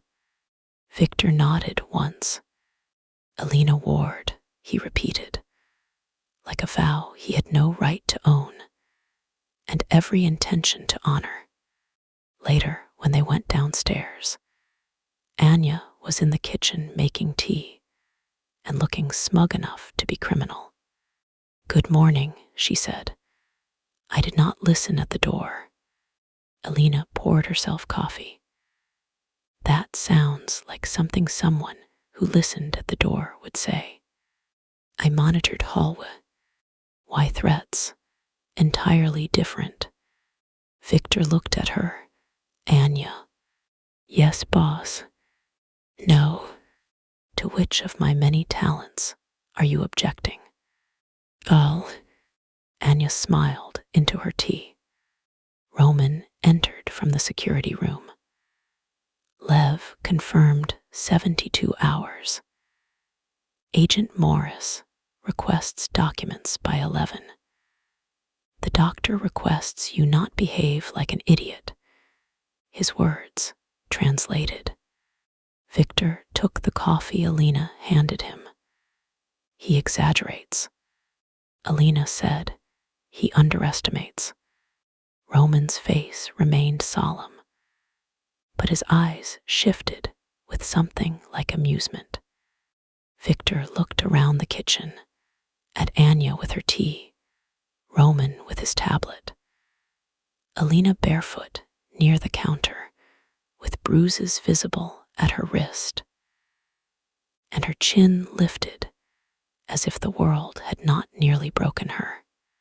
Something in him seemed to settle. Not peace, not yet, but direction. He lifted his cup slightly. No war. Anya's smile faded into something serious. Roman nodded. Alina looked at Victor. No war, she agreed. Outside, the city woke into scandal. Inside, for one fragile morning, no one bled. 3 weeks later, the ring came back repaired. Not perfect, Alina had asked the jeweler not to erase the seam entirely. The line remained visible if she tilted the band under light, a fine mark where it had opened and been closed again. Evidence of damage, evidence of survival. She wore it on a new chain she had chosen herself, a simple gold chain Anya had scanned 4 times and insulted twice for being emotionally obvious but technically clean. Victor saw it first in the courthouse hallway. The case had not truly begun yet. Cases like this did not begin cleanly. They accumulated. Hearings, motions, sealed reviews, cooperation agreements, indictments spreading like ink through institutions that had considered themselves too polished for rot. Martin Greaves had turned state's evidence after realizing Dmitri had left him with no allies and many enemies. Voss and Mercer had imploded in stages, each public statement more sterile than the last. Agent Morris had become Alina's least favorite federal agent. Dmitri remained missing, but his world had become smaller. Every ledger made it smaller. Every recorded truth, every failed attempt to spark war.